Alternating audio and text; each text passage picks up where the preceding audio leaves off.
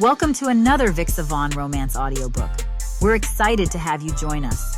Whether you're into second chance romance, enemies to lovers, fake marriage, or any other trope, Vixa Vaughn offers you the chance to escape into stories that will carry you away into heart-pounding romance and gripping characters.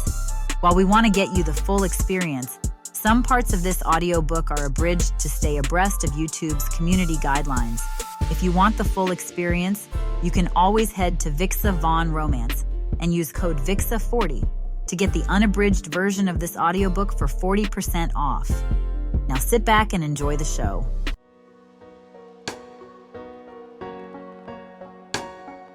Chapter 1.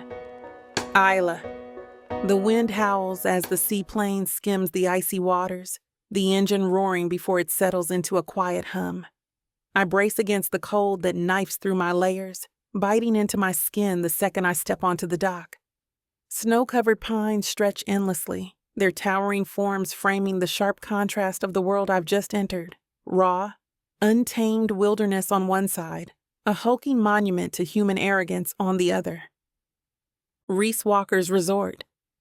The lodge looms in the distance, its sleek, modern architecture at war with the rugged land surrounding it. Massive glass windows reflect the bruised sky, steel beams and wood paneling, attempting some weak mimicry of nature. It doesn't belong here. Nothing about this place does. My boots crunch against the ice-packed ground as I hoist my camera bag over my shoulder. The moment I move inland, the smell of pine thickens, mingling with the faint burn of wood smoke from the resort's chimneys. The air is sharp, brimming with the kind of silence that only true wilderness can hold, until a mechanical hum shatters it. A snowmobile, sleek and unnecessarily polished, cuts through the tree line. Kicking up powder in its wake, a man rides it with the kind of ease that says he doesn't belong out here but thinks he does. Blonde hair tousled by the wind, a bespoke winter coat instead of proper gear. His gloved hands gripping the handles like he's never done real work a day in his life. I already know who he is before he slows to a stop, ice blue eyes flicking over me with mild interest. Rhys Walker, billionaire, arrogant, the enemy. I keep walking. He doesn't move, just watches, like I'm something unexpected that's just appeared on his land, and he's deciding whether I'm an inconvenience or an actual threat. My fingers twitch around the strap of my bag. If you're planning on running me over, at least have the decency to pretend it was an accident. His mouth curves, but it's the kind of smirk that doesn't reach his eyes. You're not important enough for me to stage an accident over. Ah, fantastic. A man with a god complex. I lift my chin, then get out of my way. Rhys doesn't, just tilts his head slightly, as if amused. You must be Ayla Evans. And you must be the walking trust fund I keep hearing about. He huffs a laugh, finally dismounting from the snowmobile, his boots sinking into the fresh snow as he steps closer. I see my reputation precedes me. You mean your reputation for trying to turn protected land into your personal playground? His smirk sharpens. Protected land? I own this land. Legally, not morally. His jaw ticks, but amusement still lingers in his expression, like I'm nothing more than a mild inconvenience. It makes me want to knock that whiskey-smooth arrogance right out of him. Instead, I brush past him and keep walking toward the resort. The moment I step inside, I hate it even more. The lobby is warm, sleek, polished. Everything nature isn't. Soft lighting casts an amber glow across gleaming hardwood floors, floor-to-ceiling stone fireplaces, velvet seating that looks too expensive for people to actually sit in. It's an attempt at rustic luxury, a carefully manufactured version of the very wilderness it disrespects. I don't belong here, and I don't want to. I make it exactly 3 steps in before a voice stops me. You're tracking snow all over my floors. Rhys again. I don't bother turning around as I shrug off my coat, shaking it out just a little harder than necessary. It's snow in Alaska. You'll live. Will I? He sounds far too bored for a man trying to intimidate me. You just walked into my resort like you own the place.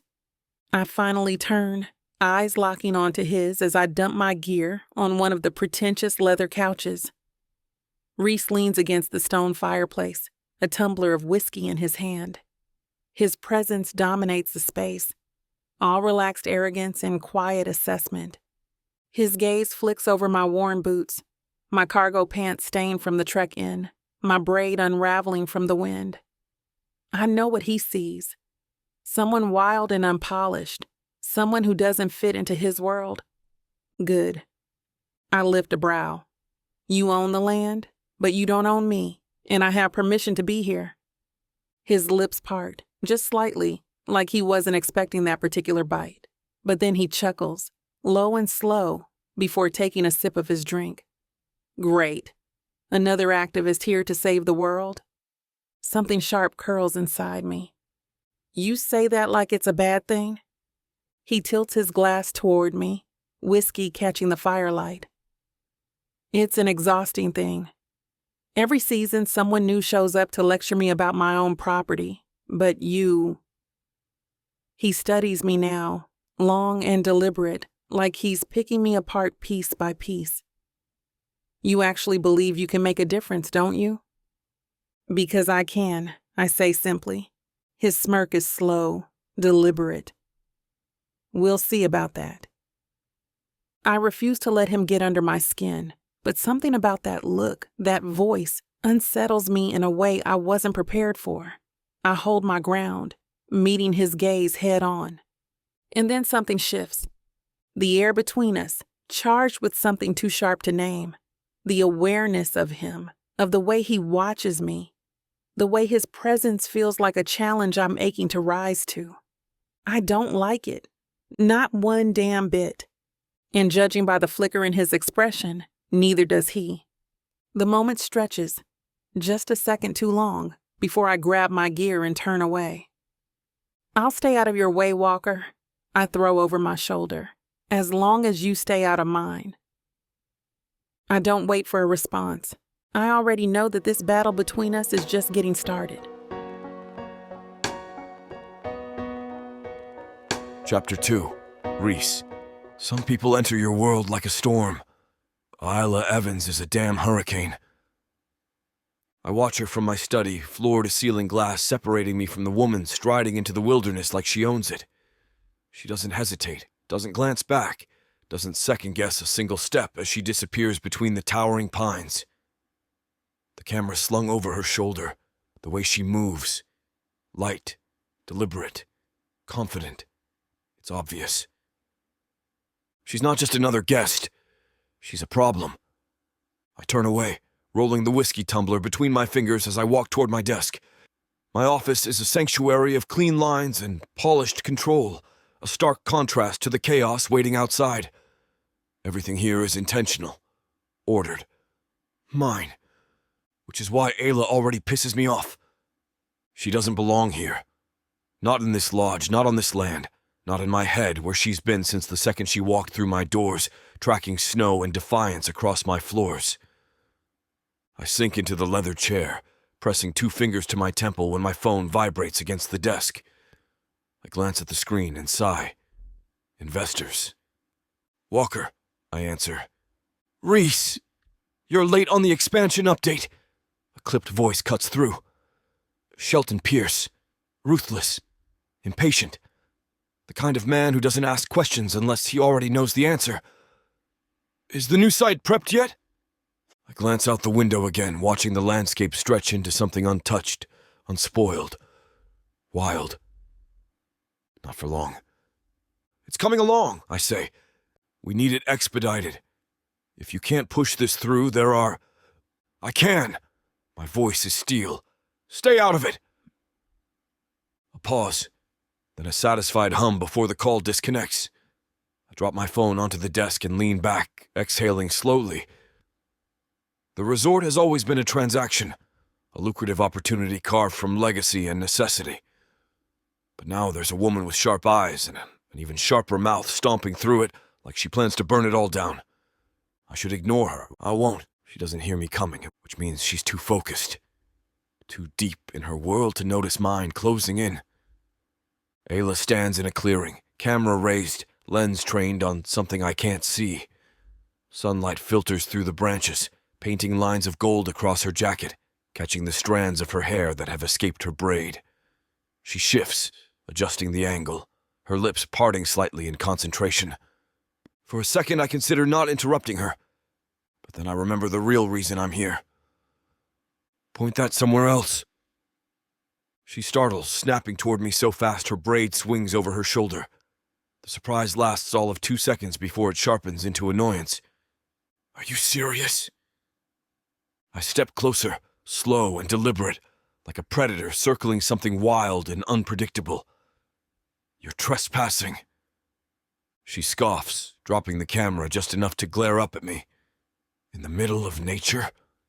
She gestures at the trees, the open expanse around us.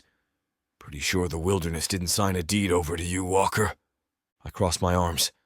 The land surrounding this resort is private property. So? She lifts her camera again, taking a photo. Last I checked, photos don't bulldoze forests.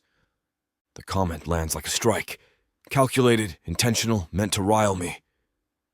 Neither do I say smoothly. Her mouth curves, but it's not a smile. More like something coiled and waiting to strike. No, you just build on them. Heat licks up my spine, not entirely from anger. There's something about the way she challenges me. 1,000 people have criticized my plans before, but none have done it with this level of personal conviction. Or irritation. I tilt my head. You always this difficult? Or do I bring out the best in you? She exhales sharply through her nose. Oh, don't flatter yourself. I was difficult before you even existed in my life. Good to know, I murmur. She snaps another photo. I step forward directly into her shot. Ayla lowers the camera slowly, her fingers tight on the grip. Her nostrils flare, jaw twitching.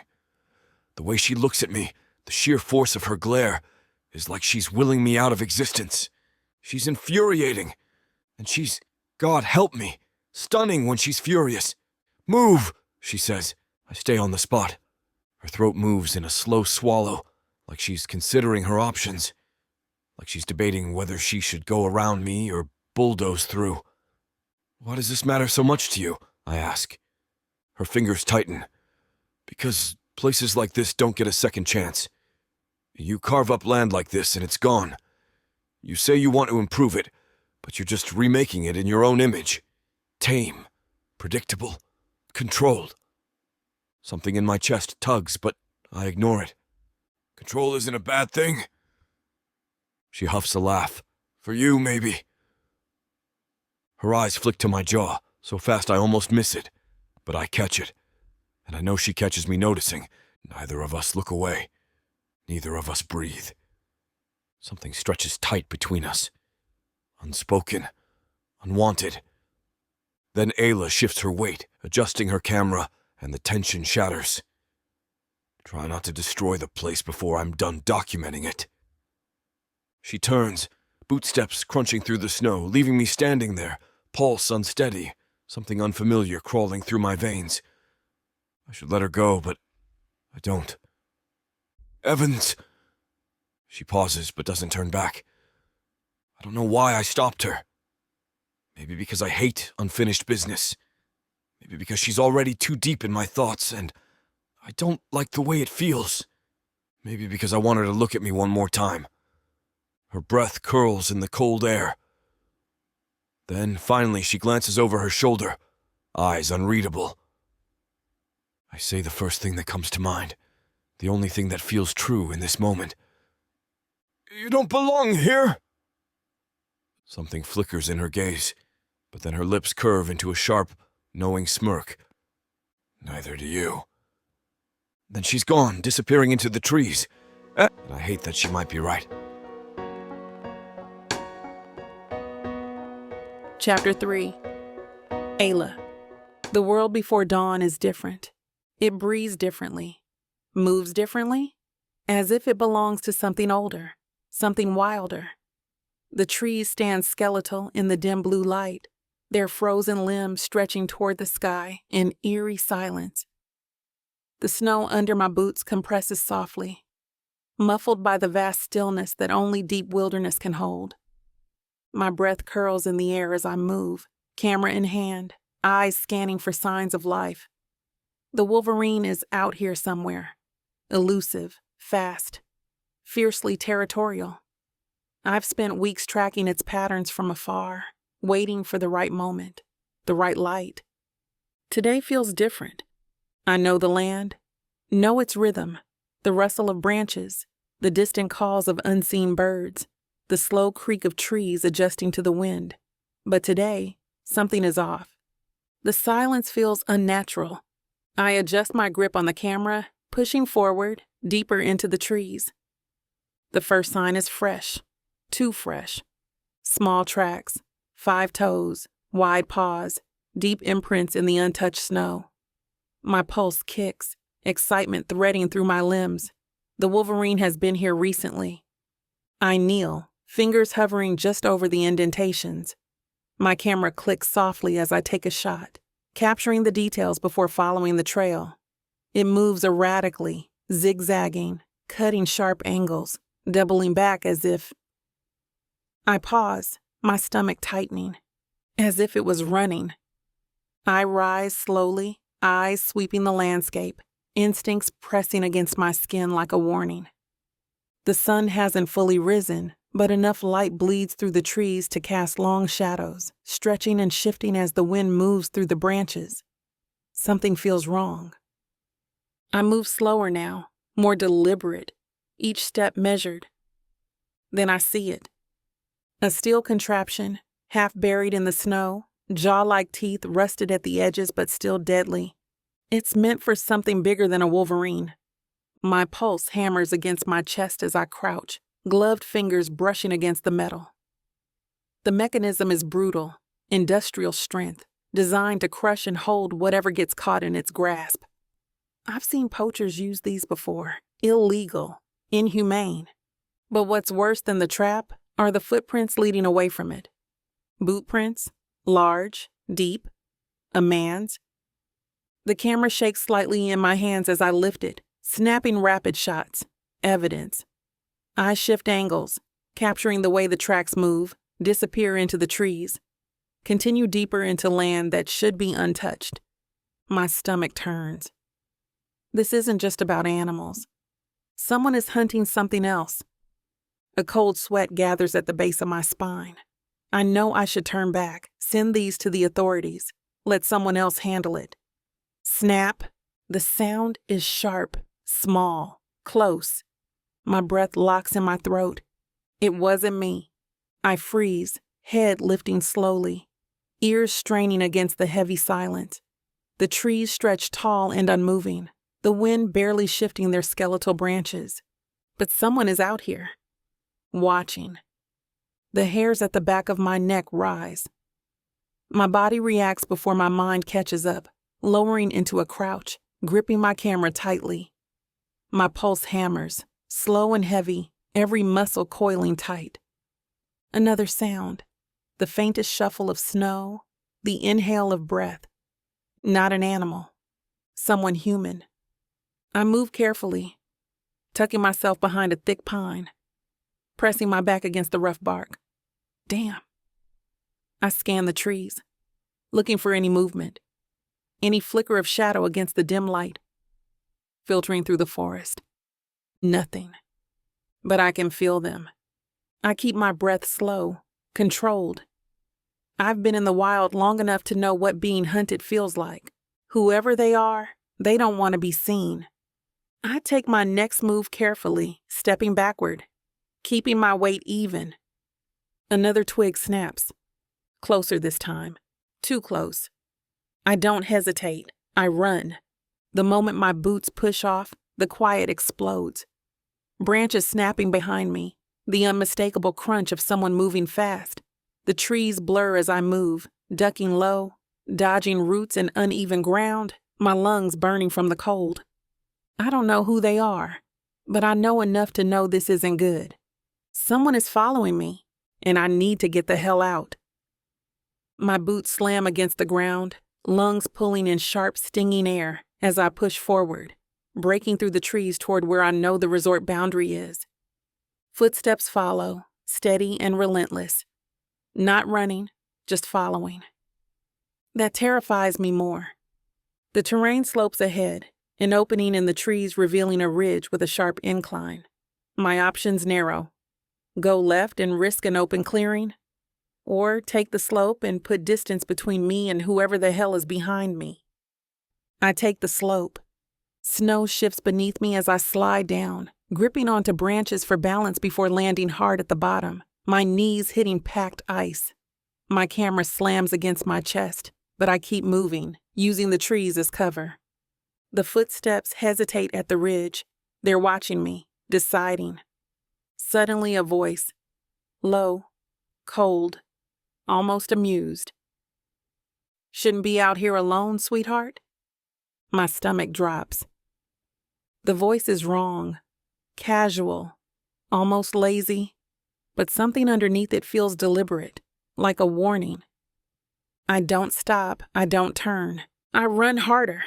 By the time I burst out of the trees, the resort comes into view, the sharp edges of its modern structure almost jarring against the landscape. My legs burn, but I don't stop until I hit the main path, breath ragged, heart slamming against my ribcage. I glance back. The woods behind me are still, too still, like whoever was there is still watching. "Evans?" I whip around, instinct still in overdrive, and find myself staring at Rhys Walker.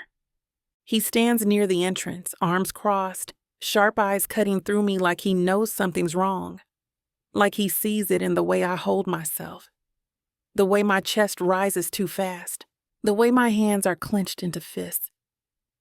"Tell me you weren't just running from something," he says, voice low, controlled. I hesitate. Then I see his jaw tighten, like maybe he already knows the answer. I don't say anything, knowing I don't have to. Chapter 4. Rhys. The moment Ayla stumbles out of the trees, I know something's wrong. She's not running anymore, but her shoulders are too tight, her breath coming fast in short, controlled exhales. Snow clings to her boots, the hem of her pants damp, her braid half undone like she's been moving too fast to care. She stops a few yards away, bracing her hands on her knees for the barest second before straightening, rolling her shoulders back like she's trying to shake it off, like she wants to make sure no one saw. Except I did. I step forward, hands in my coat pockets, studying her. Ayla Evans is reckless, stubborn, infuriating. But she's not afraid. Not easily. But right now, she's too still, too careful, like she's trying to bury something beneath her usual defiance. I stop just in front of her, tilting my head slightly. "What the hell were you running from?" She barely flinches. Too trained for that. But there's something in the way her fingers twitch against her sides. "I wasn't running," she says evenly, her voice calm, controlled. "I was moving quickly." I huff out a quiet laugh, slow and unimpressed. "Right, and I'm a nature enthusiast." She finally looks up, sharp brown eyes locking onto mine, something coiled behind them. A warning. Back off. "I'm fine, Walker," she exhales. "I don't need to explain my cardio habits to you." There's something about the way she says it, too smooth, too practiced, that gets under my skin. Ayla Evans is a lot of things, but a liar isn't probably one of them. Nonsense. My voice is quiet, flat. Her jaw tightens. I don't have the luxury to entertain you. She moves to step past me. I shift just enough to block her path. Her eyes narrow, a flash of irritation cutting through whatever else she's hiding. "Move. Tell me what happened out there." "Or what?" The words are a dare, laced with challenge, but something in them is too defensive. Something happened, and she doesn't want me involved. That's not how this works. I reach out, fingers closing lightly around her wrist, not hard enough to restrain, Just enough to stop her. Just enough to feel her pulse racing beneath my touch. She goes still. For a second, the only sound between us is the slow, measured inhale she takes, the shift of wind against the resort's eaves. Let me go, Walker. Her voice is low, even. But not a plea. A command. I release her, not because she asked, but because I want her to know I'm choosing to. Her expression doesn't change, but I see the flicker of understanding, the briefest hesitation before she steps back. She doesn't thank me. I wouldn't expect her to. Instead, she brushes past, heading for the main lodge, her movements careful, deliberate. Not rushed, but not natural either. She's trying too hard to act like nothing happened, and I don't like it. I watch her disappear inside, but my gaze drifts back to the trees.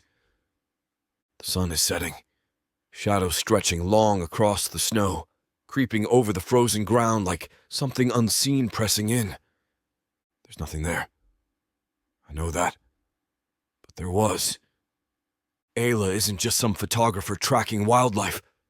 She's sharp, careful. If she ran, it wasn't for nothing. A slow unease coils in my stomach. If someone was out there, they didn't follow her out, which means they're still there, watching, waiting. A flicker of movement near the tree line makes my spine go rigid, but when I shift my focus, there's nothing but untouched snow. I'm still staring when my phone vibrates. I pull it from my coat pocket, glancing at the screen. Unknown. Number.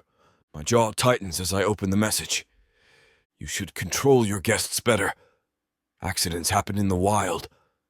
A slow exhale leaves me, but it doesn't do a damn thing to loosen the tension building inside my chest. I glance back toward the lodge. Ayla is already gone. And now I know for certain that she isn't the only one being watching me. And I don't know what to do with that. Chapter 5. Ayla. The lock clicks the second I shut the cabin door behind me. I stand there for a moment, my pulse still too high, too erratic, the air in the room pressing against me like it knows I don't belong inside right now. My hands shake, so I press them into my thighs, willing them still. The screen on my camera glows in the dim light, casting harsh blue shadows against the wooden walls as I scroll through the images. Boot prints, deep, heavy, fresh. The steel trap, its jaw-like teeth frozen over with ice. The path leading away, someone had been there. Someone was watching. And then the memory snaps back, sharp and unwanted. That voice. Lazy, amused, but underneath it wrong. Shouldn't be out here alone, sweetheart. I shake it off, shoving the camera onto the small table beside my bed. The cabin is warm, but it doesn't reach me. I take a slow and measured breath. I'm fine. At least I would be if not for 3 sharp knocks. I stiffen. I don't need to check to know who it is. I wait a few seconds before opening the door, fingers tight around the handle. When I do, Rhys is standing there, arms crossed, broad shoulders blocking out the dim hallway light. He doesn't say anything, just watches me, gaze sharp, unreadable. You don't take hints well, I say, leaning against the doorframe like I'm not still catching my breath from the woods. Are you going to tell me what happened out there? He says, low and even. Or am I going to have to drag it out of you? A flicker of heat rises beneath the exhaustion. My jaw tightens. You planning on dragging it out of me, Walker? His mouth twitches, but the amusement doesn't reach his eyes. You tell me, he murmurs. I should send him away. I should tell him it's none of his business, that whatever I saw, whatever happened, isn't his concern. But then I look at him again, really look. His expression isn't just frustration, it's something else, something deeper. He's worried. It throws me off balance more than it should. I step back. Silent invitation. Rhys doesn't hesitate. He walks inside like he belongs here, filling the small space too easily, his presence disrupting the air, the silence, the equilibrium I was barely holding on to. He stops near the table where my camera sits, gaze flicking toward it, then back to me. I close the door. "Well," he says. I cross my arms. "Well, what?" His jaw flexes. He rolls his shoulders back, pushing out a slow breath like he's trying to keep his patience. It almost makes me want to test it. Almost. Instead, I move toward the camera and turn the screen toward him. The images slide past in the dim glow boot prints, the trap, the path leading away. Rhys goes still. And then, quieter, rougher. "There was someone out there," I say, "watching me." Something in him locks into place. His whole body tenses, like a thread pulled too tight, ready to snap, but his expression doesn't change. It shifts, sharpens, like a blade being honed. He lifts his gaze to mine. "You're sure?" My laugh is humorless. "No, Walker. I always sprint back to safety when I feel at peace." His eyes flicker. Just slightly. Then, before I can react, he's stepping closer. Close enough that I catch the scent of him, wood smoke, whiskey, something clean beneath it all. Close enough that the air tilts around us, thickens with something neither of us acknowledges. He looks down at me, gaze locked, voice low. "Next time you don't go alone." Something in my chest tightens, and I hate how it feels. My chin lifts, forcing my voice steady. "I don't need a bodyguard, Walker." His lips part, the barest flicker of something dark in his expression. Frustration, something deeper. Then he exhales, slow and rough. "No," he says quietly, "but you do need a damn survival instinct." His words should piss me off. Instead, I feel them. I feel them in the way he looks at me like he's trying to figure out why I won't just let him carry this with me. I feel them in the way my pulse trips against my ribcage, in the way my fingers twitch at my sides. The argument could keep going. It should, but it doesn't. Rhys's jaw tightens. His hands curl into fists, then flex open, like he's trying to decide what to do with them. For a second, I think he's going to step back, but he doesn't. Instead, he watches me like I'm a puzzle he's not sure he wants to solve, but already knows he can't walk away from. The silence stretches. And then, finally, "I'll handle it," he says. I blink. "Excuse me?" "Whoever was out there, I'll handle it." I cross my arms. "Oh, so now you're in charge of my problems." "Apparently." Something about the way he says it, so exasperated, so determined, almost makes me smile. Instead, I shake my head and step back. "I'm fine, Walker." He doesn't move. And finally, I realize something. He's not standing here because he thinks I need protection. He's standing here because he doesn't like the idea of someone watching me, and I don't know what to do with that. Chapter 6. Rhys, the night is too still. Snow crunches beneath my boots as I step outside the lodge, but the world beyond is a frozen silence, stretched too tight, like a wire about to snap. The resort stands behind me, its manicured pathways and amber-lit windows offering an illusion of safety. But past that line, where the woods take over, where the wild swallows everything whole, nothing feels safe. I exhale, watching my breath curl into the cold. I'm not the kind of man who believes in instinct. Instinct is reckless. Instinct is emotion disguised as logic. But something about this, about Ayla running, about the way she refused to say more, about the message on my phone, it hits in a place I don't like to acknowledge. I shouldn't care, but I do, and that pisses me off. The wind picks up, low and curling, threading through the trees like something alive. The woods feel wrong, like they're holding their breath. I step off the path. My boots sink into the fresh snow, deeper now, untouched past this point. The lodge's lights barely reach this far, and the shadows stretch longer than they should. Another step, then another. The further I go, the more the silence thickens, pressing against my skin, coiling at the base of my neck. I glance back toward the resort. Too far now.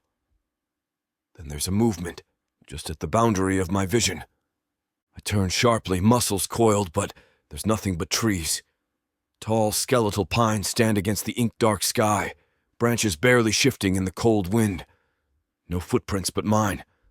Still, something is out here. I roll my shoulders back, forcing a slow breath through my nose. My pulse is steady, but something deep in my gut, something primal, tells me I'm not alone. Footsteps that aren't mine. I move. The sound was too faint for someone careless, too intentional for someone passing through. Whoever it is, they don't want to be found, so I follow. The trees pull me deeper, the landscape tilting with the natural incline of the land. My boots find traction, breath slow and controlled. I don't let my pace change. Don't let the fact that I know someone is ahead of me throw me off balance. Control is everything. A flicker, just ahead. A figure moving but not running. They're walking, deliberate, pacing me. My jaw tightens. I don't know if they want me to follow or if they're deciding whether I'm worth the trouble. Either way, I don't stop. The figure moves through the trees, staying just at the corner of visibility, but I see enough. Broad-shouldered, tall, dressed for the cold, but not in a way that belongs here. Their movements are smooth, practiced, not the cautious shuffle of a lost traveler, not the eager gait of a hunter. This is someone who knows these woods. I press forward, pushing past a low-hanging branch, my breath steady despite the tension creeping up my spine. And then they stop. I halt too, boots firm against the frozen ground. And the figure stands there, unmoving, half hidden by the trees, shadowed by the night. A game! That's what this is. They want to see if I'll keep coming, if I'll back off, or if I'll make a mistake. Slowly, I shift my stance. I tilt my head just slightly, a message of my own. I see you. I'm not afraid of you. Nothing. Not a word, not a step. Just silence. Then the moment shifts. Not in a way I can explain, but I feel it. Something colder, sharper, more dangerous settling between us. Something flickers through me. A thought I don't allow myself to have. What if I'm not the hunter tonight? The figure turns just enough to tell me they're done playing. And then they disappear, gone into the trees. I don't follow. Not because I don't want to, but because I wonder if I'm the one being followed. I exhale, steady and measured. I roll my shoulders back, forcing the tension to settle rather than coil, and glance down. The snow where they stood is untouched. I don't stop watching the woods until I reach the lodge's edge. I force myself to walk normally, even though every instinct is telling me to turn, to check, to make sure whatever was out there didn't follow. But I know it did. It just doesn't want me to know. Yet. As I step inside, warmth floods over me, too sudden after the cold. The contrast is jarring. Security glances up, nodding, unaware that something is watching from the tree line. I keep walking, but inside something sharp twists through me. This isn't about Ayla anymore. It's bigger. And I don't like it. Chapter 7. Ayla. The wind howls, curling around my cabin like something with teeth, biting at the wooden walls. I tell myself that's all it is. Just the storm rolling in from the mountains, pressing against the glass with frozen hands, rattling the eaves in warning. 3 sharp raps. I go still. The sound doesn't echo, doesn't carry like it should in the vast empty night. It's close, deliberate, too controlled to be a mistake. I don't move. A trick of the storm?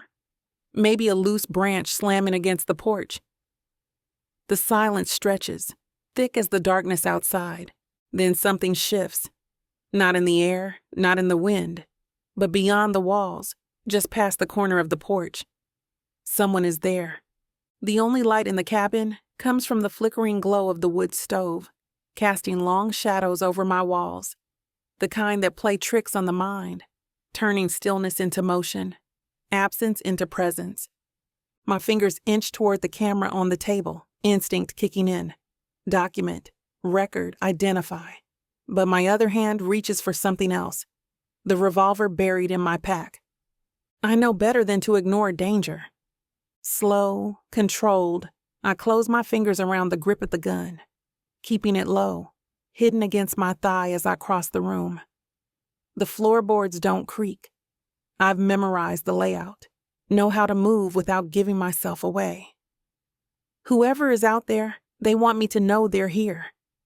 That's the part that sends a chill crawling down my spine. I press my back to the door, shifting to the side as I glance through the peephole. Nothing, just darkness. A snow-covered porch.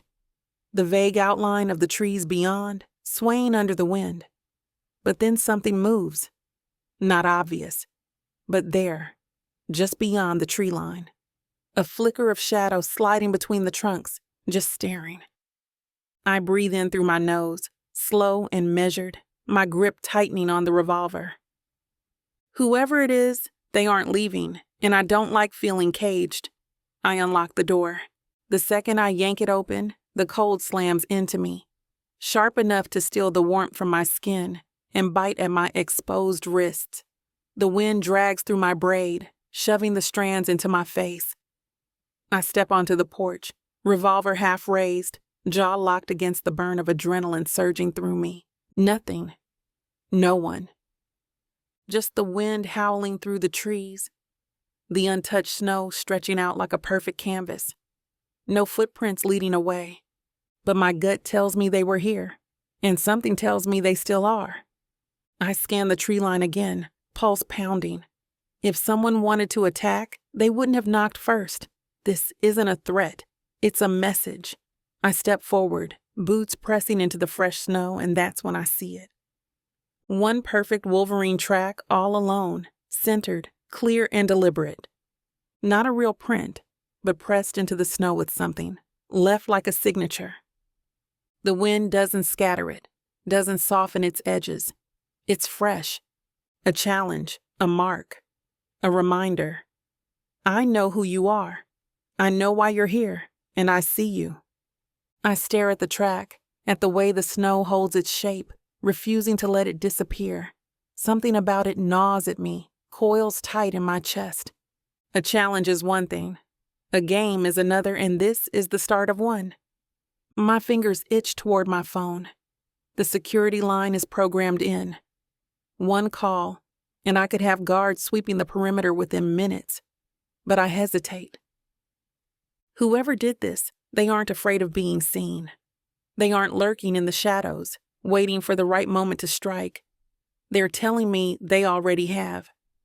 I don't know if they want me to run or chase. I exhale, dragging a hand through my braid, pulse still too fast.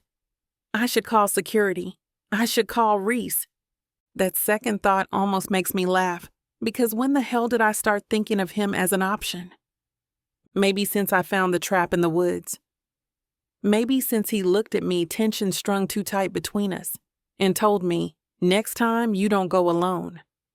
I grit my teeth, turning back toward the cabin, gun still firm in my grip. Rhys isn't my first call. I don't even know if he should be my last.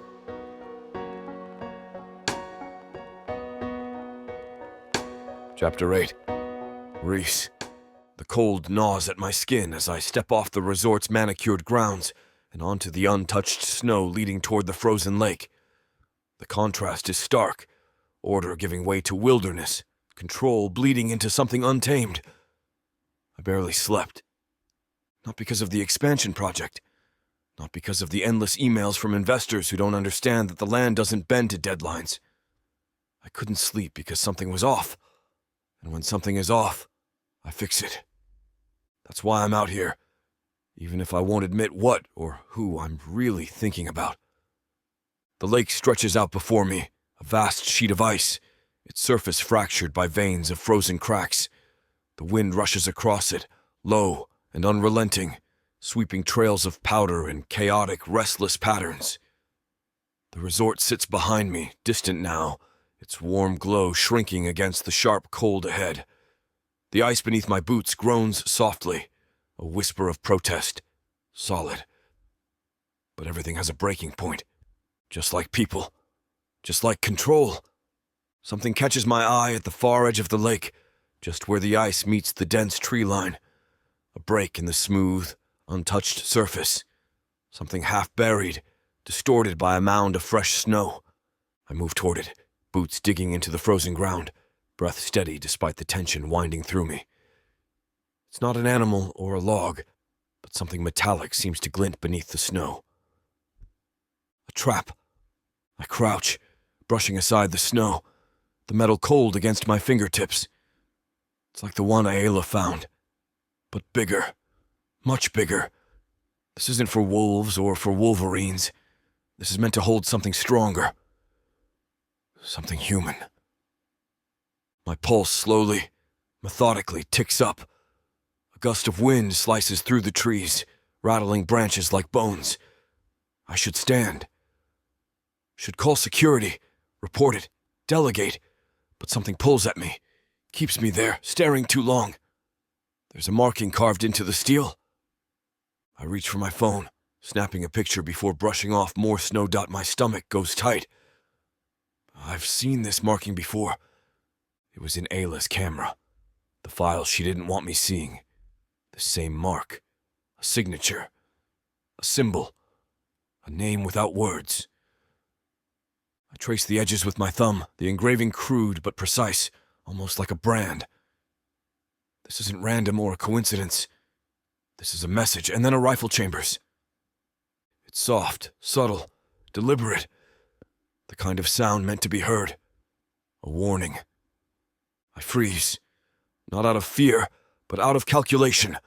Whoever is out here wants me to react, and I don't play by other people's rules. Slowly, I straighten, rolling my shoulders back, my breath steady despite the cold burning in my chest. My gaze sweeps the tree line, searching, not for movement, but for absence. The kind of stillness that doesn't belong. Then I see it. A shape. I don't speak. I don't move. Neither do they. The wind howls between us, carrying something heavy in the silence. The trap at my feet, the rifle in the trees, the mark engraved into the steel. This isn't just poaching. This isn't just about Ayla. This is something bigger, and now I'm a piece on the board. I turn, walking away neither fast nor slow, letting them watch, letting them wonder if I'm rattled. I'm not. But I am done waiting. No one just gets to do what they want in my land. Chapter 9. Ayla, I shouldn't be here. Every step toward Rhys Walker's office feels like a mistake waiting to happen. The corridors of the main lodge are too polished, too quiet, absorbing sound in a way that unsettles me. It doesn't belong here. This forced luxury, the clean perfection of artificial warmth. Not when the wilderness outside breathes, moves, thrives. My heart is still beating too fast from last night. The knock at my door, the print in the snow. Someone wanted me to know they were there, watching, marking, and now I'm walking straight toward the only person I don't want to need. Rhys.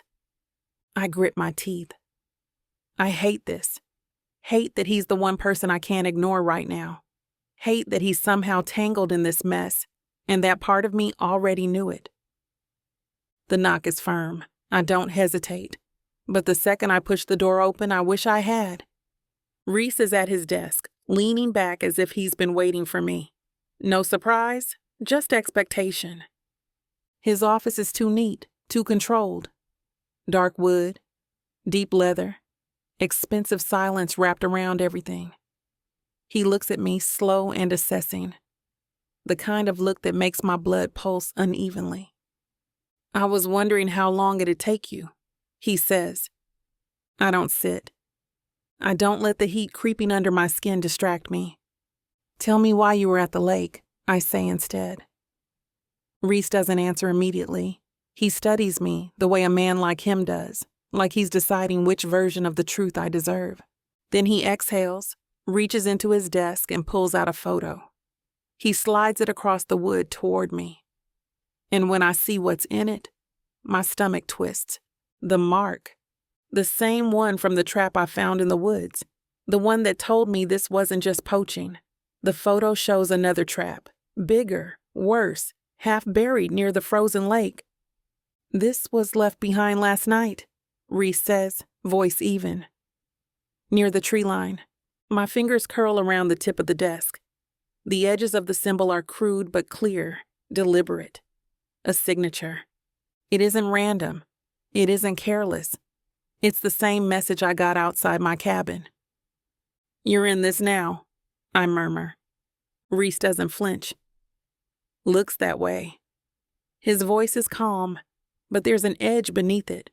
Something in his posture is too controlled, too careful, like he's still figuring out what this means for him. I shake my head, frustration snapping inside me.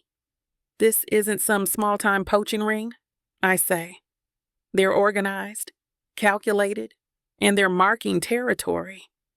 Rhys nods slowly, fingers steepled. And now, apparently, I'm part of it. The implications of those words settle between us. He's not just humoring me anymore. He believes me, and that's almost worse. I don't sit, but I don't leave either. Rhys watches me, leaning back like he has nowhere better to be. But his eyes aren't lazy. They aren't detached. They're sharp, like he's already made up his mind. So, he says after a moment, how long were you planning on playing this game alone? I bite back my first response. The truth is, I don't know. I've always worked alone, always assumed I had to. But now, I take a deep breath. I don't trust you. Rhys's lips curve, slow and sharp. Good, he murmurs. I don't trust you either. His voice shouldn't feel like a challenge. It shouldn't make my pulse react, but it does.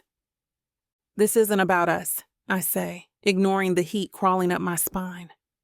Whatever's happening here, it's bigger than your resort, bigger than my work. You get that, right? Rhys doesn't blink. I got that the moment someone put a trap near my lake. His tone is cool, unshaken, like he's been through worse, like he's already decided to fight. The silence between us stretches, thick with reluctance, with inevitability. This isn't a choice anymore, and we both know it. Rhys leans forward, resting his forearms on the desk, eyes locked on mine. You're not backing out, he says. It's not a question. I press my palms against the wood. Neither are you. Another slow, quiet exhale follows. Then, his smirk sharpens, just slightly. Looks like we're stuck with each other then. I hate how my nerves react to that. Chapter 10. Rhys. The cold bites at my skin as we move deeper into the forest, past the boundaries of the resort, past the places where people expect to be safe. The trees stretch high above us, their skeletal branches tangled like ribs in a carcass. I should be inside, handling business, making calls, tightening my grip on everything I can control. Instead, I'm here. With her. Ayla moves too easily through the wild, her steps quiet, deliberate, as if she's a part of it. I can't say the same for myself. I feel like an intruder and I hate it. Keep up, Walker. Her voice is low, teasing, but there's an edge beneath it like she enjoys watching me struggle. I grit my teeth, pushing forward and not giving her the satisfaction of a reply. She smirks anyway. For the first half-mile, we don't talk. Ayla is focused, scanning the ground, looking for signs of movement, disturbances in the snow. I follow her lead, watching the way she moves through the terrain with purpose. It's a different kind of confidence than what I'm used to, not the boardroom arrogance I know so well. This is something primal, something earned. Your tracks are too heavy, she murmurs after a while. Too much weight in the heel. I glance at her. You saying I don't walk right? She doesn't look at me, just keeps moving. I'm saying if someone's watching, they'll hear you before they see you. The casual way she says it irritates me. Maybe that's the point, I say. Maybe I want them to know I'm coming. Ayla finally looks over her shoulder, and something flickers in her gaze. Amusement? Annoyance? I can't tell. Suit yourself, she murmurs. But I can tell she doesn't like the idea of me drawing attention. That makes two of us. Ayla stops so suddenly that I nearly run into her. She crouches low, fingers brushing the snow. My pulse ticks up. What? She doesn't answer immediately. Instead, she clears some of the snow away, exposing metal teeth glinting in the weak daylight. A trap. Different from the ones before. Newer. She exhales, her breath curling in the cold. This wasn't here yesterday, she mutters. Which means someone said it recently. Which means they're close. I shift my stance, moving around the trap, and my foot sinks too deep. The ground beneath me isn't stable. Not snow, but ice. Damn. I move to step back, but before I can, Ayla's hand snaps out, gripping my arm. Don't. She's fast. Stronger than I expect. But I don't like that I need her help. I grit my teeth. I'm not an idiot, Evans. Could have fooled me, she mutters, her fingers tightening. Her body is close, her face inches from mine, her breath warm against the cold. For a second, it's not about the ice. It's about the fact that we're pressed together, that I can feel the tension in her muscles, the sharp focus in her gaze. Neither of us moves, neither of us breathes. Then, a gunshot splits the air. The sound rips through the silence. Not close enough to be an immediate threat, but not far enough to be ignored. Ayla's grip tightens. We move at the same time, dropping low, pressing into the snow, vanishing into the landscape. The forest swallows the echo. Whoever fired that shot isn't guessing. They knew exactly where we were. I glance at Ayla. Her expression is unreadable, but her fingers curl into the ground, her jaw locked too tight. She's pissed. Good. So am I. I exhale slowly, measured, controlled. Not aimed at us, I murmur, but close. Ayla nods once. They want us to know they're watching. Options? I ask. She doesn't hesitate. We keep moving, stay low, get out of range. I raise a brow. Just like that? She shifts, glancing toward the trees. What? You want to stop and chat with them? She has a point. I flex my fingers, shaking off the tension. I don't like this. Don't like being hunted. But right now, there's no time to argue. I move first. This time I listen to her advice light steps, low to the ground. She follows, easily slipping through the trees. Finally, she exhales. Still think you don't need backup? I glance at her. She's waiting for an answer. I should tell her I don't, that I've handled worse on my own, but she already knows the truth. I don't say anything, and neither does she. We just keep moving. Chapter 11. Ayla, the woods don't feel the same anymore. They're still vast, still untouched in a way that makes my pulse slow, makes my body settle into a rhythm I trust. But there's something else now. Something that lingers in the spaces between the trees.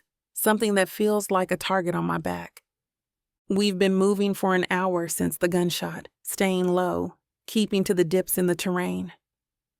Rhys follows me without question now. He's still too loud, still too much weight in his steps. But he's learning. The silence between us isn't comfortable, but it's necessary. And yet, I can still feel him watching me, assessing, calculating.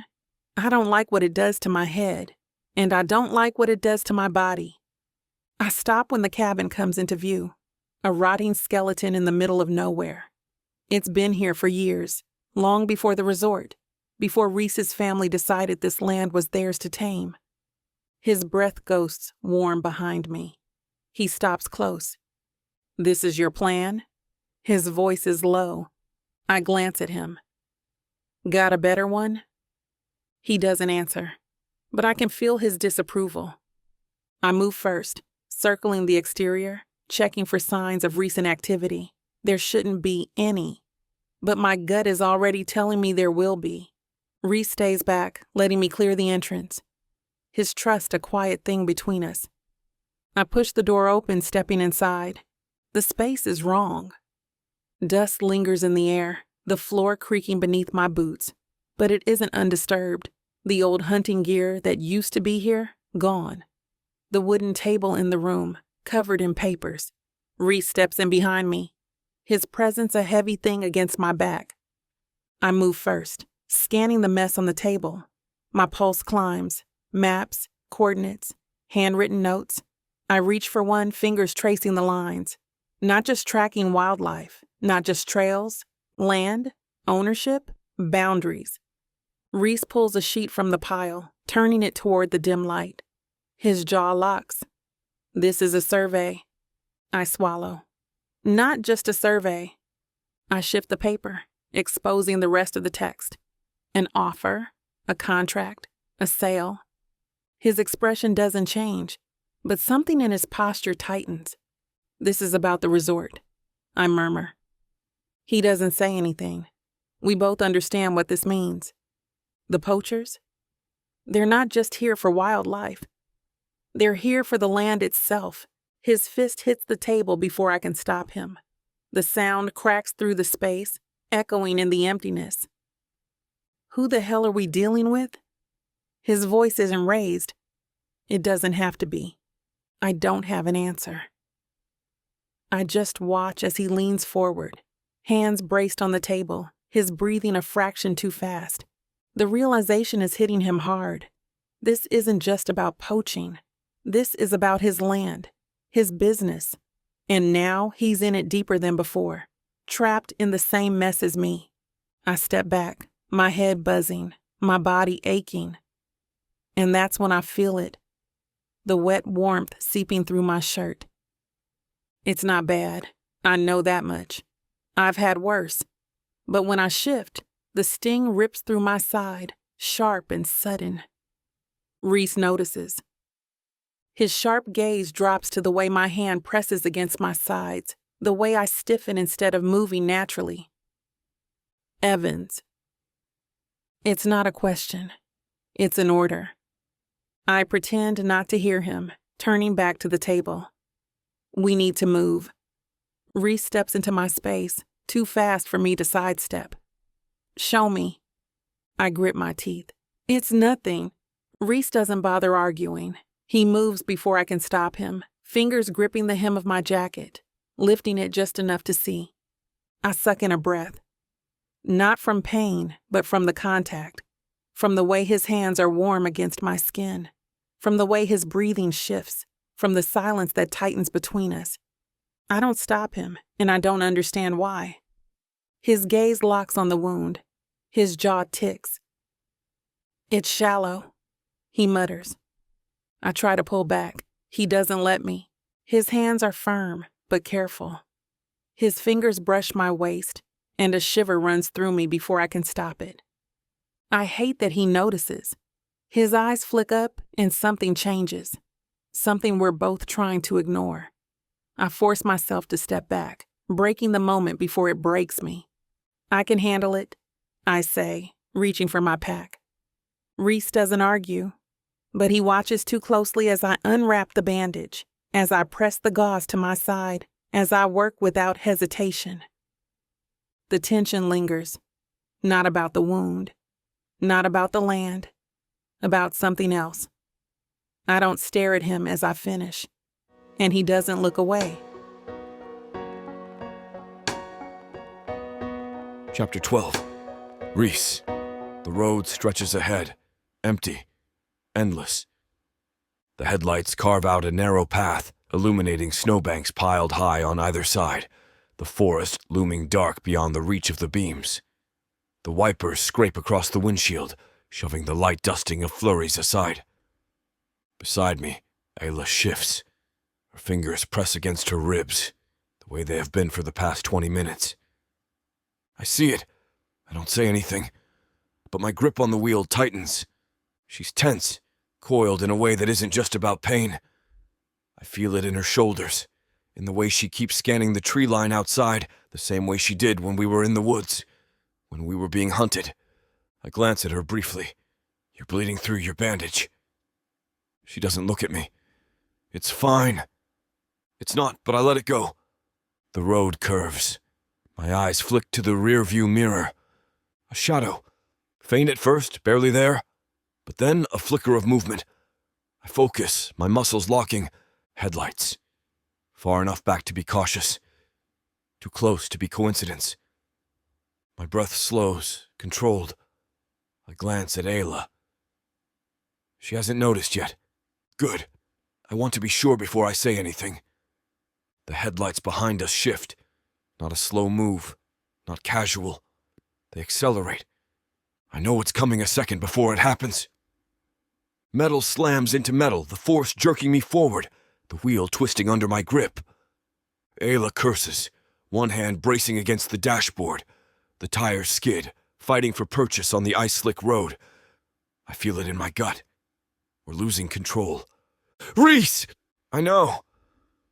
The road is too narrow, too dangerous. Another hit, harder, deliberate. Whoever's behind us isn't just trying to scare us. They're trying to take us out. Ayla's hand grips my arm. We have to. I already know. Off the road is better than whatever's coming. I take the wheel hard right. The tires catch the ice, the world tilting violently.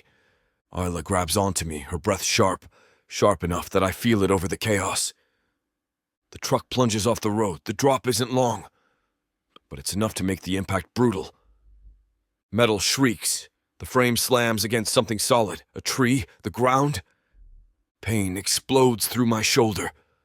The world spins, then there's just stillness. I can hear the engine hissing.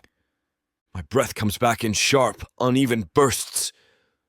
For a second, I just stay there, blinking against the darkness, my pulse thundering. Then I hear a sound beside me. Ayla. She slumped against the passenger door, breathing, but too still. I force myself to move, my body protesting every shift. Evans.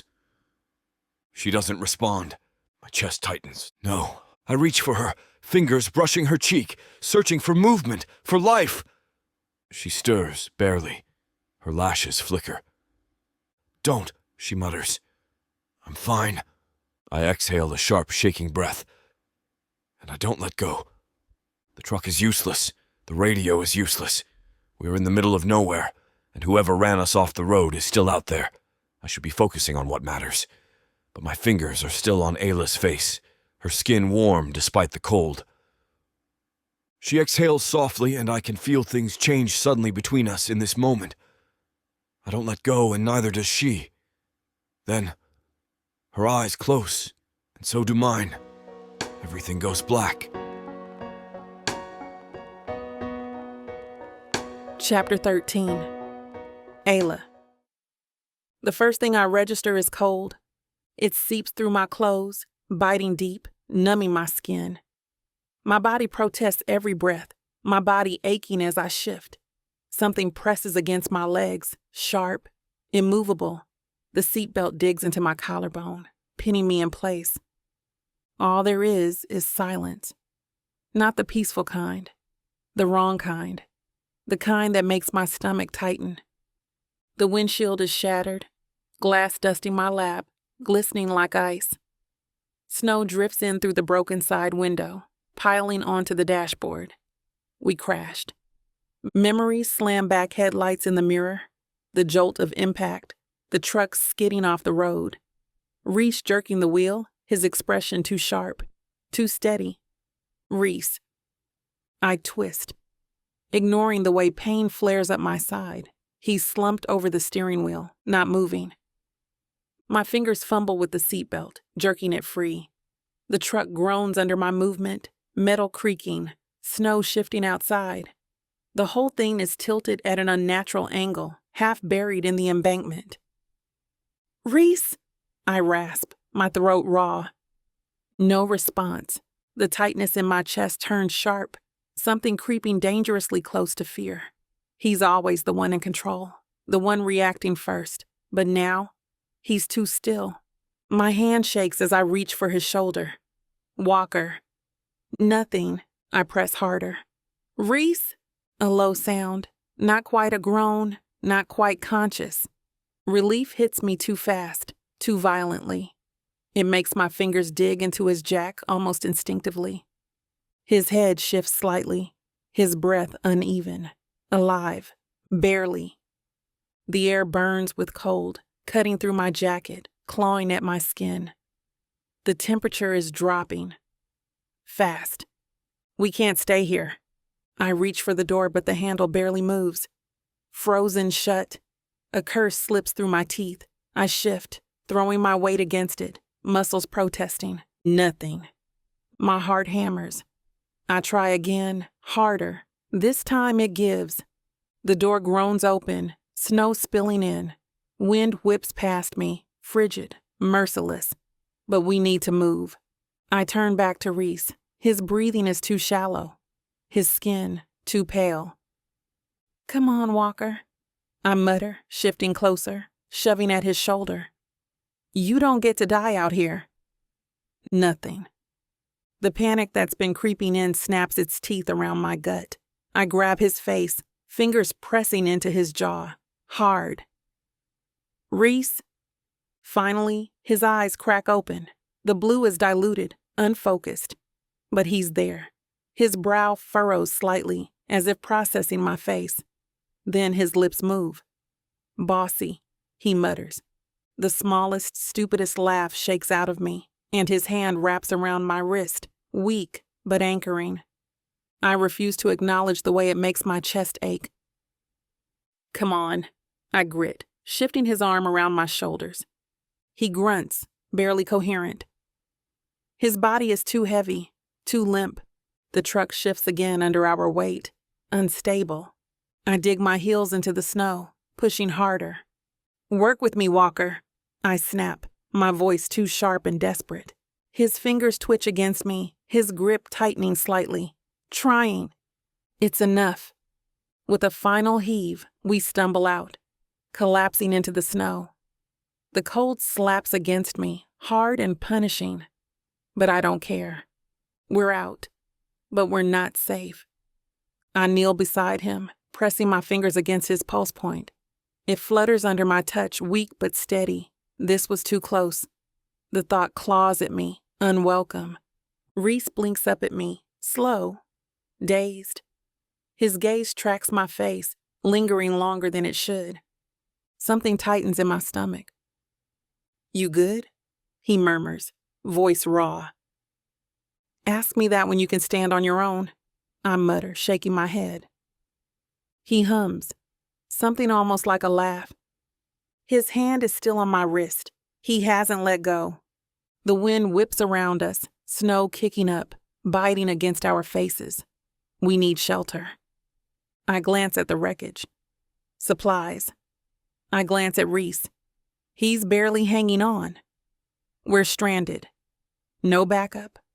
No security. Just us. His fingers twitch again, still weakly curled around my wrist, like he's grounding himself. Like he's grounding me. I swallow hard, and I make the choice. I pull him closer. His head drops against my shoulder, his breath warm against my neck. His body shivers, cold sinking in too fast. We have to move. But for just a second, I let him lean into me, and I let myself hold on. Chapter 14. Rhys. Pain drags me back to the surface. It's a slow thing, creeping up from my shoulder, spreading through my nerves like fire licking at dry wood. My body protests every breath, every shift, every goddamn thing.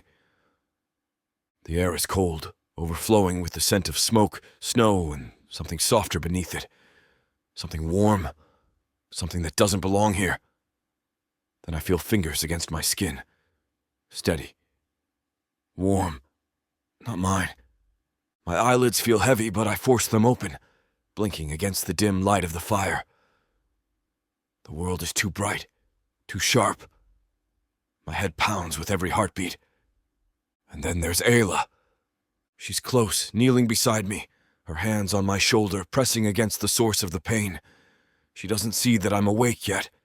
Her brow is furrowed, lips pressed together, focused. The firelight flickers over her face, catching on the strands of her hair that have slipped loose from her braid. She's already built a fire. She's pulled what little gear we had from the wreck. She's been handling everything while I've been lying here. Useless. I shift, trying to push myself up, and pain slams into me like a hammer. A curse grits out between my teeth. Ayla reacts instantly. Her palm presses flat against my chest, pushing me back down. "Don't be stupid," she mutters.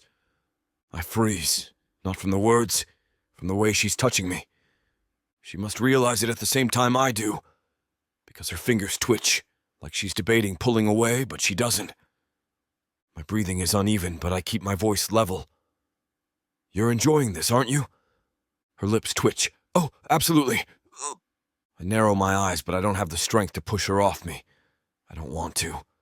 She leans back, slow, controlled, peeling her hand from my chest. The warmth lingers, sinking through the layers of my clothes.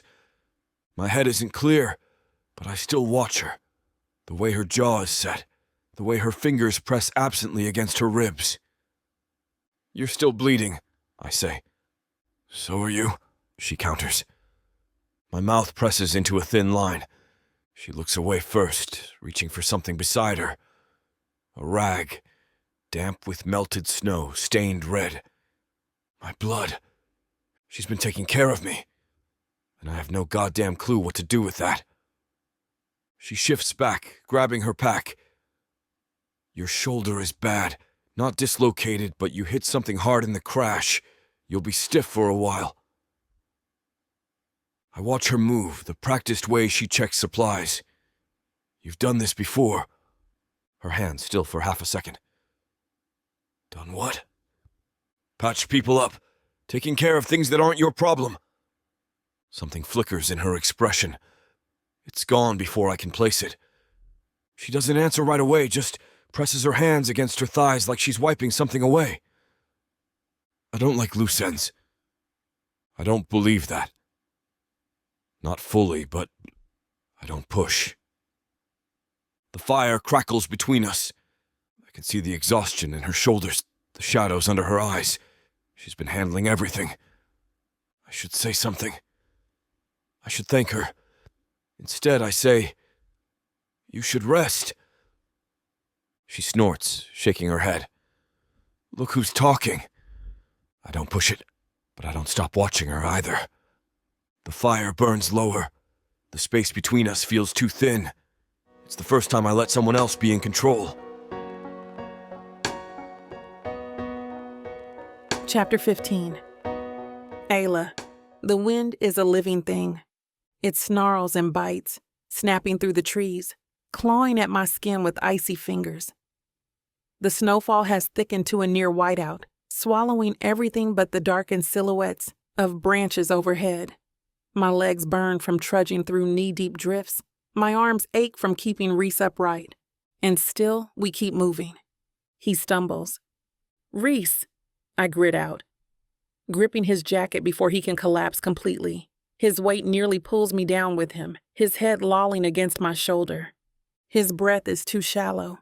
His body is too cold. Panic lurks at the edges of my rib cage, sharp and unwelcome.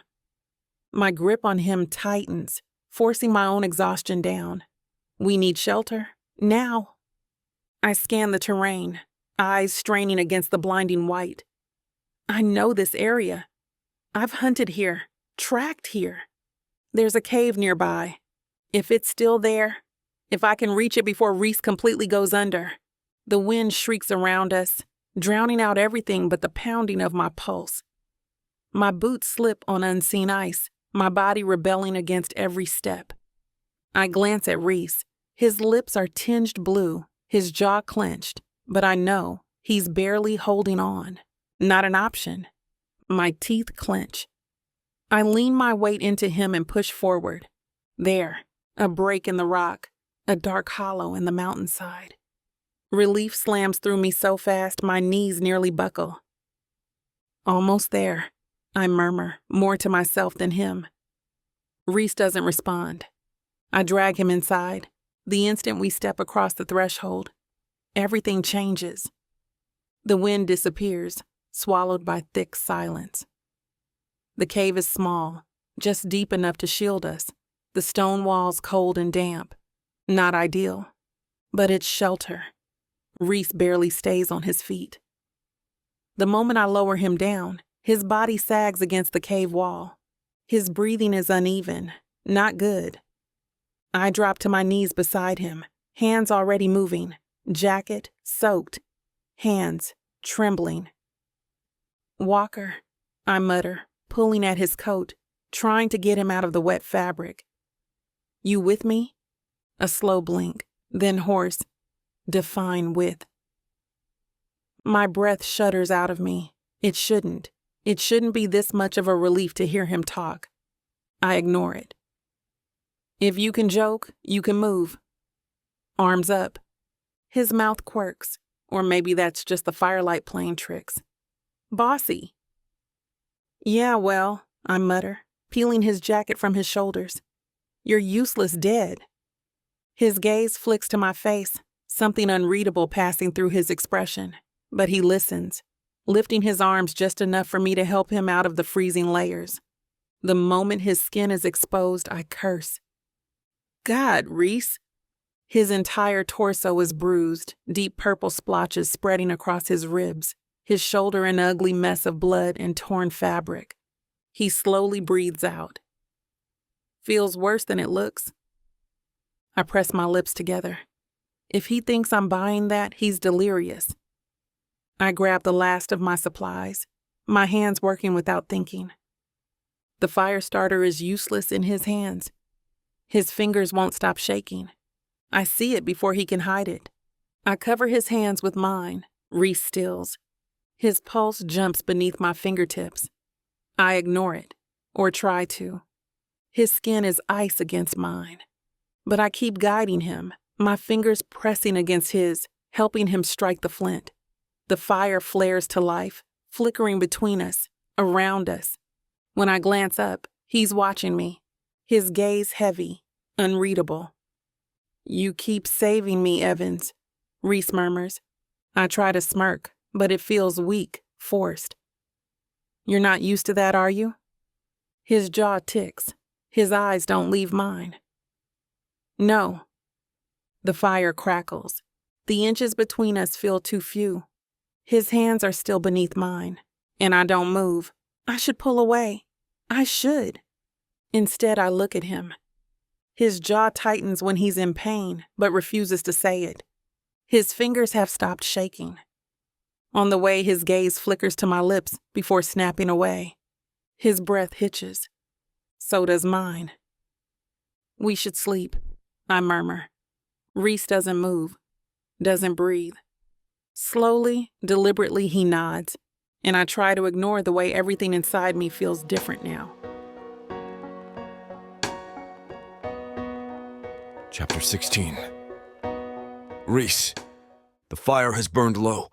Shadows crawl along the cave walls, flickering in time with the dying embers.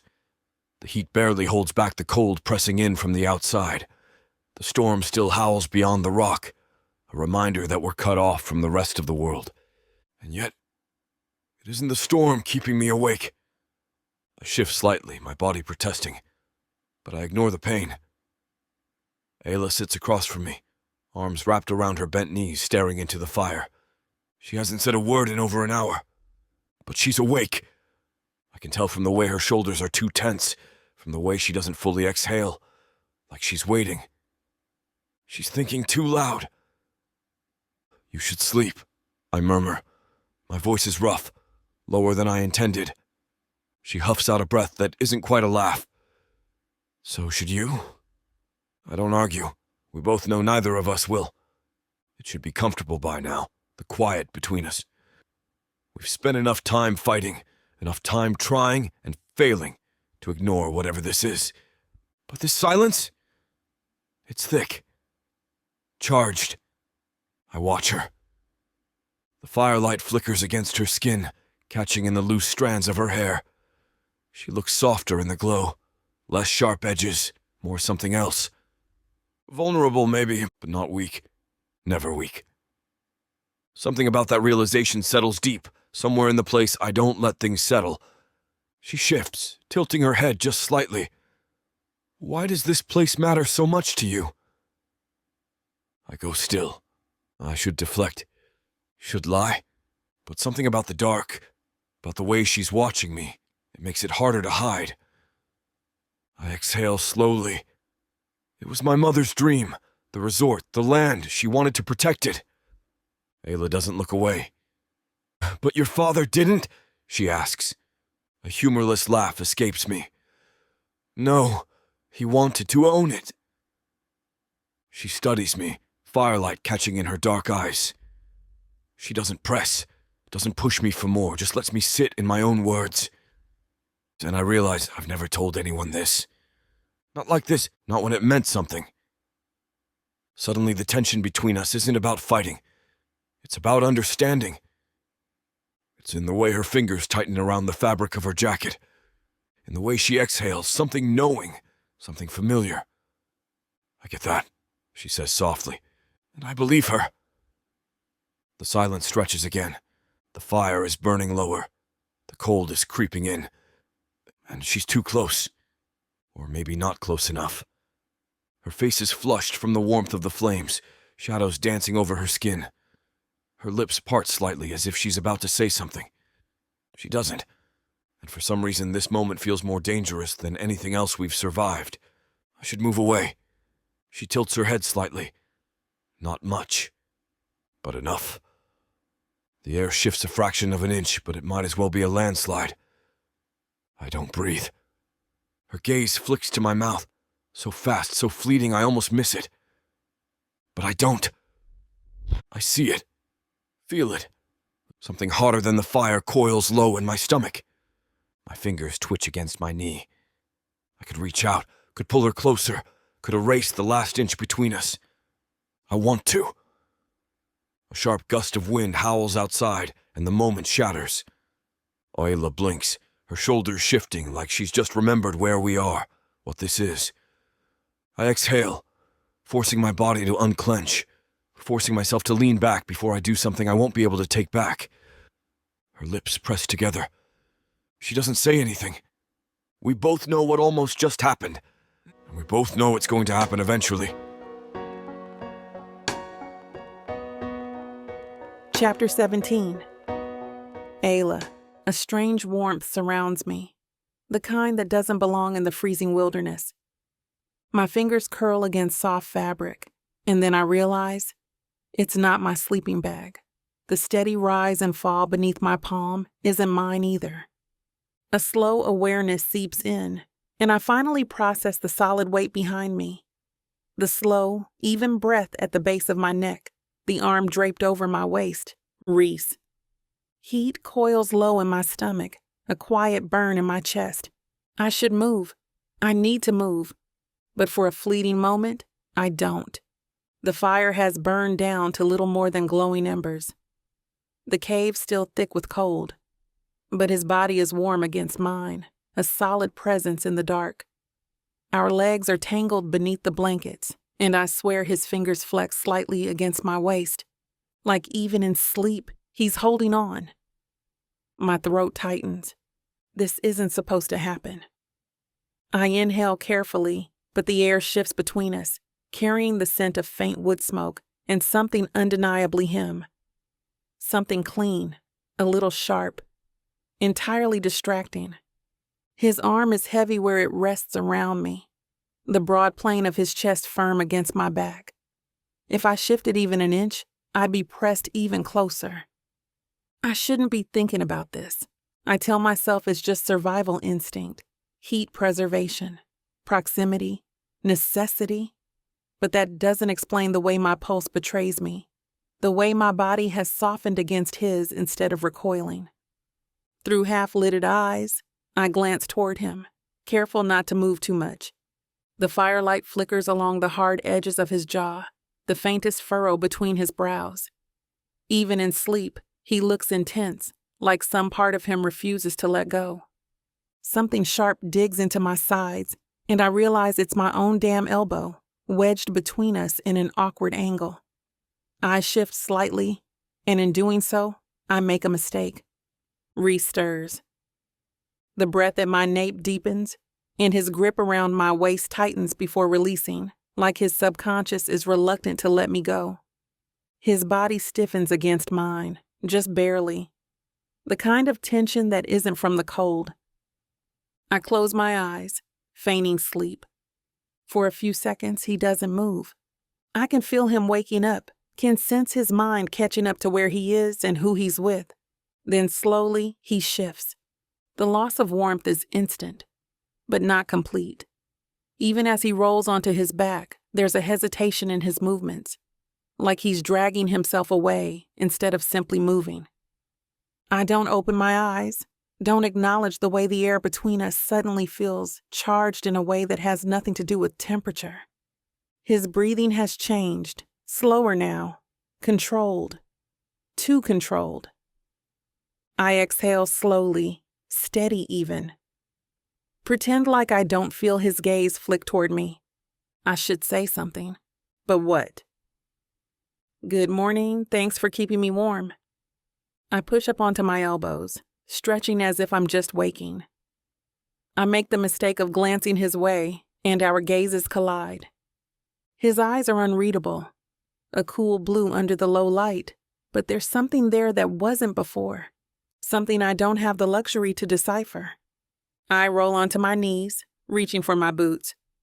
Storm's past. We should get moving. Yeah, Rhys mutters, voice still rough from sleep. Good idea. I keep my movements brisk, precise, as I lace my boots, as I check our supplies, as I pretend like nothing just happened. Like I didn't wake up pressed against him, like I didn't hesitate to move, like I don't feel his presence in my bones now. Like I don't already know that something between us changed, and I don't hate it. Chapter 18. Rhys. I focus on the crunch of my boots against the ice-packed ground. The air is sharp, each breath slicing through my lungs, cold and unforgiving. The morning light filters through the branches in dull patches of gray, offering little warmth, little reassurance. It should feel like a relief. The storm is behind us, the cave nothing but a memory. But there's an edge to the silence that unsettles me. Maybe it's the lack of wind, the way the snow lies undisturbed except for our own tracks. Or maybe it's the way every step forward feels like walking into something unseen, something waiting. Or maybe it's just her. Ayla moves a few paces ahead, her body wound tight, alert. She's different than she was in the cave. There, she was warm, soft, even if she didn't mean to be. Here, she's all sharp lines again, back in survival mode. Good. We need that. I shake off the memory of waking up with her tangled against me, the way her body had fit against mine like it belonged there. Irrelevant. A distraction. We have bigger things to worry about. A glint catches my eye. A fracture in the otherwise perfect white. Footprints. I stop walking. Ayla doesn't at first, but when she hears my pause, she turns, brows furrowing. What? She asks, voice low. I nod toward the disturbance, where the snow has been pressed down in a pattern that doesn't match ours. Ayla moves in beside me, crouching, studying the print the way I've seen her examine animal tracks. Her gloved fingers brush lightly over the edges, brushing away the fresh layer of frost. Not ours, she murmurs. Someone's been here. The back of my neck tightens. How recent? She exhales slowly, tilting her head as if listening to something I can't hear. Her instincts are sharper than mine out here. I trust them. Hours, maybe, she mutters. Hard to say with the snow, but... She shifts, glancing up at me. They weren't running. They were moving carefully. The implication is clear. They were tracking. Watching. I scan the tree line, heart steady but sharp. Not an animal, then. Not a lost hiker. Ayla's jaw clenches. No. She rises, brushing snow off her hands, and we move again. Quieter now. More careful. The woods aren't empty. We both know it. The first sign of something wrong besides the tracks is the broken branch. It isn't just snapped, it's splintered, violently twisted, like someone pushed through in a hurry. The bark is raw where the wood has been torn away. A second set of footprints veers off in a different direction, barely visible beneath the fresh dusting of snow. I look at Ayla. Someone was following someone else. Her fingers flex against the strap of her camera, or leading them. The pit settles low in my stomach. A setup. A warning. A trap. We don't say it aloud, but the understanding flickers between us. Then something catches my eye, a glint of metal, just barely visible beneath the snow. I move before I think, crouching, sweeping the snow away with my gloved hand. Rhys! Ayla warns, but I ignore her, fingers brushing over the ice-cold steel. A crate, half buried, deliberate. Not lost. Hidden. I exchange a look with Ayla before I pry it open, metal creaking in the morning hush. Inside, neatly stacked, are maps, notes, and a thick bundle of papers bound together with twine. My pulse kicks up. Ayla kneels beside me, sifting through the documents, her breath fogging in the cold. The same symbol from the poacher's traps is stamped in red ink at the corner of the pages. This is organized, bigger than just a few men hunting illegally. Ayla scans the notes, her brow furrowing. They've been tracking movements, not just animals, people. I swallow. This isn't just about poaching anymore. She flips to a list of names, her fingers hesitating on one. My name. My throat tightens. What does it say? Her lips press together. Walker. Question mark. Leverage. A cold weight settles in my chest. Before I can process it, a sharp crack rips through the air. A gunshot. Close. Ayla jerks, eyes wide, body already shifting toward cover. I grab the papers, shove them into my coat, and we move fast. Snow kicks up around us as we run, ducking behind the nearest cluster of trees. We're not alone. They know we know. Damn it! Chapter 19. Ayla. The shot shatters the quiet. Instinct takes over. I grab Rhys's wrist and run. My boots cut through the snow, sinking with every step. The cold bites at my exposed skin, but I don't stop. I barely feel it. My focus narrows to one thing: get away. Rhys stumbles behind me, but he doesn't fight it. He follows. His grip on my wrist tightens, his steps heavier than they should be. He's still hurt. I ignore the worry clawing up my throat and keep moving. The riverbed is close, a dip in the landscape carved out by ice and time. It's not perfect cover, but it's better than nothing. Better than getting shot. We reach the edge, and I throw myself down first, sliding on my side into the shallow ditch. Snow fills the gaps between my jacket and gloves, seeping cold into my skin, but I don't have the luxury to fix it. Rhys crashes down beside me, landing hard on one knee, his face twisting in pain. I whip around, gripping his coat, pulling him lower, pressing him into the snow. Stay down, I hiss. His body stiffens beneath my hands, but he doesn't argue. We press ourselves against the embankment, breath fogging between us in ragged bursts. The frozen ground beneath us is unforgiving, but I don't care about the cold. I care about the sound of boots crunching through the trees above. Footsteps? Multiple.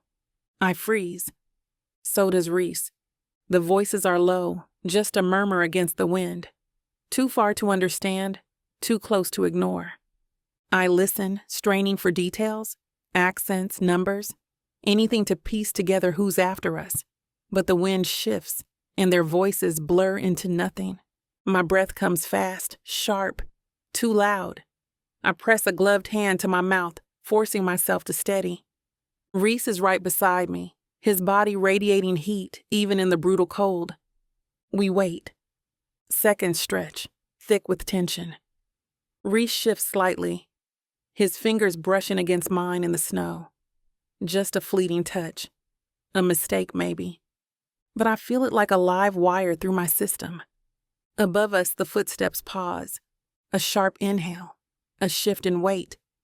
Rhys tenses beside me, his muscles coiling like a spring. We're exposed here. If one of them looks down, if one of them sees the shape of us in the snow, it's over. I squeeze my eyes shut, waiting for the sound of a gun, for the inevitability of being found. The wind moves through the trees, rattling the ice-heavy branches. The cold sinks into my bones, creeping under my clothes, but I don't feel it. I feel him. The rise and fall of his chest beneath my palm, the tightness in his jaw as he grits his teeth, the way his breath warms the air between us. His pulse pounds beneath my fingertips. I don't know if it's fear or adrenaline or something else entirely, but I can't look away from him. I don't want to. I should. But the moment is too heavy, too charged, too much. The footsteps shift, the voices murmur again, fading. A branch snaps under their boots, then another. They're moving, slowly, carefully. They're leaving. I count the seconds, waiting for a trick, for a reason to stay frozen in the snow. But the forest falls silent again. Finally, I let out a breath. I can feel Rhys watching me, his stare heavy, unreadable. I focus on the embankment instead. The jagged ice, the way the light filters through the skeletal trees. But he's too close. Too warm in a world that's frozen. Too steady when everything else is shaking. And I hate it. Hate him for making me notice. Hate myself for not pulling away. Rhys shifts beside me, and the moment fractures. His fingers brush mine again, this time deliberate. A test, a question. I can't answer it, so I pull away, not because I want to, but because I have to. I push myself up onto my elbows, scanning the ridge. The snow is disturbed. The footprints fading into the tree line. Gone.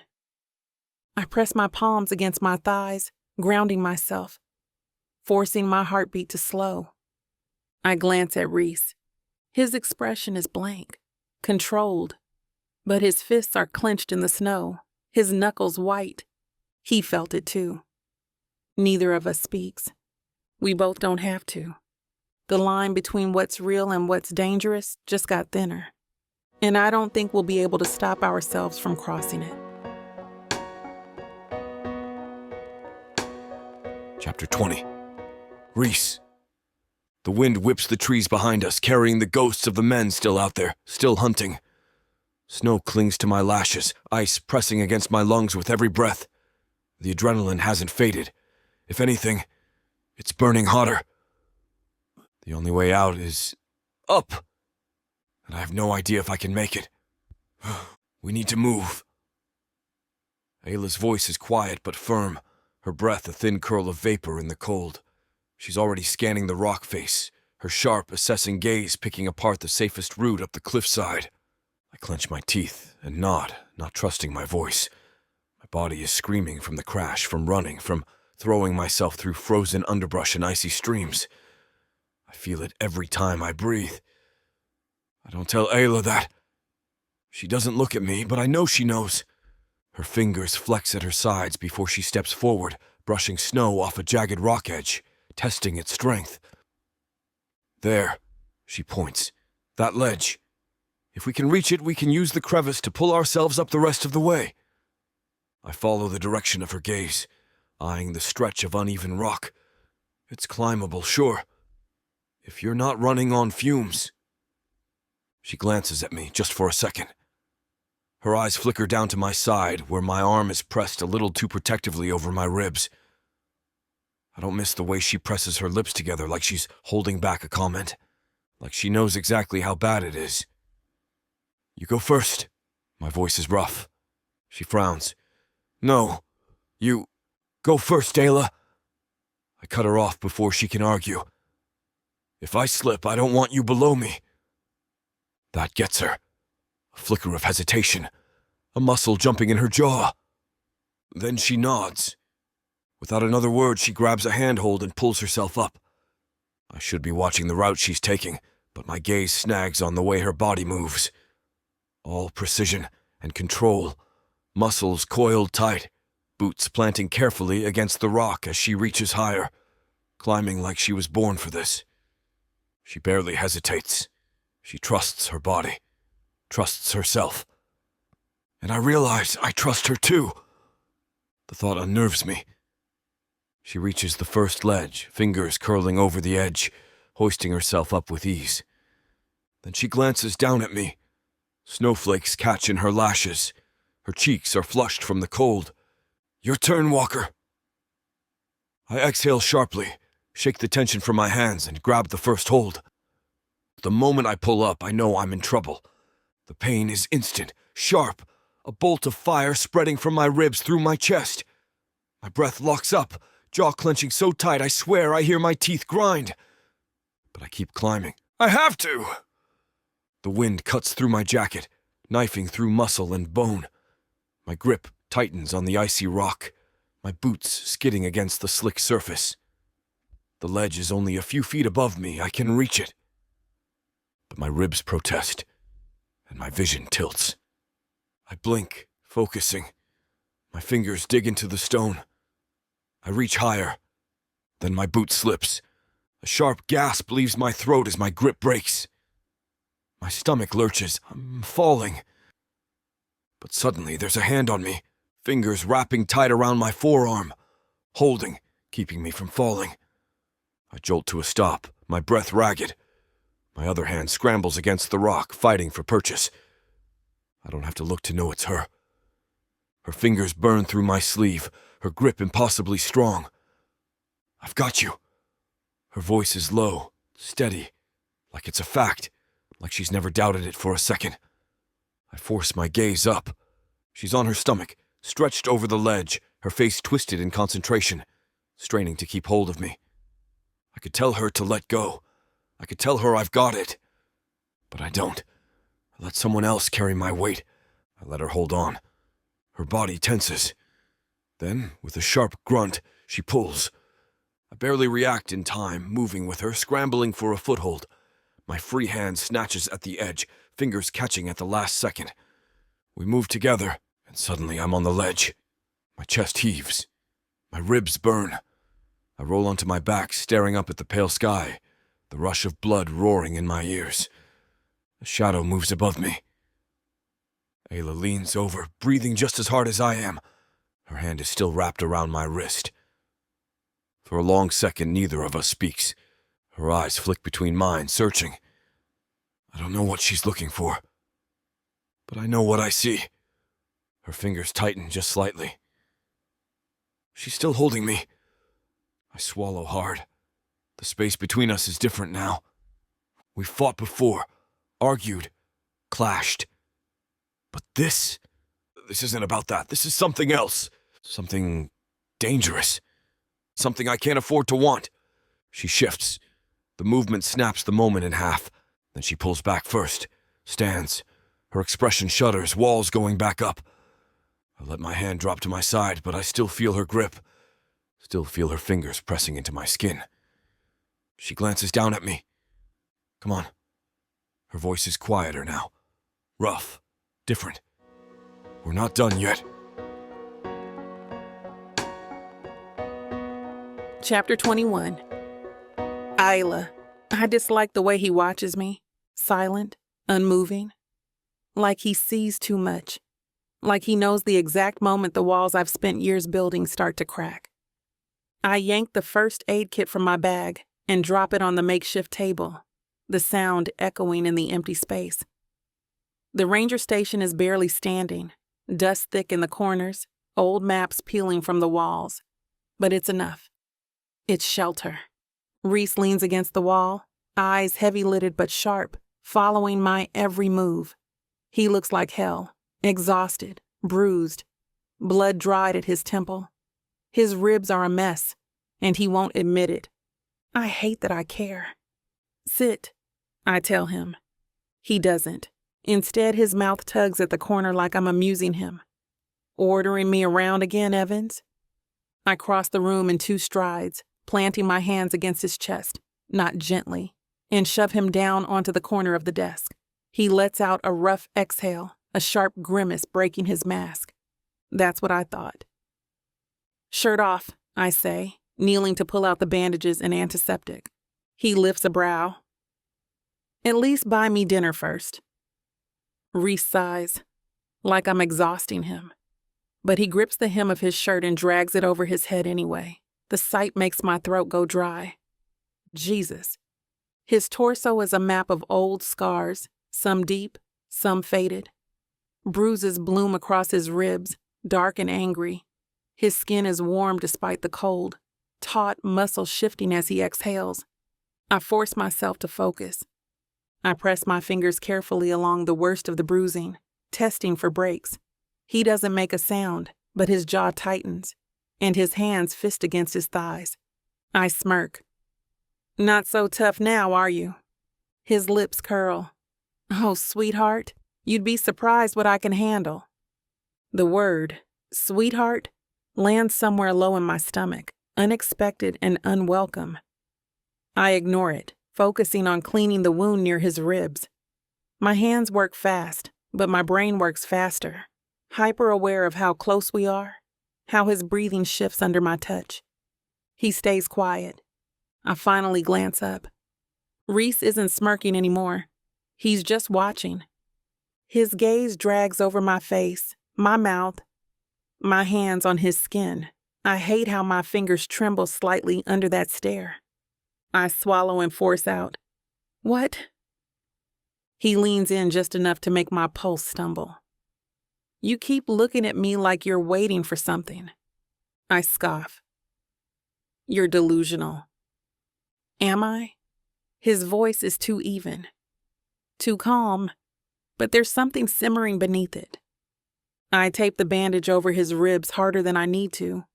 He exhales, slow and rough. Rhys studies me like I'm something to be figured out. I don't like it. "Why are you really here, Ayla?" he asks, voice quieter now. I don't answer because I don't know. The radio crackles. Both of us tense instantly, heads snapping toward the old Ranger radio on the shelf. It's ancient, barely functional, but the speaker crackles again, static filling the room. I hear a voice. A short transmission, cutting in and out. "Package, intercepted. Clean it up." A cold knot twists in my gut. Rhys's face darkens, his body going rigid. "They weren't hunting just us," he murmurs. "They're looking for something bigger." The silence stretches, thick and heavy. I don't like it. I stand, stepping back, putting space between us. This room suddenly feels too small, too enclosed.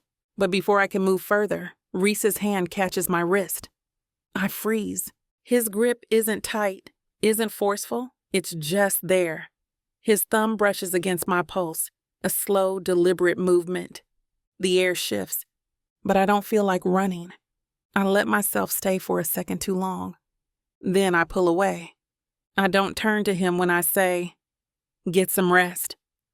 I hear his low chuckle as I walk out the door, but I don't turn around. I can't.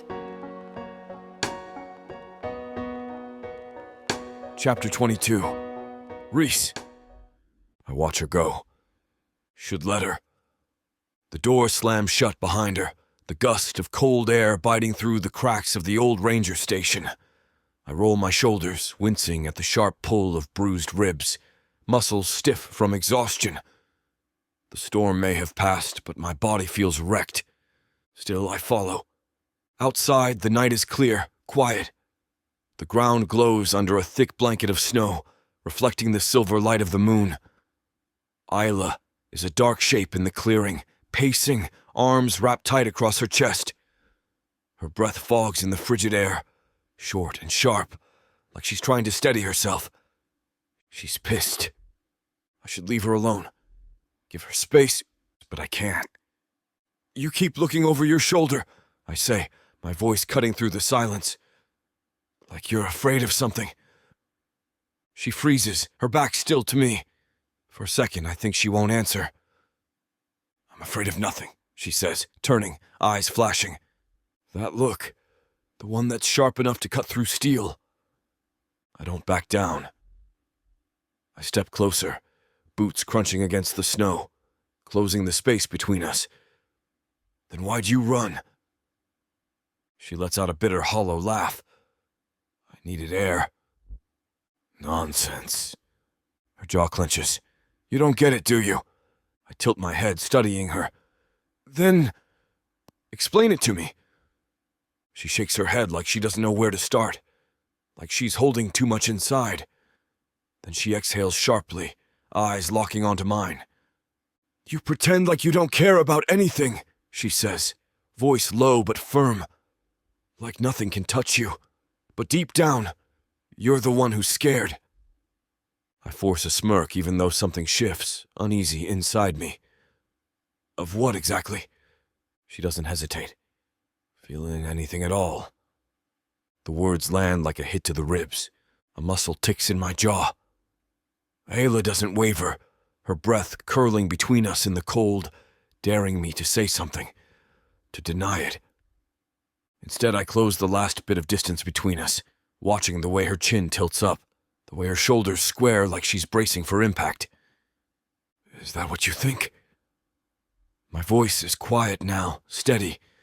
She swallows, but her expression doesn't change. I know it. A challenge. She's always been good at pushing people away. But so am I. So I do something I shouldn't. I push back. I reach out, fingers brushing against the tip of her sleeve, barely touching her.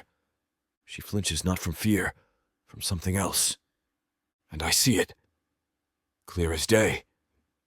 She feels this too. I could step back, break the moment, turn around and walk away. 1 second we're staring at each other, breath sharp in the freezing air.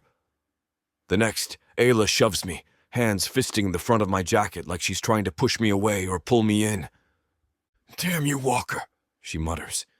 I barely hear it before she kisses me. It's not slow, not careful. It's a fight. Teeth, heat, tension so tight it feels like it might snap. She pushes up onto her toes, pressing against me like she wants to crawl inside my skin. I let her. I grab the back of her jacket, yanking her closer, swallowing the quiet, frustrated noise she makes against my lips. She tastes like the cold, like adrenaline, like something I shouldn't want, but I do. Her hands slide up my chest, fingers twisting into my shirt, nails scraping lightly against my skin. It's reckless, breathless, not enough and too much all at once. She pulls away, fast, abrupt, like she just realized what the hell she was doing. Her chest rises and falls, breaths unsteady. My hands are still on her waist, her fingers still tangled in my jacket. She doesn't move. Neither do I. For a second, we just look at each other.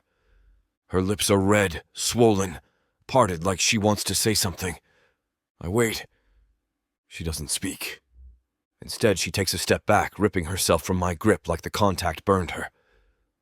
This. She shakes her head, blinking hard. This doesn't mean anything.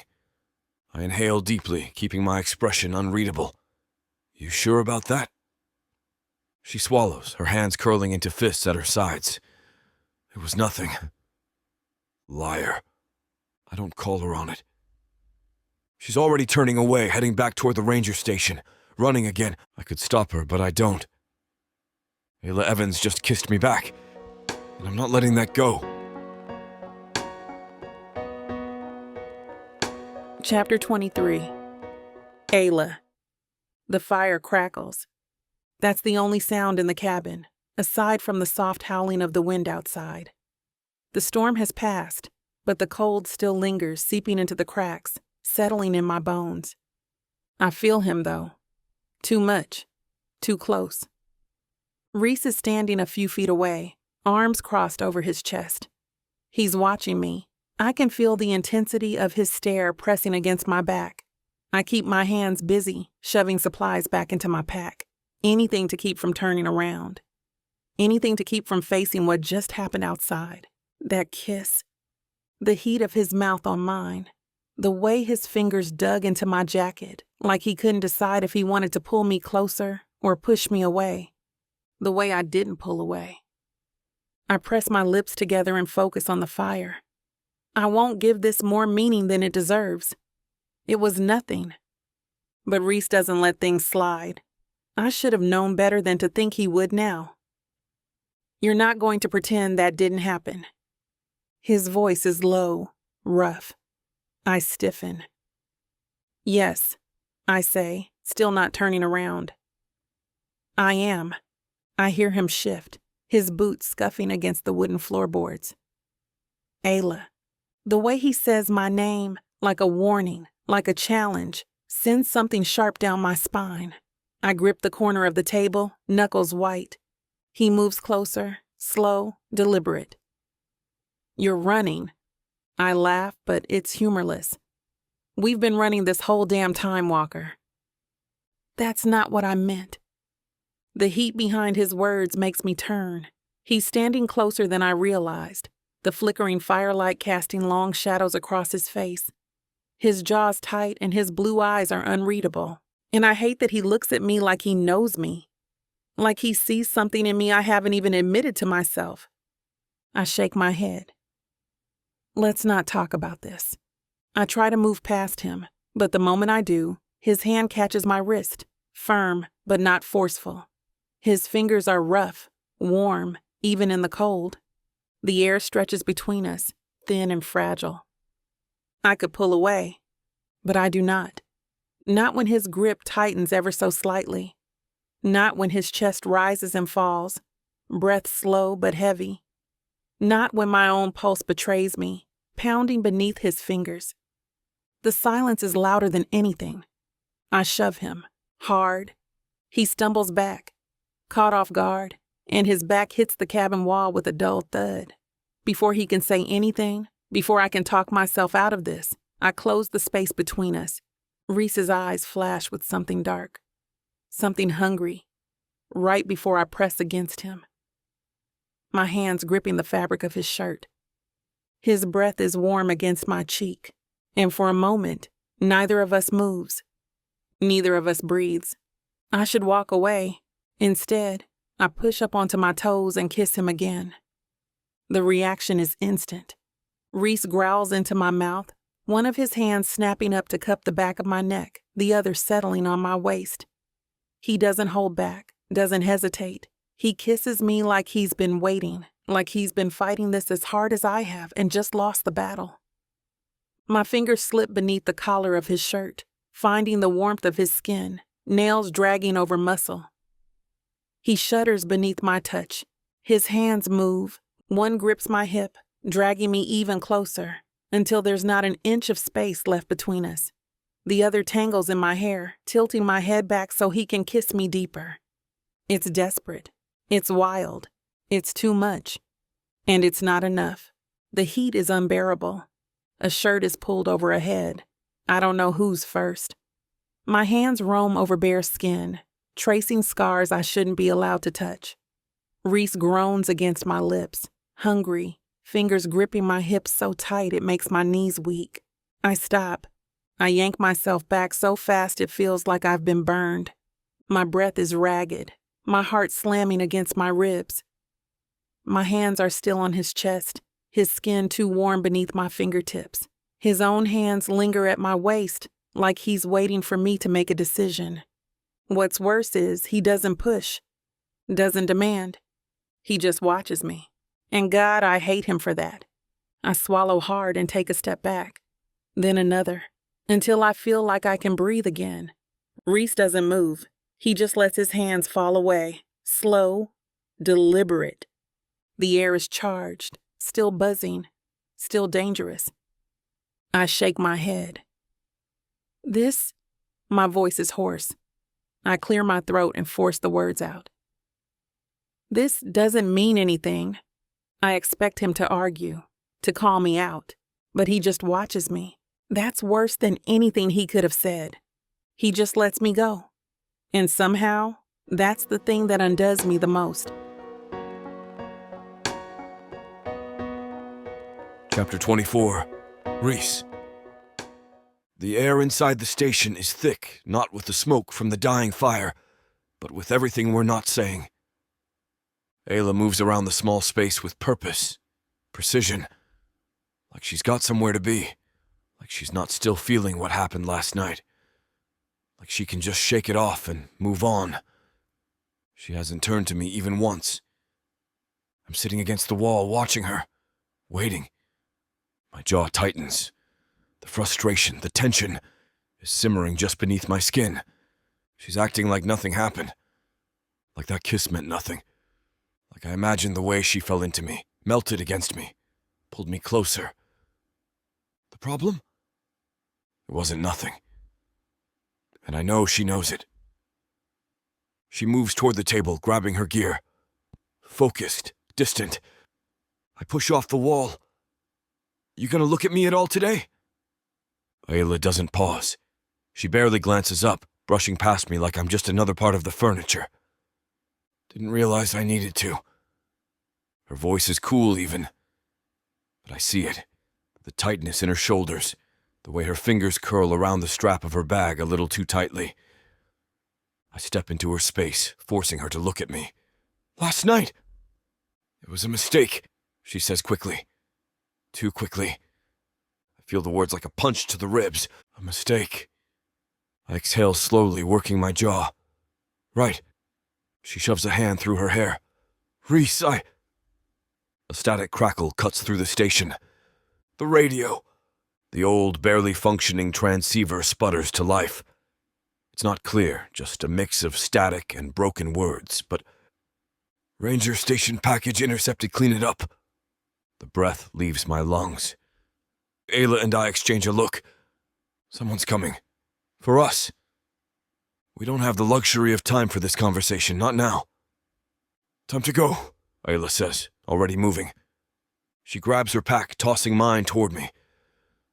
I catch it, but what we're walking into, what we're walking away from, feels heavier than it should. We slip out the back, moving fast. It's dark, the pre-dawn light barely cutting through the trees.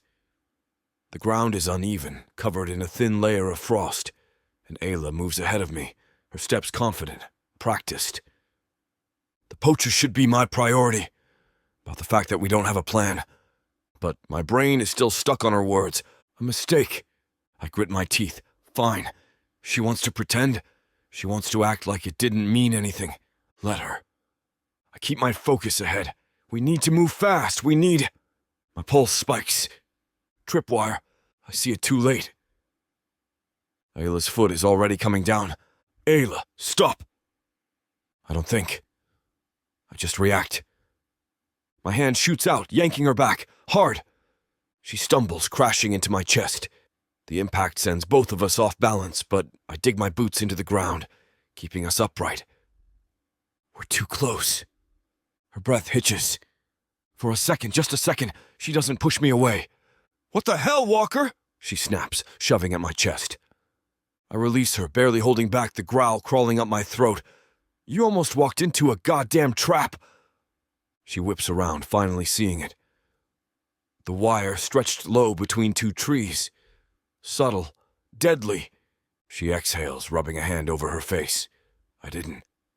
You should have seen that. I cut in, frustration curling hot in my gut. Her head snaps up, eyes flashing. You think I'm not aware of my surroundings? You almost got yourself killed, Ayla. Her jaw clenches. And I don't need you saving me. That's it. That's the thing that sets me off. I take a step closer, voice low. You don't have to need me, but you sure as hell don't have to fight me either. She crosses her arms. What this is? A fight! I exhale sharply, shaking my head. No, Ayla, this is me being done. She goes rigid. I run a hand through my hair, my chest rising and falling a little too fast. Last night wasn't a mistake, I say, voice calmer now, but firm. And if you're gonna stand there and pretend like it was, fine. I can't stop you. But don't expect me to believe it. Something flickers across her face. A crack in the wall. She opens her mouth, closes it. Then, without another word, she turns and starts walking. I stand there watching her move ahead, creating distance, letting her go, even though every instinct in me is screaming to pull her back. But if she wants space, I'll give it to her. But this isn't over. Not even close. I hope you're enjoying this audiobook by Vic Savon.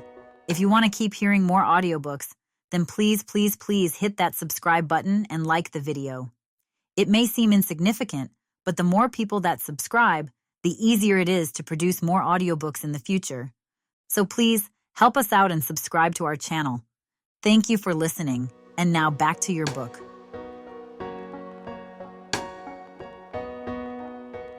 Chapter 25. Isla. The wind howls, cutting through me like a knife, but I barely feel it. My focus is on the ground ahead, every step calculated. We've been moving for hours without speaking, just covering ground, putting distance between us and the ranger station. But it's not the same silence as before. This one is different. It's heavy. It's charged. It's everything we're not saying.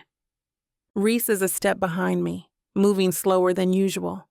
His injuries are catching up to him, but he doesn't complain. He just keeps going, like he always does. Like I do. We don't need to talk. Not after last night. Not after this morning.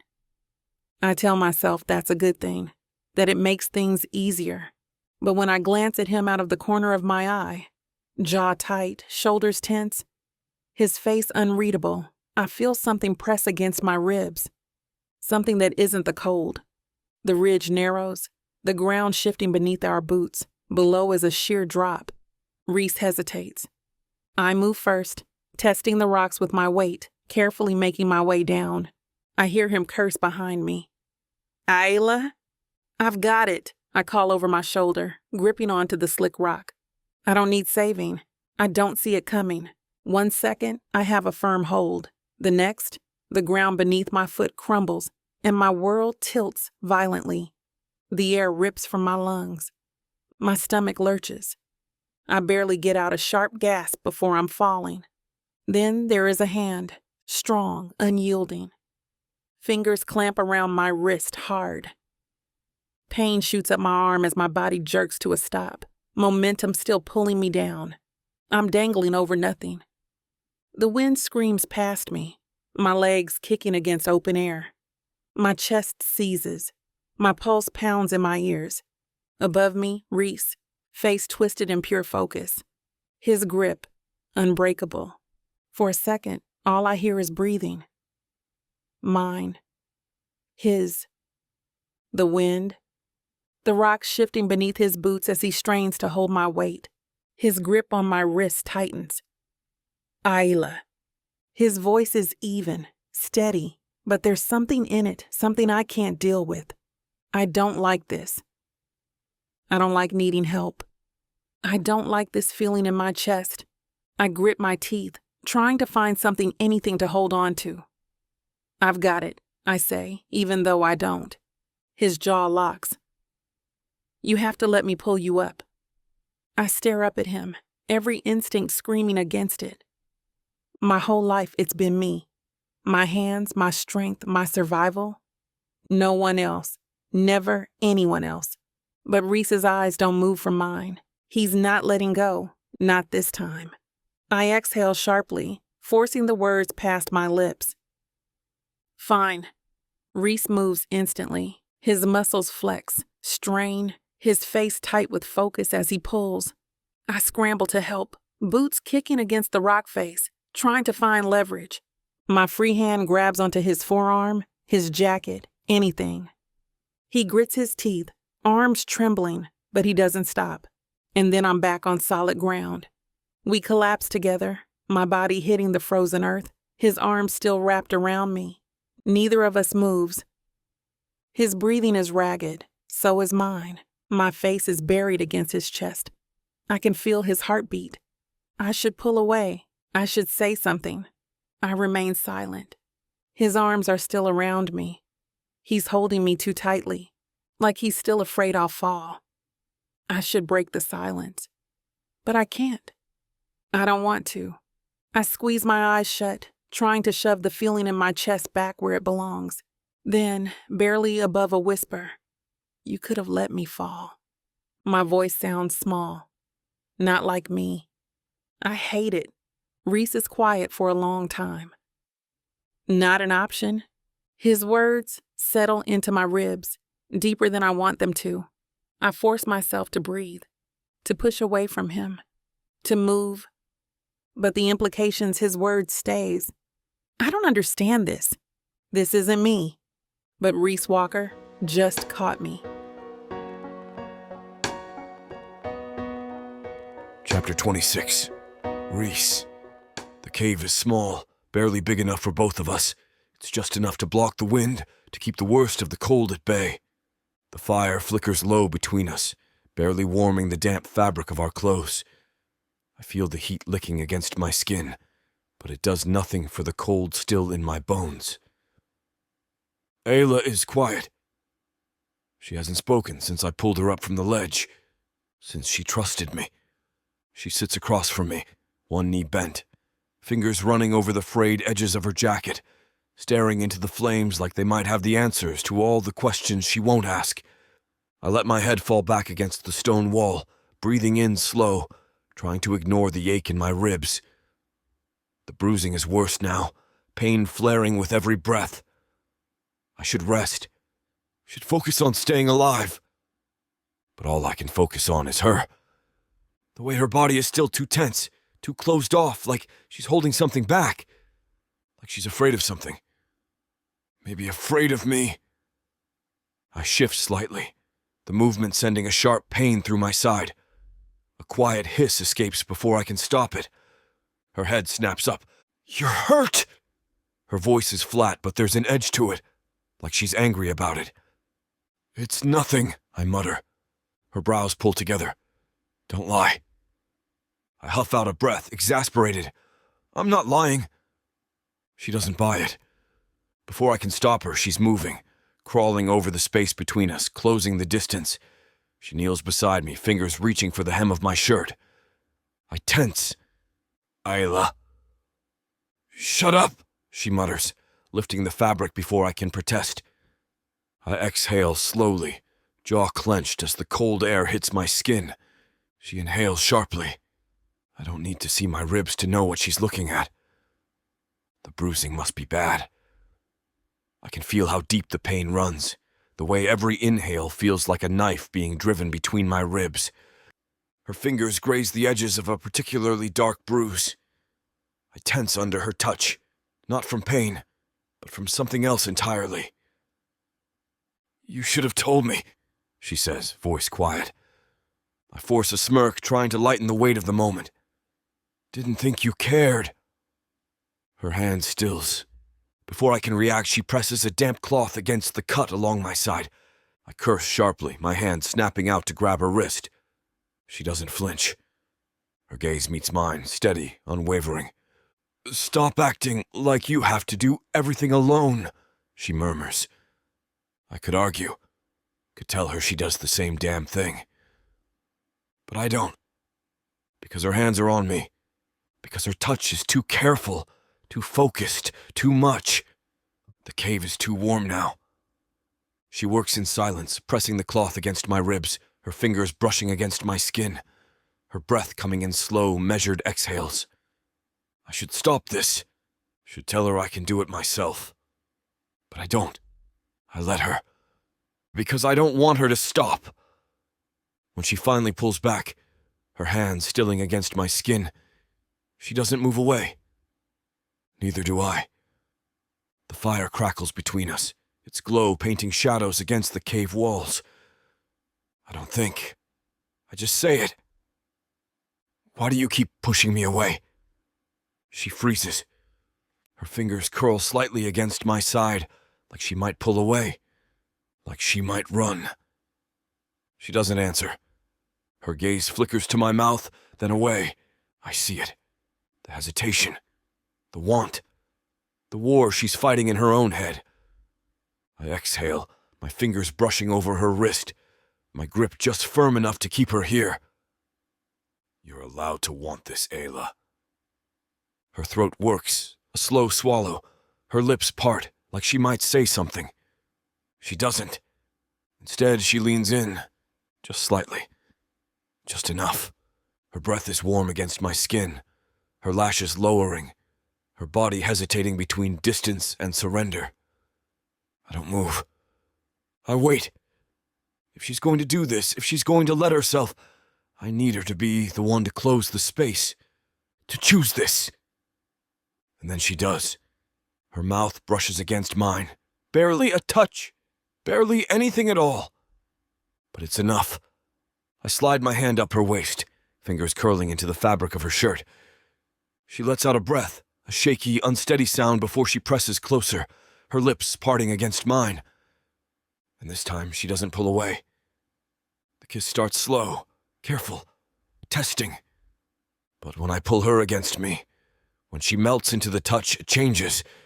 It turns into heat, into something raw and desperate, something that's been simmering under our skin for far too long. Her hands slide up my chest, her fingers pressing against the bruises like she's trying to remind herself I'm real. I exhale against her mouth, my own grip tightening. Ayla, she cuts me off. Because this isn't about words. Her hands slide to my jacket, pushing it off my shoulders. I don't stop her. I let her take control. Because for once, she's not running. It's slow, hesitant at first. But when she pulls me closer, when she breathes my name against my skin, all hesitation vanishes. If you want to know where this naughty scene is headed, you'll have to get it from BWWM. This platform has rules and guidelines that we have to follow in order to keep these free stories coming. Find any Vixa audiobook on her website and use code VIXA40 for a 40% discount to make up for these interruptions. Let's return to the story. I wrap my arms around her, holding her close, feeling the rapid beat of her heart against my chest. She doesn't pull away. She stays pressed against me, her fingers tracing idle patterns on my skin, her breathing slowly steadying. The fire crackles, the wind howls, and the world outside feels like a distant memory. I press a soft kiss to her temple, feeling the way she tenses, the way her breath catches. She's afraid. I can feel it in the way her body stiffens, in the way her fingers pause against my chest. She should be afraid because this changes everything. And I don't think I can let her go now. Chapter 27. Ayla. The first thing I feel is warmth. It's disorienting, waking up and not being cold. For the past few days, every night has been nothing but biting wind and stiff muscles. Every morning a slow, miserable crawl back into movement. But this morning I'm warm, safe, surrounded. And then I realize why. Rhys. His body is curled around mine. His arm draped over my waist like it belongs there. His chest is pressed against my back, solid and steady, his breath brushing against the nape of my neck in deep, even pulls. I feel him everywhere. For a second, I just stay. My fingers press against his shirt, and I let myself listen to the quiet. The cave walls block out most of the wind, but the embers of last night's fire still glow faintly. Outside, the world is waking up. Branches creaking under the weight of fresh snow, the distant call of something wild. But inside, it's just us. The memory of last night hits hard. The slow, careful way his hands had mapped my skin, the heat in his gaze, the way he held me after, like he wasn't just claiming my body, but something deeper. My throat tightens. This can't happen. It doesn't matter that my body still remembers him, still wants more. It doesn't matter that, for a handful of hours, I let myself believe this could be more than a mistake. It can't be. I shift carefully, peeling myself away from him. The absence of his heat is immediate, brutal. I push it down. I'm not soft. I don't get to want this.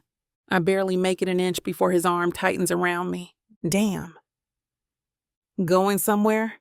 His voice is rough, still thick with sleep, but his grip is firm, fingers flexing against my stomach like he's not ready to let go. I freeze. My pulse pounds.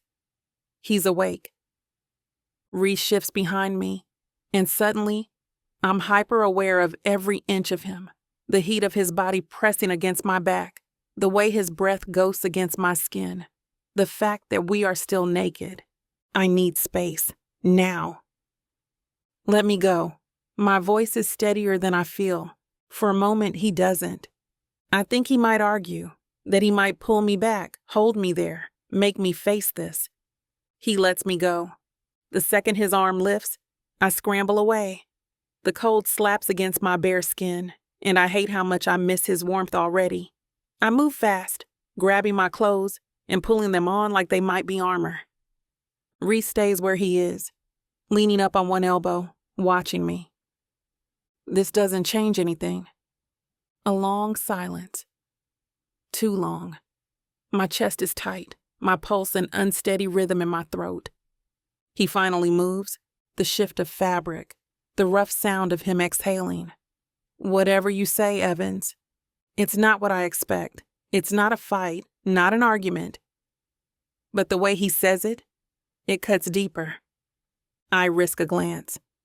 Rhys is calm, too calm. He's pulling his shirt back on, his expression unreadable. His hands linger at the buttons. He doesn't believe me.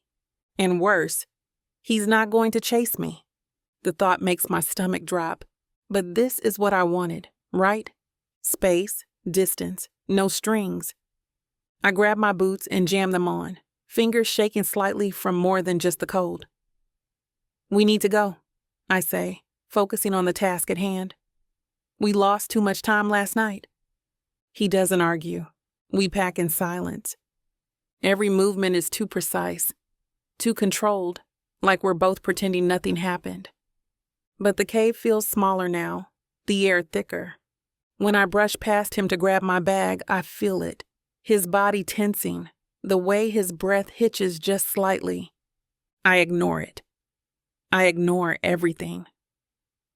We step outside and the cold slaps us in the face. The sun is barely rising over the trees, casting everything in pale gray light. The world feels too open out here, too exposed. Rhys glances at me once, then starts walking. I have to catch up. Chapter 28. Rhys. The cold cuts through my jacket, but it's nothing compared to the tension radiating off Ayla as she moves ahead of me, boots crunching against the packed snow. She hasn't spoken since we left the cave. Not a single glance, not a flicker of acknowledgement. She thinks ignoring last night will make it disappear. It won't.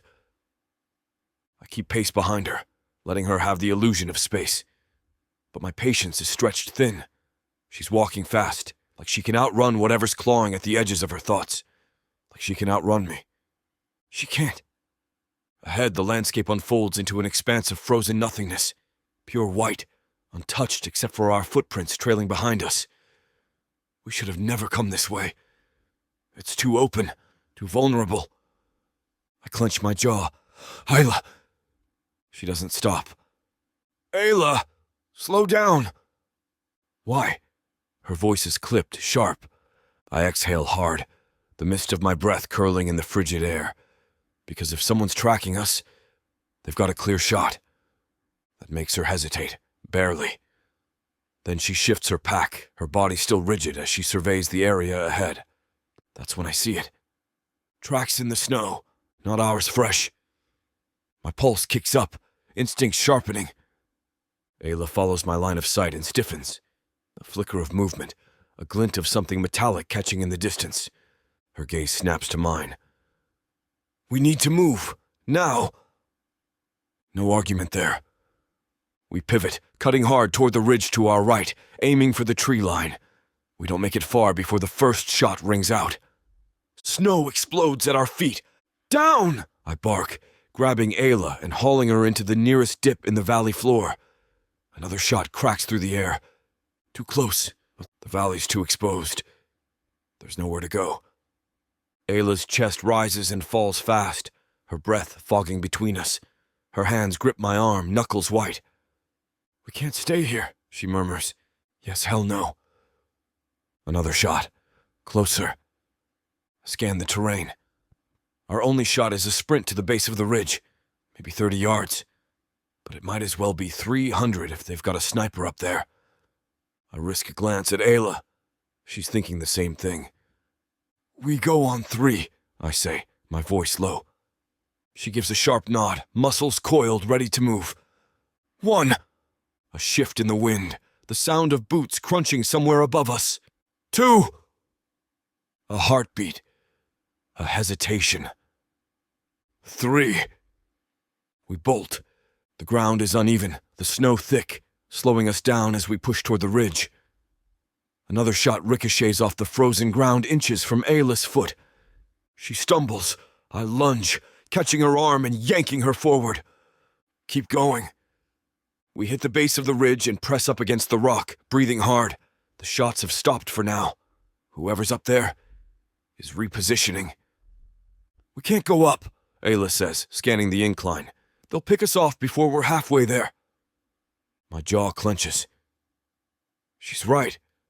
My gaze flicks to the left, where the ridge curves downward into a narrow gully.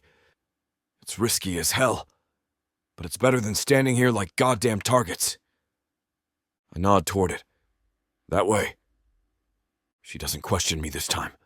We move fast, keeping low. The gully is steep, forcing us to half slide, half run. Ayla nearly loses her footing again, but I catch her wrist before she can hit the ground. Still think you don't need me? I grit out. She yanks her arm away, eyes flashing. I never said that. I hold her gaze. She's breathing hard, snow clinging to her jacket, hair wind-tangled, cheeks flushed. Survival should be my focus, on the fact that we're being hunted like animals. But all I think about is how badly I want to kiss her again. Now is not the time. I drag in a sharp breath, forcing my focus back to the gully. Let's keep moving. She doesn't argue. We push forward, slipping into the shadows of the valley. But the silence behind us, it's not victory. It's a warning. They let us go. But that scares the hell out of me. It might mean we're going to be seeing them again. Chapter 29. Ayla. My breath clouds in the frozen air as I reach the boundary of the ravine. Below, the drop stretches deep into jagged rock and ice, sheer enough to make my stomach clench. The wind moves through the pass, carrying the distant echo of movement. Too close, too calculated. They're still tracking us. I swallow, glancing back at Rhys. His body tense as he scans the terrain. He doesn't have to say it. I already know. We're trapped. The only way out is down. Rhys steps beside me, his boots crunching over frost-covered stone. He studies the drop, eyes flickering between the outcroppings of rock, the slivers of ice clinging to the cliffside. He looks at me. We climb. I exhale, my fingers curling into fists at my sides. Climbing down without ropes, in this cold, while being hunted, it's a suicide mission. But so is standing here, waiting for whoever's tracking us to take the shot. I force myself to nod. Yeah. Rhys crouches, testing the edge. Small rocks skitter down the incline, disappearing into the mist below. He doesn't hesitate. His grip tightens on a jut of rock, boots pressing against the frozen ledge as he lowers himself over the side. The muscles in his forearms flex as he tests his weight. I watch, my pulse hammering too fast. The man doesn't have an ounce of self-preservation. He glances up. Evans, move. I grip my teeth and follow. The ice is slick, my gloves barely finding purchase on the rock. Every movement has to be slow, deliberate. One misstep, one bad grip, and I won't stop falling until I hit the bottom. The air is thinner down here, the cold biting through my clothes like needles against my skin. I keep my eyes locked on Rhys's back, watching how he moves, mimicking his steps. My fingers ache from gripping too tightly, the burns setting into my shoulders. We're halfway down when it happens. Rhys shifts, reaching for the next hold, and his boot skids against the ice. He jolts, weight pulling against his arms, the sound of scraping rocks sending a jolt of panic through me. He curses, barely catching himself. My stomach plunges. Rhys. He grits his teeth, one hand barely gripping an outcrop of stone. His other foot dangles in open air. I move without thinking. My body presses into the rock face, one hand reaching out, the other gripping onto the nearest ledge. Don't let go, I whisper. He lifts his head. His gaze locks onto mine. Something flickers there, something raw and unguarded. I tighten my grip around his wrist. He doesn't argue. For a second, we just breathe. He shifts, slowly, carefully, using my hold as leverage to find a foothold again. His boots scrape against ice before he finally finds solid ground. His breathing is rough as he steadies himself, his body still too close to mine. I don't let go, neither does he. You okay? I ask, voice low. Rhys exhales, nodding. Yeah. The wind howls through the ravine, whistling through cracks in the rock. My pulse is still hammering in my ears, but the danger isn't what I'm focusing on anymore. It's the way his fingers tighten ever so slightly around my wrist. The way his chest rises and falls in time with mine. The way he's looking at me like something just shifted between us, something permanent. I can't let that happen.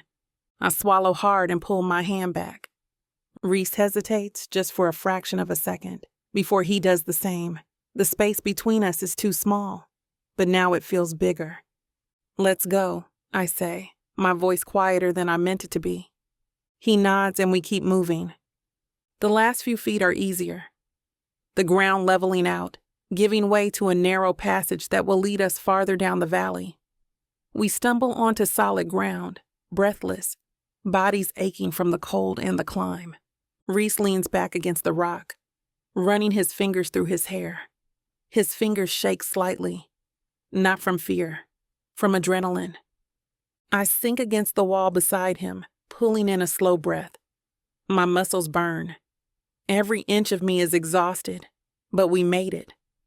Rhys turns his head toward me. He doesn't speak. He doesn't have to. His expression says everything. You trust me now, don't you? I do. I hate how easy it's becoming. I press my head back against the stone, forcing my breathing to slow. Rhys stays beside me, silent, steady. The warmth of him is too close, even through layers of cold and exhaustion. We're not safe yet, but I'm not sure I want to run. Chapter 30. Rhys, the ranger checkpoint barely holds together against the wind, snow piled high against the outer walls. The wooden beams creak as the storm eases, and I take it all in. Civilization, finally, after days of running. It should feel like a relief. It doesn't. I step inside first, gun drawn just in case, but it's empty. Abandoned. Someone's been here, recently old food wrappers on a makeshift table, a cot pushed against the wall. But no movement, no sign of danger. Just silence. Behind me, Ayla lingers in the doorway, eyes scanning the interior like she's measuring how temporary this place is. Her posture is rigid, tense, like the last few days haven't worn her down just as much as they have me. I don't tell her to come in. I don't have to. She steps inside, brushing past me, her scent a mix of snow and pine, and something warm. Something I should stop thinking about. I clear my throat. There's a radio. She exhales, shoulders dropping a fraction. Let's hope it works. I move toward the far end of the cabin, where a dusty, outdated radio sits on a shelf. The dials are stiff under my fingers, but the static cuts in and out as I turn the knob, searching for anything. The atmosphere between us is thick. Not the kind we've been drowning in the past few days, not charged with heat, but something colder, heavier. She's going to leave. I knew it before we got here. I knew it when she started pulling away after last night. And I sure as hell know it now, as she busies herself checking the supplies, deliberately avoiding looking at me. A crackle cuts through the static. A garbled voice. "Copy. Anyone there? Over." My pulse kicks up. I press the button. "This is Rhys Walker. I have an injured civilian with me. We need extraction." Static. Then, "Walker, that you?" The voice is familiar, one of the rangers from the resort. "Yeah," I say. "Status at the lodge?" "Compromised," the voice answers, and the floor seems to shift beneath me. "Shut it down after the attack. Something's not right here. We're sending a team. ETA." Static swallows the rest. I let go of the button, jaw tight. Ayla is watching me now, eyes sharp. "What did he mean? Shut it down!" I shake my head. Doesn't matter, help's coming. But I'm not looking at her when I say it, and she knows. She doesn't press, just exhales, mutters, "Good." It's not good. It's a countdown. I should have known this was how it would go. Ayla keeps people at a distance. She's good at it. She's been doing it since the moment we met. And yet, these last few days, she let me in. Just enough to feel like I could hold on to something, just enough to make me forget she's built for running. I turn, watching her like I might catch a slip in her armor, some hesitation, some second-guessing. But Ayla's already setting things aside, preparing to move, acting like this is just another stop along the way. "That's it." My voice comes out rough. She looks up, brow furrowing. I step toward her, slow, deliberate. "We get back, and what? You just disappear?" She straightens, jaw tightening. That was always the plan. Right. The plan. I let out a sharp breath, hands bracing against my hips. So none of it mattered? Her face flickers just for a second, but she schools it back into something neutral. I never said that. I step closer. Then say something else. Her throat moves as she swallows. She doesn't back away, but she doesn't close the distance either. "I don't..." She stops, eyes darting to the floor, like she's searching for the right words. When she looks back up, they're barely a whisper. "I don't think I can stay." Something clenches tight in my chest. I could push. I could tell her that running won't fix anything. That she's not just running from me. She's running from herself. From whatever this thing between us is. But I don't. I just nod, slow. "Yeah, I figured." The silence that follows is heavier than the storm outside. The radio crackles again. "Walker, confirm your position, over." She shifts, turning toward the door. My hand curls into a fist at my side. "Ayla." She stops but doesn't turn. The ranger's voice echoes again, distorted but clear. "ETA, 10 minutes. Hold your position." 10 minutes. That's all we have. She finally moves, but it's away from me, not toward. She grips the handle, fingers tightening. The door creaks open, the cold wind pressing against the warmth inside. I should say something. I should tell her that 10 minutes isn't enough. That this thing between us isn't something she can walk away from. That I'm not someone she can leave behind like everything else. She takes a step forward into the snow, and she doesn't look back. Chapter 31. Ayla. I should feel relieved. The truck hums beneath me, the tires crunching over packed snow, as we wind down the narrow roads toward the resort. The ranger driving doesn't speak, his radio crackling in and out of static, distorted voices bleeding through. Every now and then I catch snippets. Something about a perimeter, a compromised security check. I focus on the window, the world blurring past, trees heavy with ice, the early morning light slicing through the canopy in cold slivers. Civilization is close. We made it. We survived. So why does my chest feel like it's caving in?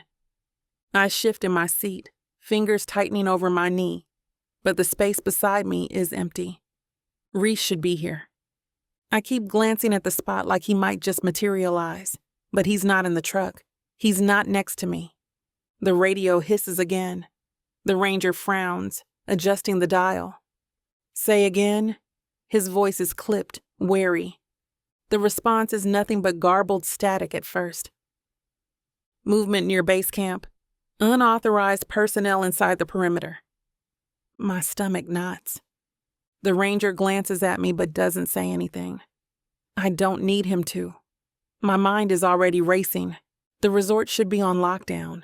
The authorities should have control by now. We called for help.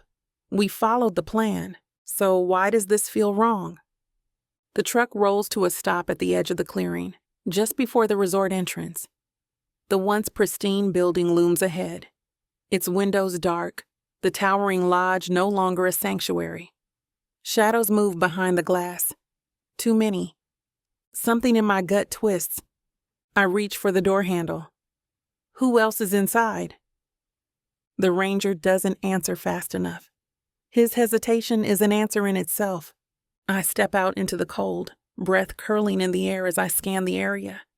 The resort is quiet, too quiet. No security rushing to meet us, no response team. And then, a figure steps out from the entrance. I freeze. Not because I recognize them, but because I do.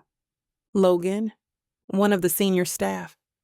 Someone I worked alongside for years. Someone who always seemed too competent, too smooth. He was always around, always one step ahead of every logistical issue before it became a problem. Now he stands there, hands tucked into his coat pockets, watching me like he's been expecting this moment, like I've just walked into something I shouldn't have. His mouth curls into something that isn't quite a smile. Ayla? I don't move. Behind me, the ranger shifts. We brought her back, he says. Logan's gaze flicks to him, then back to me. Good. The air tightens.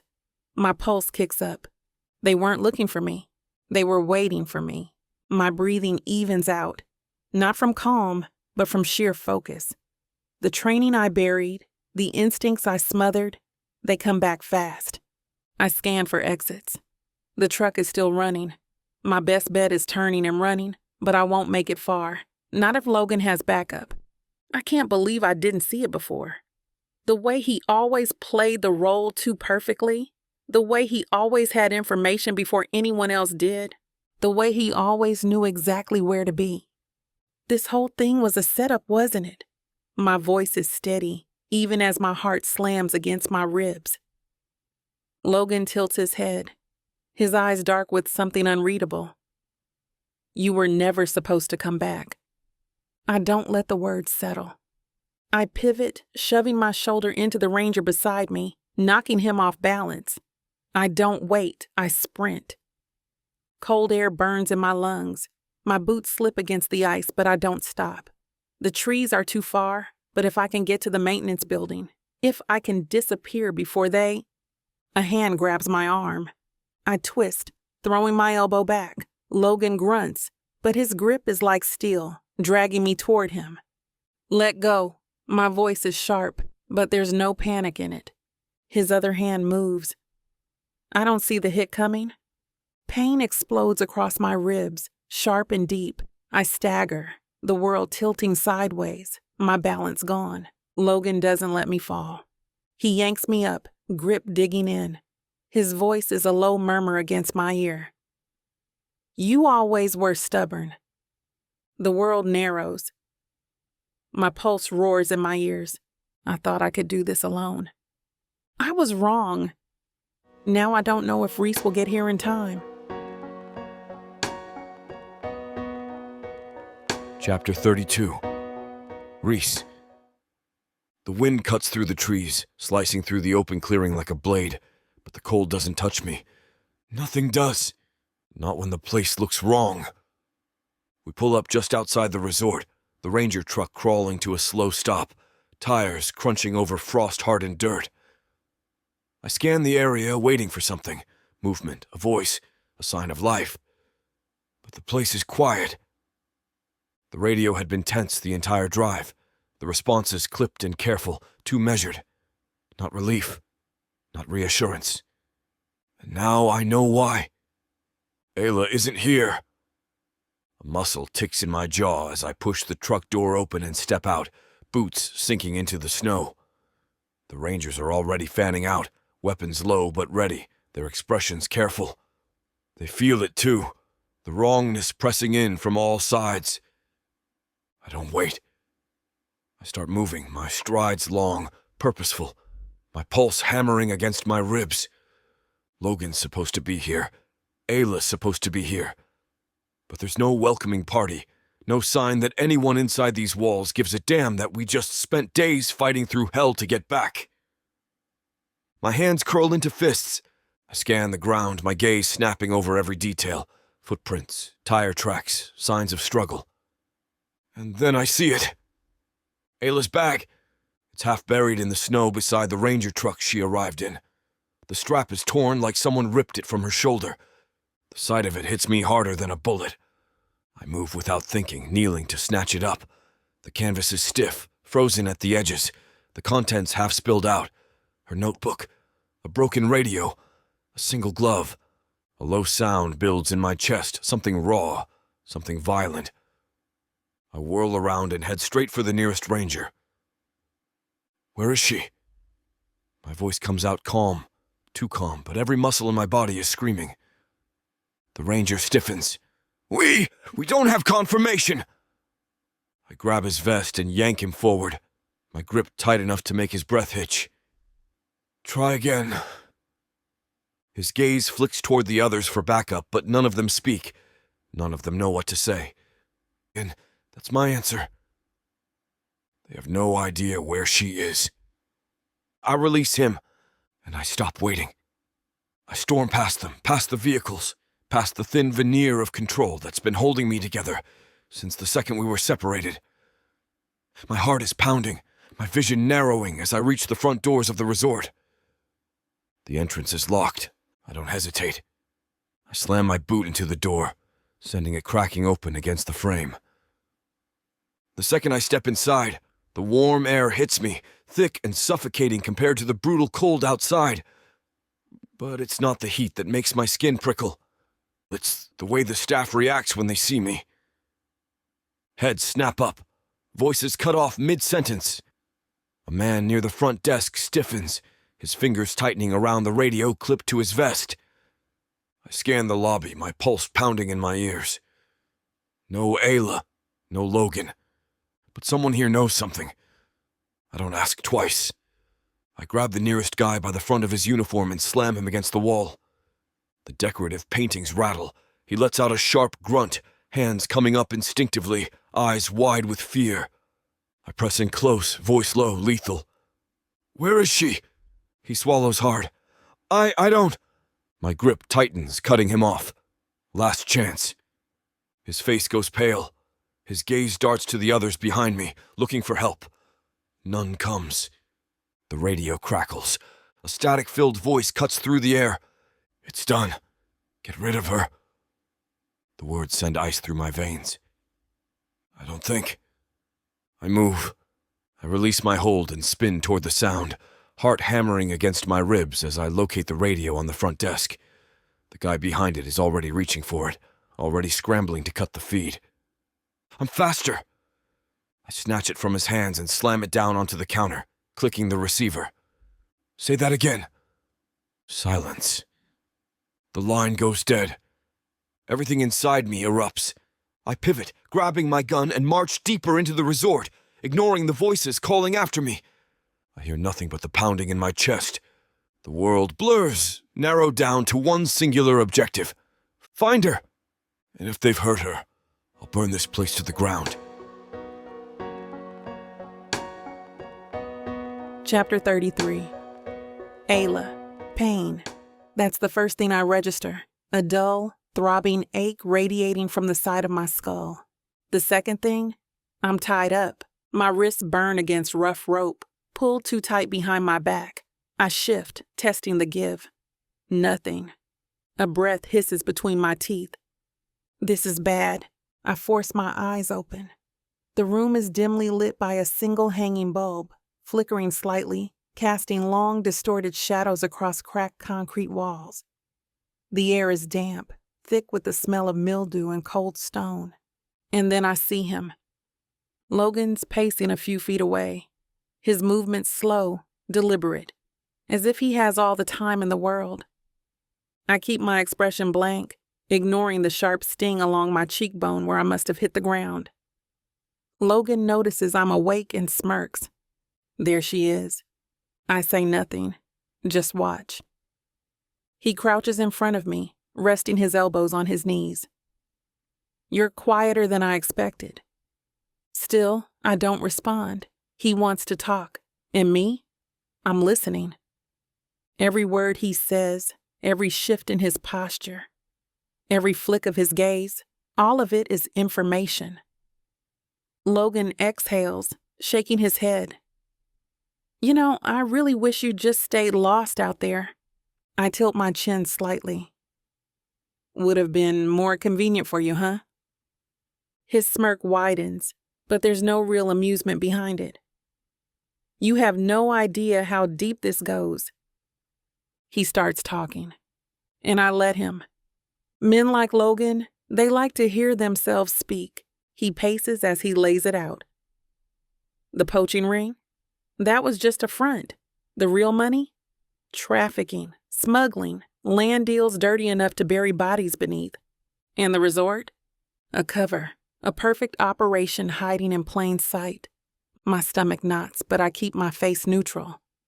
Logan glances over at me, as if waiting for a reaction. When I give him nothing, he chuckles. You're smart, he says. I can see why Walker got caught up with you. Rhys. I keep my expression even, but my pulse kicks up. Logan sighs, almost like he's disappointed. Shame, really. I could have found a use for you. I finally meet his gaze. And yet, here I am, still breathing. His smirk fades. There it is, the crack in his patience. I lean back against the wall, shifting slightly. It's subtle, but enough to check my bindings again. There's a knot pressing into my wrist. Sloppy. A mistake. Logan must notice my movement because he steps closer. He crouches again, fingers gripping the rope at my wrist, tightening it just enough to make it sting. You don't get it, do you? His voice lowers. There's no one left to save you. He's wrong. He's so wrong. But I don't need Rhys to save me. I just need one opening. I bait him. A slow inhale, my shoulders slumping slightly. Not too much, just enough. Logan relaxes. And then he makes a mistake. He moves to untie one of my hands. Maybe to shift me, maybe to reposition. I don't give him the chance. I move first. My elbow slams into his ribs sharp and fast. His grunt is brief, but I don't stop there. I pivot, using my body weight, wrenching my half-free hand upward and... Crack! Logan stumbles back as my fist connects with his jaw. I twist my wrist, slipping free from the loosened binding as he recovers too fast, lunging back at me. He slams me against the wall, his forearm pressing against my throat. The concrete is cold against my spine, my pulse hammering in my ears. I thrash, but his weight pins me down. You think you're something special? He sneers, breath hot against my cheek. You think you're going to fight your way out of this? I meet his gaze, my voice like steel. I think you just lost. The door slams open. The light spills into the room, framing a shadow in the doorway. Logan barely has time to react before Rhys moves. 1 second, Logan's pinning me. The next, Rhys rips him off me like he's nothing. Logan stumbles, but Rhys is on him before he can recover. His fist connects with Logan's jaw with a brutal crack, sending him crashing to the floor. Logan tries to scramble up, but Rhys doesn't stop. His knee presses into Logan's chest, his forearm pinning him down hard enough to choke the air from his lungs. The look in Rhys's eyes, deadly. Logan chokes out a laugh. Took you long enough. Rhys presses harder, the muzzle of his gun digging into Logan's temple. My breath catches. I see it. Rhys unhinged. Logan coughs, shifting slightly under Rhys's weight. You can kill me if you want, he says, voice rasping. Won't change anything. Rhys doesn't move. I do. I step forward, my fingers closing around the knife I'd managed to swipe during the fight. Rhys's head snaps toward me, his grip on Logan's throat loosening slightly. I kneel beside them, blade glinting in the dim light. Logan's eyes flick between us, something new creeping into them. Not arrogance, not confidence. Fear? Good. I lean in. You have 2 options, I say, my voice calm. Tell us what we want to know. Logan swallows hard. Or, he rasps. I smile. And press the knife just slightly deeper into his side. Logan stills. Rhys watches me, something unreadable in his expression. This ends now. Chapter 34. Rhys. I've seen men like Logan before, the ones who think power makes them untouchable, that they can carve up the world however they want and never answer for it. He doesn't look untouchable now. The bastard is hunched in a chair, wrists cuffed to the metal frame, his split lips still slick with blood. The swelling around his eyes darkening, purpling into something ugly. But he's still smiling. A smug, satisfied sort of smile, like he thinks he's already won. My grip on the back of his chair tightens, leaning in just enough that he feels the weight of me. The storm outside rattles the window, the wind howling like a wounded thing. You want to keep grinning? I murmur. Or do you want to start talking? Logan exhales sharply through his nose like I amuse him. What's the rush? We've got time. My jaw ticks. Not for you. His gaze flickers to Ayla, a mistake. She's seated against the far wall, arms wrapped around herself, legs drawn up, staring at nothing. The bruises on her wrists stand out against her skin, harsh reminders of everything that's happened. But she isn't shaking, she isn't crying, she's just still. Too still, like a bomb waiting to go off. Logan smirks. Looks like your girl's finally out of fight. I move before I think.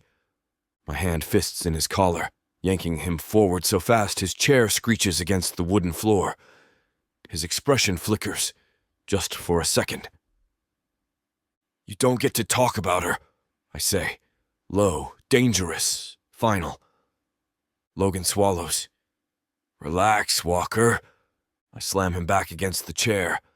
He grunts, his head snapping to the side, and when he looks back up at me, his smirk is gone. Good. You have no idea what you just got yourself into, he mutters. This is bigger than me, bigger than you. The second I don't check in, they'll know. And you'll be the one in a chair next time. The muscle in my jaw flexes, but I don't respond. I already know. This wasn't just about poaching. It never was. Logan's operation was the front, a distraction to keep people from looking closer at the bigger picture at what's been happening behind closed doors. Smuggling, trafficking, dirty land deals that would bury bodies as easily as secrets. And Ayla and I, we weren't supposed to walk away from that frozen valley. Logan exhales slowly, rolling his shoulders like we're just having a chat. Here's the thing, he says, voice casual. You can kill me if you want, but it won't stop what's coming. I don't say anything. I just reach into my pocket and pull out my knife. Logan tenses, just slightly, but I see it. I flip it open. Let the blade catch the dim light of the room. Let him think, just for a second, that I'm going to carve answers out of him instead of pulling them from his mouth. His Adam's apple bobs. He finally talks. Not cleanly, not easily. I have to drag the truth out of him in pieces. Let him choke on his own silence before forcing him to break it. But eventually, the picture comes together. And it's worse than I thought.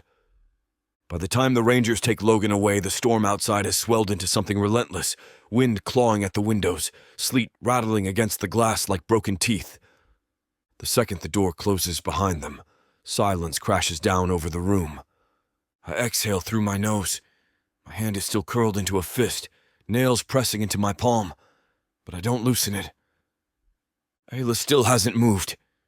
She's been silent this whole time, watching, listening, letting Logan's words settle like stones in her chest. I push away from the table, moving toward her. She stiffens slightly when my shadow falls over her, but she doesn't flinch when I crouch down in front of her. I study her face, the set of her jaw, the tension in her shoulders, the way her fingers twitch against the bruises on her wrists like she's trying to scrub them away. The sight of it does something to me, something I don't have words for. "You scared the hell out of me," I say. The words come out rougher than I meant them to, like they're being torn from me instead of spoken. She looks up. Her eyes flicker over my face, reading me, measuring me, but she doesn't say anything. That does something sharp to my chest. "Say something," I murmur. She swallows, lips parting slightly, but nothing comes out. I shake my head, letting out a slow breath. "You don't have to need me, Ayla, but I'm not walking away." Her fingers twitch. Since I found her, this is the first time she reaches for me. It's not much. A hesitation, a breath, a slow, trembling movement as her hand brushes against my arm before retreating. But it's enough for the time being. Chapter 35. Ayla. The walls in this room aren't closing in. Not really. But they feel like they are. The air is warmer than it has been in days. The fire crackling in the corner fills the space with a soft glow, stretching shadows long across the wooden floors. It should be comforting, safe, but it isn't. Not when my body still hums with leftover adrenaline. Not when my mind won't quiet. I sit on the corner of the bed, running my fingers over the bruises on my wrists, feeling the raised marks of rope-burned skin. A reminder. I'm alive, but it doesn't feel like it. Behind me, Rhys is still awake. I can hear the shift of fabric, the slow scrape of ceramic against wood as he sets his untouched coffee down on the table. He hasn't said anything in a while, but I can feel his gaze on me, heavy, waiting. The silence drags between us, stretching, waiting. The tension isn't sharp like before, not like when we were out there fighting to survive. This is different. This is something softer. Rhys sighs, low and rough. I hear the creak of the chair as he leans forward, elbows braced on his knees. "You don't have to keep doing that," he says. I glance at him, brow furrowing. Doing what? His gaze flicks down to my hands, still absently tracing over the bruises. That, I hadn't even realized I was doing it. Rhys watches me for a moment longer, then rubs his nose bridge, exhaling hard. "You should get some rest." I almost laugh, not because it's funny, but because he actually thinks that's possible. Instead, I shake my head. I can't. He nods slightly, like he expected that answer. He looks down at his hands, then back at me, and then, so softly I almost don't hear it, he asks, "When's the last time you let yourself breathe?" The words knock something loose in my chest, because I don't have an answer, because I don't think I ever have. I swallow, but my throat is too tight, my pulse too loud in my ears. My gaze drops to the floor, my fingers curling into the blanket beneath me. Say something, Ayla. But what? I can't put it into words. The storm inside me, The way everything feels like it's still moving, even though we finally stopped running. But Rhys is waiting, so before I can shove the words back down, I say, I have no clue how to do this. The second it's out, I wish I could take it back, but Rhys doesn't miss it. He leans forward slightly, resting his forearms on his knees, his eyes dark and so damn steady.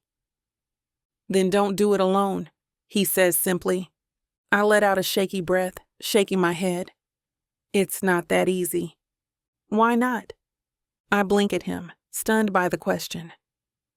Because, I say, like it's obvious, because if I let myself have this, have you, it means I have something to lose. I don't say that part out loud, but I don't have to, because Rhys already sees it. He nods once, slow and measured, like he's weighing his words before he speaks. You don't have to lose this. The breath in my lungs stutters. I look at him, and it hits me all at once, how much I want this. How much I want him. How much I've wanted him since that first night in the woods, when it was just the two of us against the cold, against the danger, against whatever this is between us. My pulse pounds beneath my skin, loud and reckless, and before I can talk myself out of it, I move. Rhys barely has time to react before I reach for him, before I pull him to me, my hands fist in his shirt, dragging him forward, and I kiss him. It's not careful. It's not slow. It's desperate, raw, the kind of kiss that shatters the last of the space between us. Rhys makes a low sound in his throat, something between a growl and a sigh, and then he's kissing me back, as if he's been waiting for this. His hands come up to my waist, firm and warm, anchoring me, but he doesn't take control. He lets me take, lets me want, lets me fall. For a moment, I let myself sink into it, into him. His fingers pressing into my skin, his breath warm against my lips, the way he tastes like coffee and something sharper, something entirely him. For a moment, I let myself believe, but then reality comes crashing back. I tear away from him, my breath coming too fast, too sharp. My hands drop from his shirt like I've been burned, and suddenly the room feels too small again. Rhys blinks at me, chest rising and falling, stunned. Ayla. I can't, I whisper, shaking my head. His brows pull together, but he doesn't reach for me, doesn't move. Can't what? I force a swallow, my throat tight. Stay. The words are a lie. I want to stay, but the panic pressing against my ribs is bigger than my want. I take a step back, then another. The look in Rhys's eyes almost undoes me, but I force myself to keep moving. I have to go, because if I stay, I'll break. I turn and slip out the door. Rhys doesn't follow, and that's somehow worse. Chapter 36. Rhys. I sit in the stiff-backed chair, fingers drumming against my thigh, eyes locked on the men in front of me. This isn't a debrief. This is a warning. The air in the room is thick, suffocating, filled with the scent of burnt coffee and old wood, the dim overhead light flickering slightly as it swings on its chain.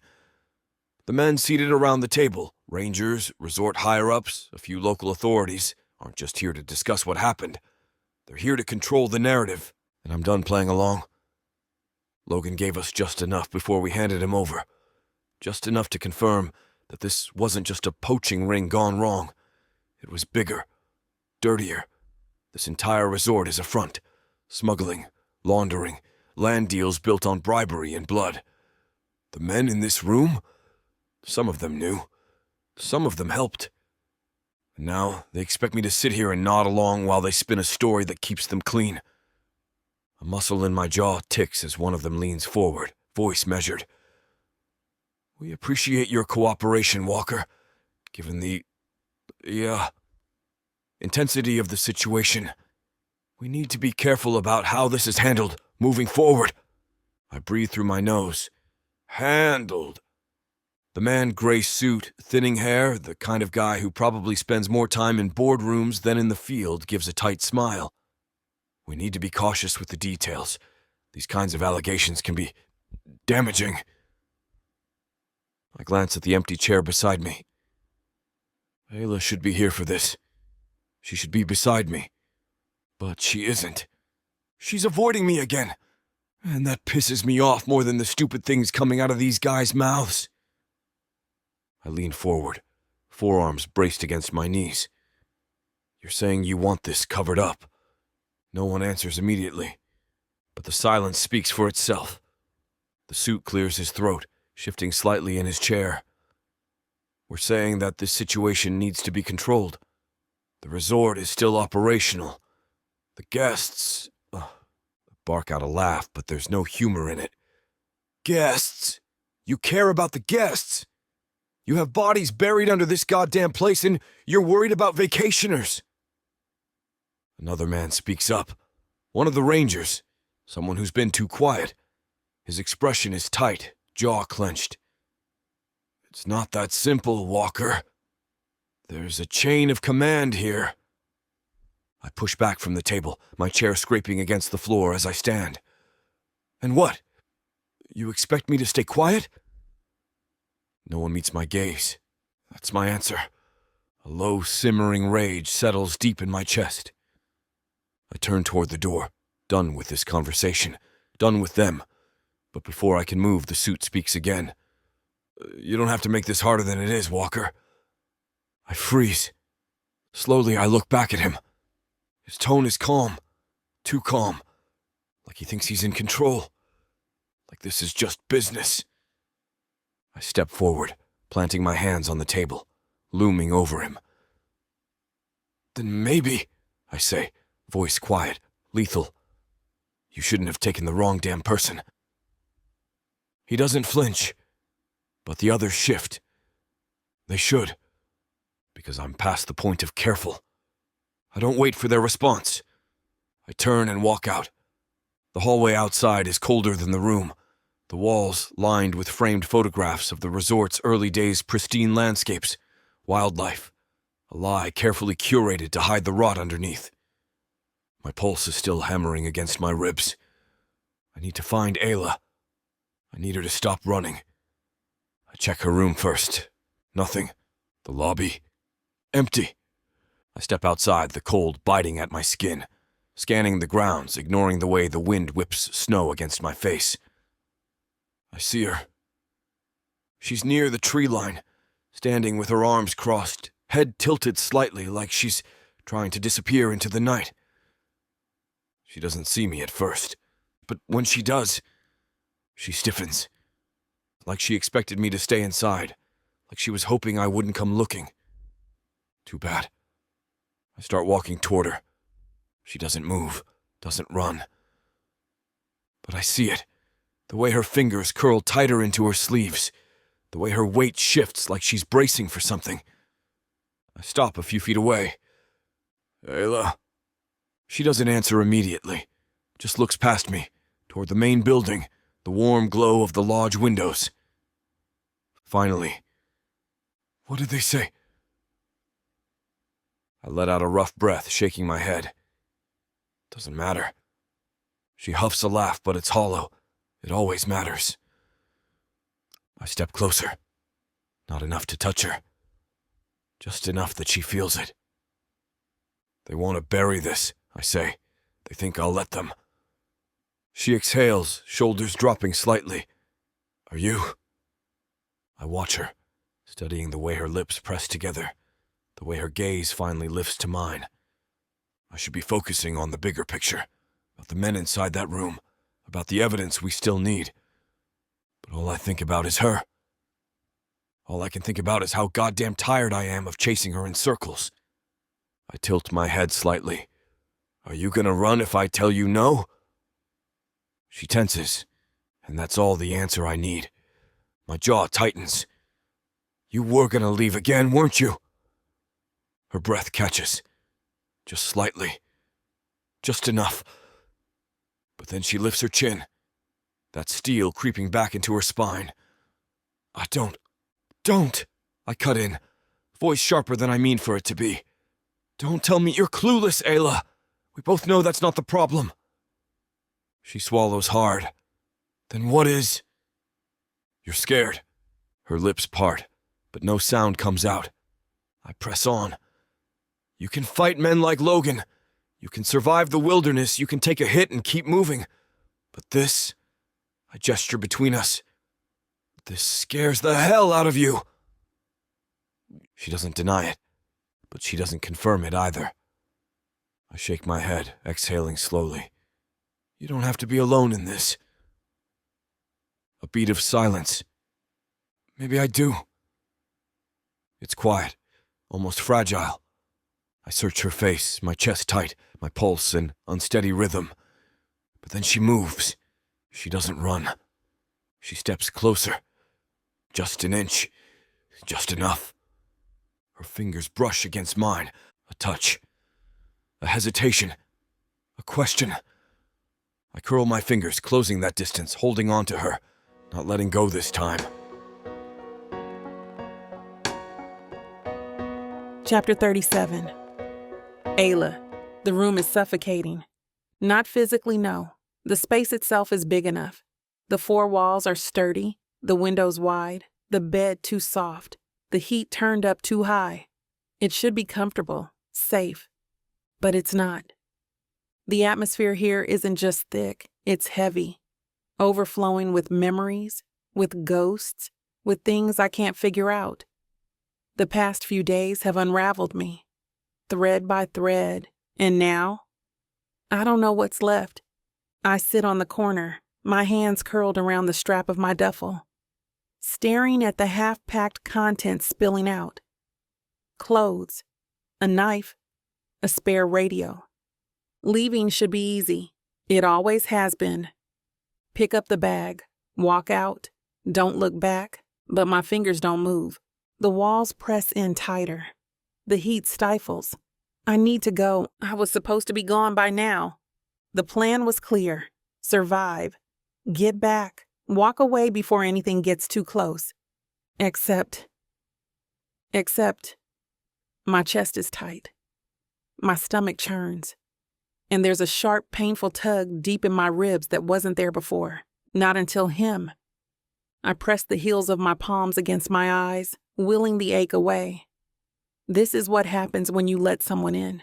When you let yourself believe, for even a second, that staying is an option. A knock at the door makes my breath hitch. I know who it is before I even turn. Rhys. I knew he'd come, but still my fingers curl tighter around the bag's strap, like it's an anchor, like if I just hold on a little harder, I won't slip any further.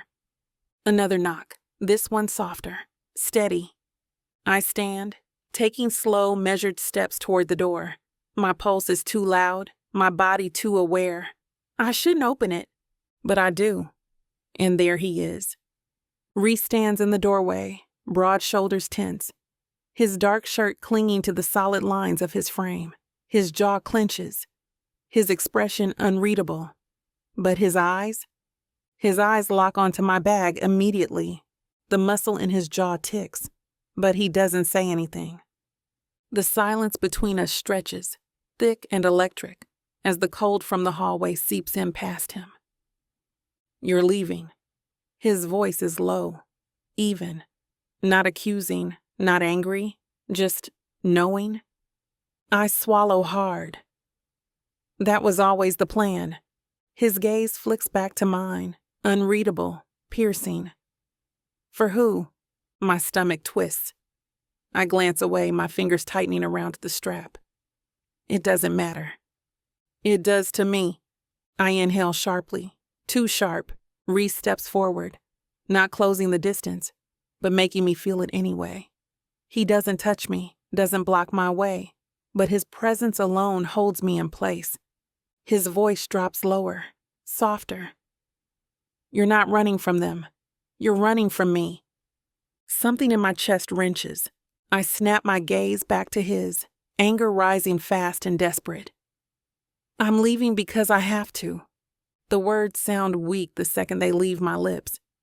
And from the way Rhys's eyes darken, He knows it. I take a step back, but he mirrors it, stepping forward, not trapping me, not forcing me, just there. Then look me in the eye, he murmurs, voice even, steady, and tell me it doesn't matter. I try. God, I try. But the words won't come. The silence stretches. I force my grip to tighten around the bag, forcing my feet to stay planted, forcing my throat to stay closed, because if I speak, if I so much as breathe wrong, I'll fall. Rhys sees it. He always sees it. And he waits. Waits for me to step forward. Waits for me to reach. Waits for me to stay. But I take the coward's way out. I step back. I swallow past the knot in my throat, force my voice out in barely a whisper. Goodbye, Rhys. For a second, just a second, I see it. The flicker of something breaking across his face. Too fast, too fleeting. But then it's gone. And so is he. Rhys doesn't move to stop me. He doesn't reach for me, doesn't beg. He takes a deep breath, his jaw ticking, his eyes so damn steady as he watches me. You walk out that door, Ayla? His voice is quiet, but it guts me. That's your choice, but don't pretend it's the right one. My breath stutters. My fingers tremble. I don't let go of the bag. I don't turn back. The door closes behind me, and it feels like the hardest thing I've ever done. I hope you're enjoying this audiobook by Vic Savon. If you want to keep hearing more audiobooks, then please hit that subscribe button and like the video. It may seem insignificant, but the more people that subscribe, the easier it is to produce more audiobooks in the future. So please help us out and subscribe to our channel. Thank you for listening, and now back to your book.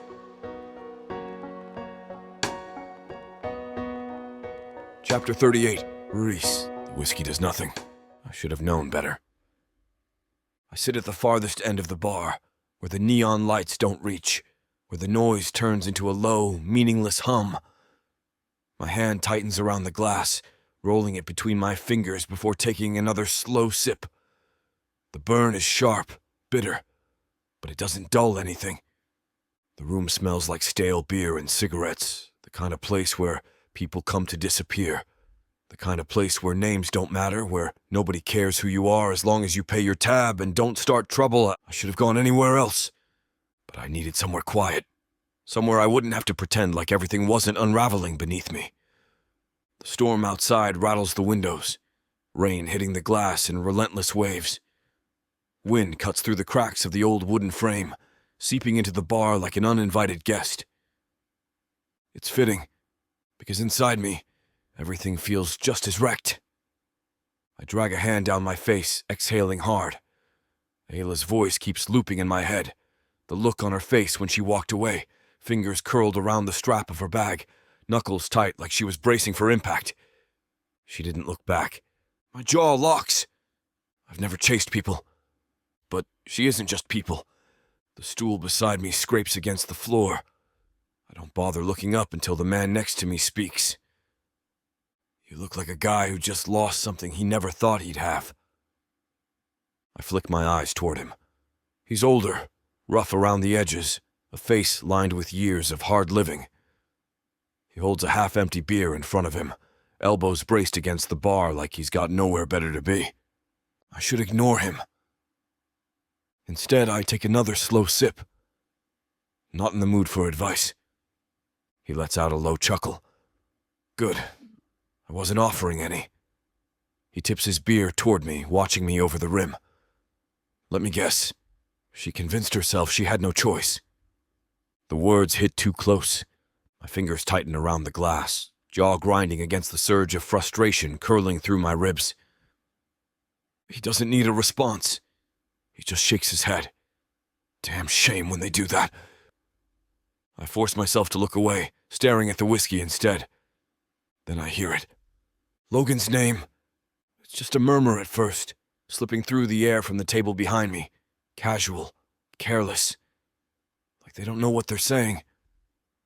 I shift in my seat, tilting my head slightly. They don't notice. Can't believe he's still kicking around after all that mess, one of them mutters, tapping his beer against the table. Thought for sure he'd go down with the rest of them. Yeah, well, his buddy huffs out a quiet laugh. Guy's got connections. My stomach knots. Logan isn't gone. He still has backup. I go still, listening harder, my pulse speeding against my temples. Somebody's got to clean up the mess, the first man continues. His voice drops lower, but I still catch it. And from what I hear, that girl. I don't hear the rest. I'm already moving. I drop cash on the counter, barely aware of the bartender calling something after me. My boots hit the wooden floor hard as I shove through the bodies crowding the space, heart slamming against my ribs. Outside, the storm is merciless. Wind rips through the streets, rain slamming in sheets against the pavement, but it doesn't register. Ayla didn't just leave to escape me. She didn't leave because she was scared. She left to finish this, alone. The thought sends a hot pulse of fury through my veins, burning beneath my skin. I step into the rain, barely feeling the cold as I yank my phone from my pocket, dialing the number I swore I wouldn't use, unless it was life or death. It rings once, twice. A voice picks up. Walker! I don't bother with greetings. Where is she? A pause, then a slow, measured breath. Didn't take you long. I clench my jaw. Don't play games with me, Ethan. The ex-military tracker I worked with years ago hums, like he was expecting this call. She came to me last night. My spine goes rigid. What the hell did she tell you? That she needed a way in. He exhales through his nose. Didn't say much else, but I can guess. Of course she didn't. Ayla never says anything unless she has to.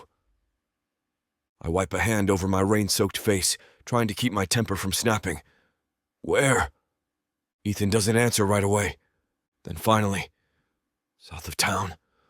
Old logging road just past the river. My pulse pounds. How long ago? 6 hours. I swear under my breath. She's already gone. A gust of wind slams into me, sending rain sideways, but I don't care.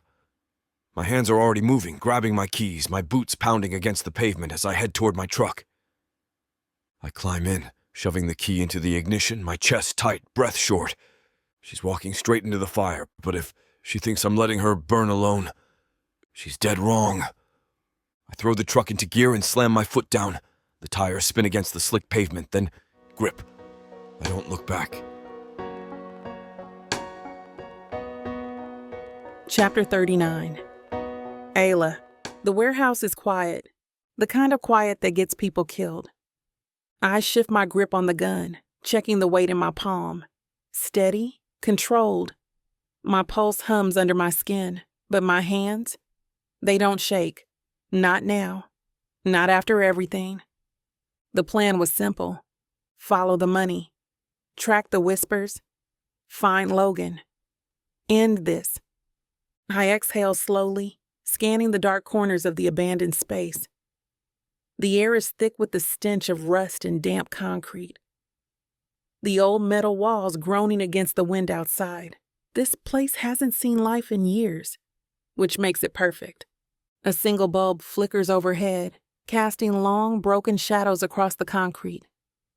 My boots scuff against the floor as I move toward the middle of the room. This is where it happens, where Logan walks in and realizes too late that the tables have turned.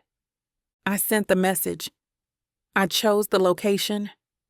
I hold the gun. But something isn't right. The weight of the silence presses against my ribs, wrapping too tight, too heavy.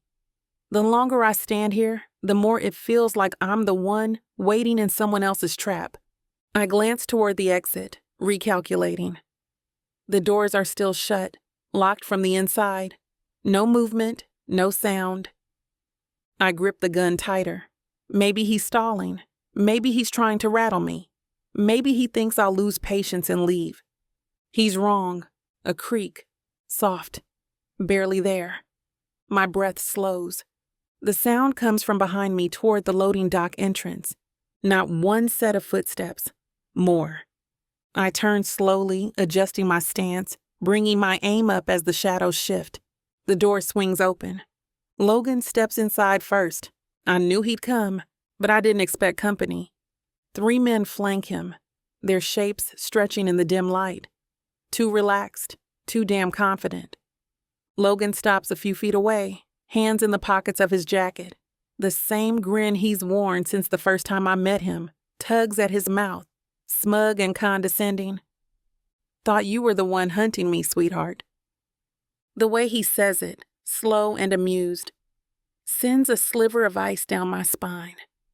But I don't let it show. I keep my gun steady, my expression blank. Still am, Logan chuckles, tilting his head. You think this ends with me?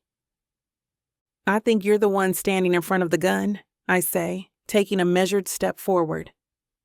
And I think you're going to tell me everything I want to hear before I put you in the ground. His smirk deepens. Cute, really. But you've been looking in the wrong places. I don't flinch, don't react, but the cold in my stomach sharpens. Then the man behind Logan steps forward. Bigger, older. A presence that fills the space like something toxic, seeping into every inch of the air around us. I've never seen his face in person, only in files, only in passing shadows. But I know him. And I know exactly what he is. My fingers tighten around the gun. Logan watches me carefully, like he's waiting for the realization to sink in. You've been real fun to watch, he continues, shoving his hands deeper into his pockets. You and your little boyfriend, running around thinking you could just dig up a grave without falling into it yourselves. I ignore the way my chest clenches at the mention of Rhys. This isn't about him. This is about finishing what I started. I shift my aim slightly, angling the gun toward Logan's head. Who's pulling your strings? Logan lets out a low, exaggerated sigh. Come on, Ayla. You're smart enough to figure that out by now. I am. I hate that I am. The poaching ring was never just about money. It was bigger. Smuggling, laundering. Bodies buried in more ways than one. The resort was a cover. The land, a chessboard for people who didn't mind spilling blood to buy silence. And Logan? He was never at the top of the food chain. The man beside him, the one who hasn't spoken yet, he is. You're gonna walk away? The man says, voice gravel rough and final. I let out a sharp laugh, shifting my stance. That so? Logan's grin widens. You should have taken your boyfriend's lead and stayed out of this. I don't hesitate. I move first. The gunshot cracks through the air, deafening, but I'm not fast enough. A hard impact slams into my side, knocking the air from my lungs. Pain splinters through my ribs as rough hands grab me, twisting my arms back. My gun is ripped from my grasp before I can react, clattering against the floor.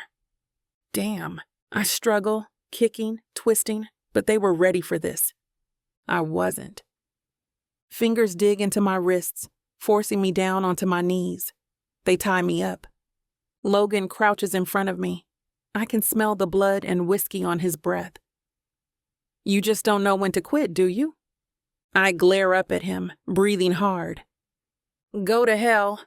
Logan chuckles, tilting his head. Sweetheart, we're already there. Then everything erupts.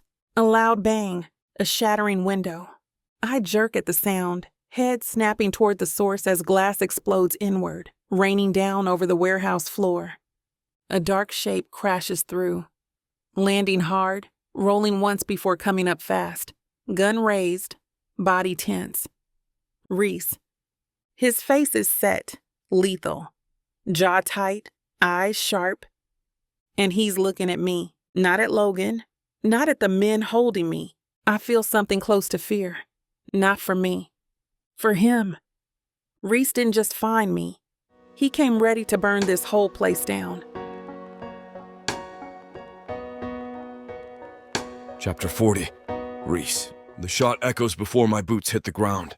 Glass shatters around me, the cold wind howling through the broken window as I land hard on the concrete floor. My gun is steady, my heartbeat a controlled drum against my ribs. Adrenaline sharpens everything, the dim, flickering light overhead, the metallic scent of rust and old blood, the subtle shift of Ayla's body in the room. She's bound, hands tied behind her back, her chin lifted, that defiant fire still burning in her eyes, even as Logan's men surround her. But she's alive. That's the only thing keeping me from painting this entire warehouse in blood. Logan turns slowly, his lips curling into a smirk, as if I just stepped into his game, not the other way around. You really came all this way for her, he muses, voice dripping with arrogance. You must be getting soft, Walker. I don't answer. I don't waste my breath on men who don't deserve it. Instead, I pull the trigger. A single shot, clean, precise. One of his men drops, body crumpling to the ground. The room explodes. Gunfire erupts, a storm of bullets ripping through the air. Ayla moves, twisting away from the hands that grip her, her body fluid, fast. Even tied up, she's dangerous. The moment she ducks low, her knee slams into the gut of the man closest to her. I fire again, taking out another. It's chaos. Boots scrape against concrete, metal clatters against crates, shadows dance in the dim lighting as figures blur together. I move through the space like a ghost, gun raised, every shot landing with brutal precision. Across the room, Ayla fights her own way free.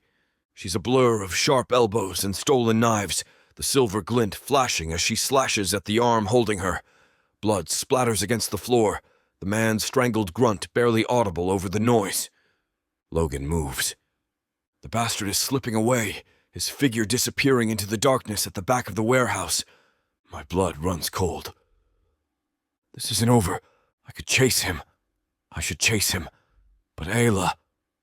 My gaze snaps to her, just in time to see another man lunge at her back. Not happening. I don't hesitate.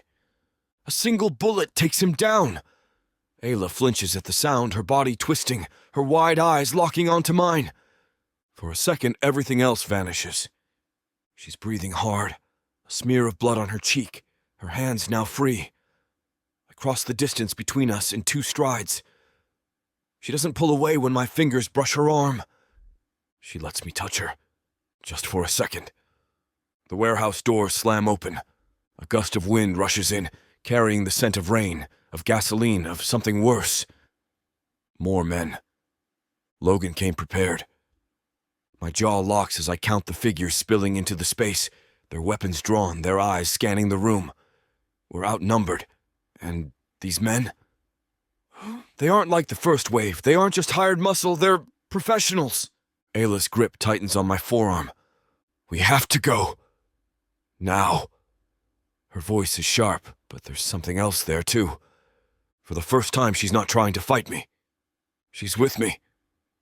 I nod, fingers curling around her wrist, ready to pull her with me.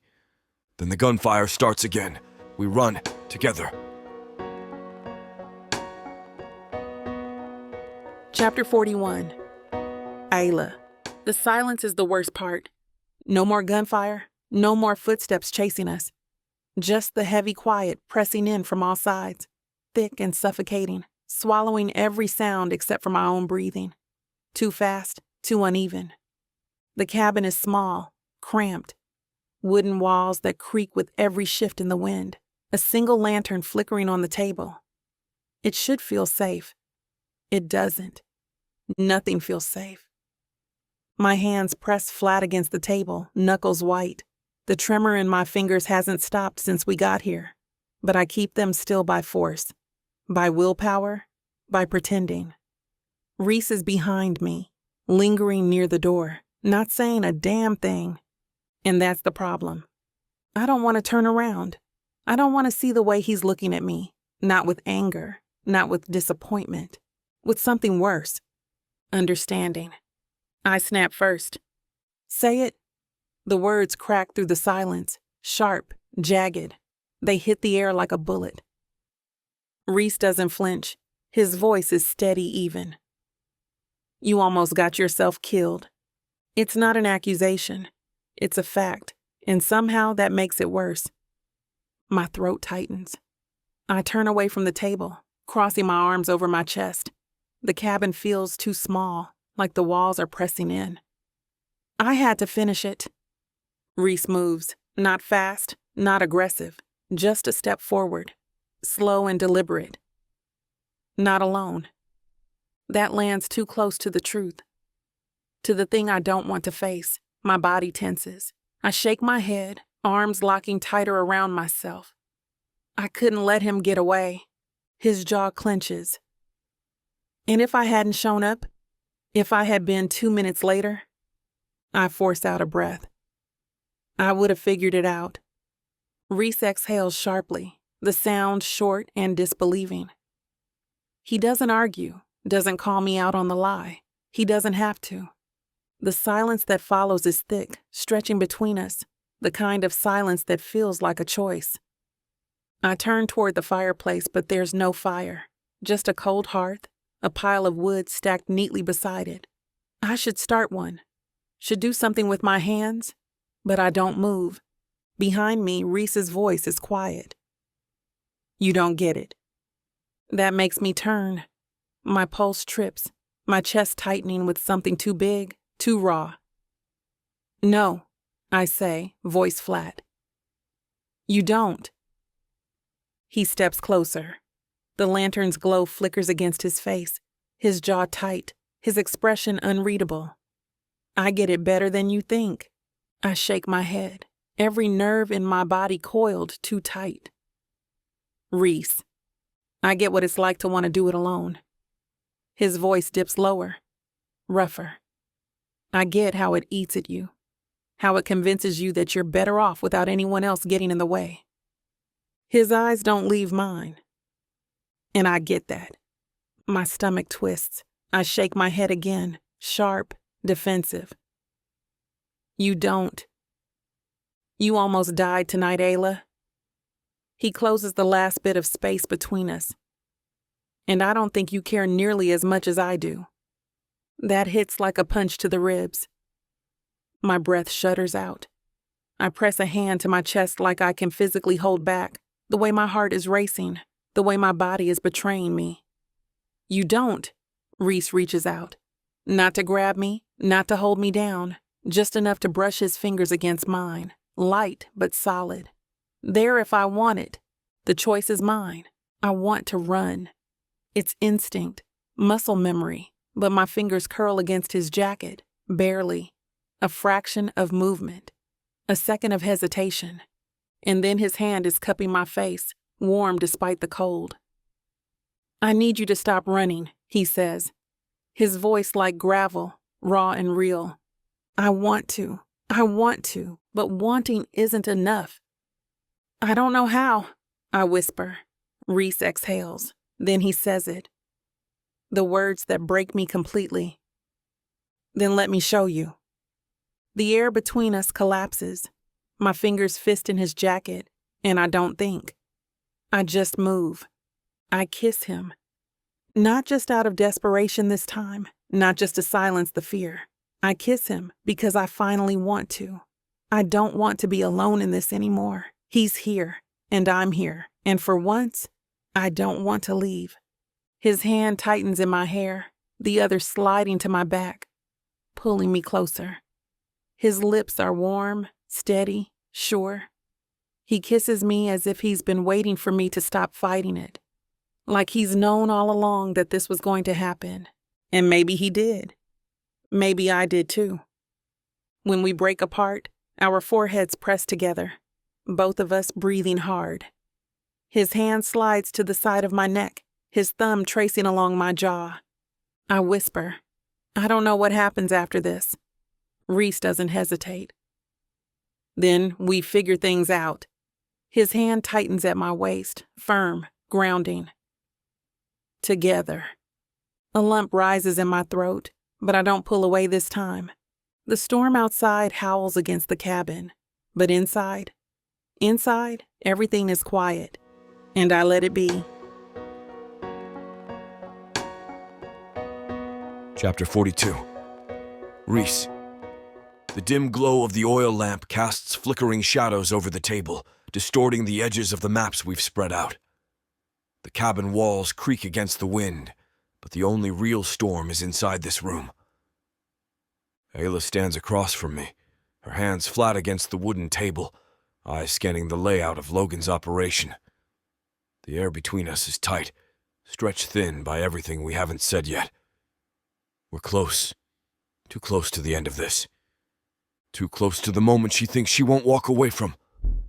I see it in the way her jaw clenches, in the way her fingers tighten around the paper, creasing the edges. She's not just planning for a fight, she's planning for the fallout. And I'm not letting her go down with it. I shift my weight, exhaling slowly, trying to keep my voice steady. We have a way in. She doesn't look up, just nods once. Yeah. I wait, watching her, watching the way she keeps running calculations in her head, her mind moving a mile ahead of the conversation. Her eyes flick over the marked points. Supply routes, security weaknesses, escape plans, but they don't settle on any of them. None of them matter to her. Not the way they should. The realization clenches deep in my gut. Ayla isn't planning for what comes after. She's planning to end this, no matter what it takes. And she thinks it might take her too. I grip the edge of the table. You think this ends with you burning out, don't you? She freezes. Not an inch of her body moves, not even a flicker of breath. Then slowly she lifts her gaze to mine. I think it ends when we make it end. It's not an answer. It's a distraction. I straighten, stepping around the table, closing the distance between us. That's not what I asked. Ayla's throat bobs as she swallows, but her expression stays unreadable. She tilts her chin slightly, defensive. Then ask the right question, Walker. A sharp exhale escapes me. She's still doing it, still holding the entire weight of this war on her own shoulders, refusing to acknowledge that she's not alone in this. Not anymore. I lean in, voice quieter but no less intense. You don't get to do this alone. Something flickers in her gaze. A hesitation. A crack in the armor she spent so long reinforcing. But she rebuilds it quickly, her hands curling into fists at her sides. I'm not asking you to follow me into this, she says, low and firm. You can walk away. You should. I laugh, a sharp, humorless sound. And let you take on Logan and his entire operation by yourself? Yeah, that's not happening. She shakes her head, frustration flashing across her face. You don't get it, Rhys. I step even closer, then make me. For a second, the only sound between us is the wind rattling the window pane. Ayla's breath is uneven, her body wired too tight, like she's balancing on the edge of something dangerous. And I get it. I get the fear, the need to keep distance, to control what you can when the rest of the world is chaos. But this fight isn't just hers anymore. Ayla drags a hand through her hair, pacing to the other side of the room. This isn't some mission, Rhys. There's no backup, no cavalry coming in if we screw this up.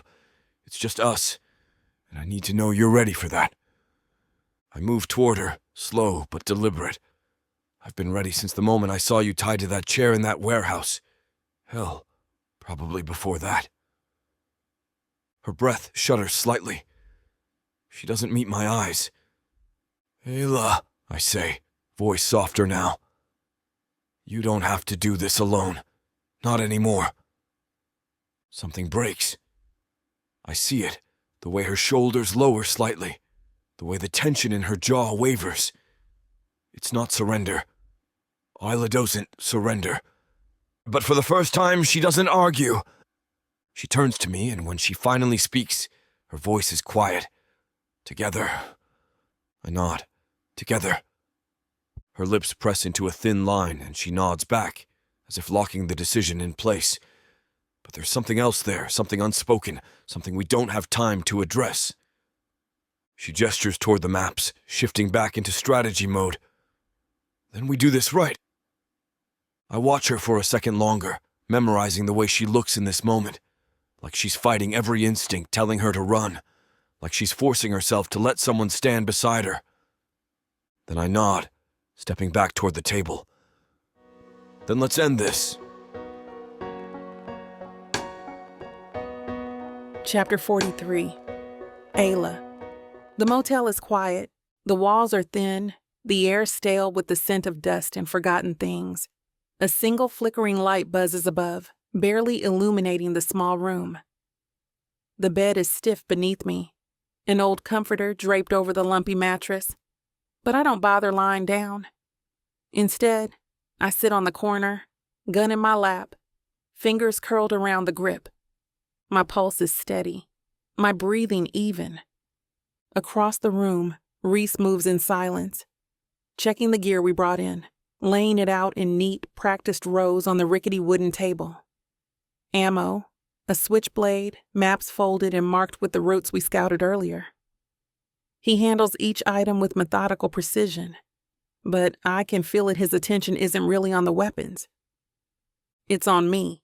His gaze flicks over every so often, studying me in that quiet, unreadable way of his. Like he's waiting for something. Like he expects me to say something. But what is there to say? We both know what tomorrow is, what it means. Either we take Logan and his boss down for good, or we don't walk out of this alive. The thought doesn't scare me, not the way it should. I've made my peace with the fight. But the aftermath? The question of what comes next, the possibility of a future where this war is over, where there's nothing left to fight but the ghosts that linger. That's what shakes me. My grip on the gun tightens, pressing my thumb over the cool metal of the safety.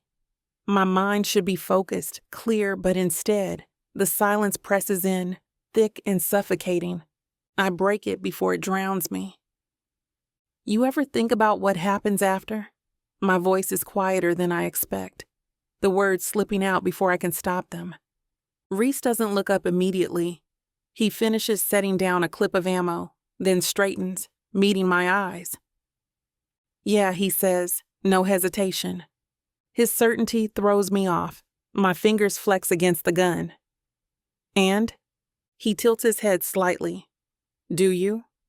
I force a small shrug, like it's nothing, like it doesn't matter. Doesn't really matter, does it? Rhys steps forward, closing the space between us, slow but deliberate. It matters to me. The words sink deep. I swallow against the sudden tightness in my throat. Glancing away, the tension in the room shifts, thickens, but I can't bring myself to look at him. If I do, I'll have to acknowledge the weight of it, the reality of this thing between us that I've spent so long trying to ignore. He's close now.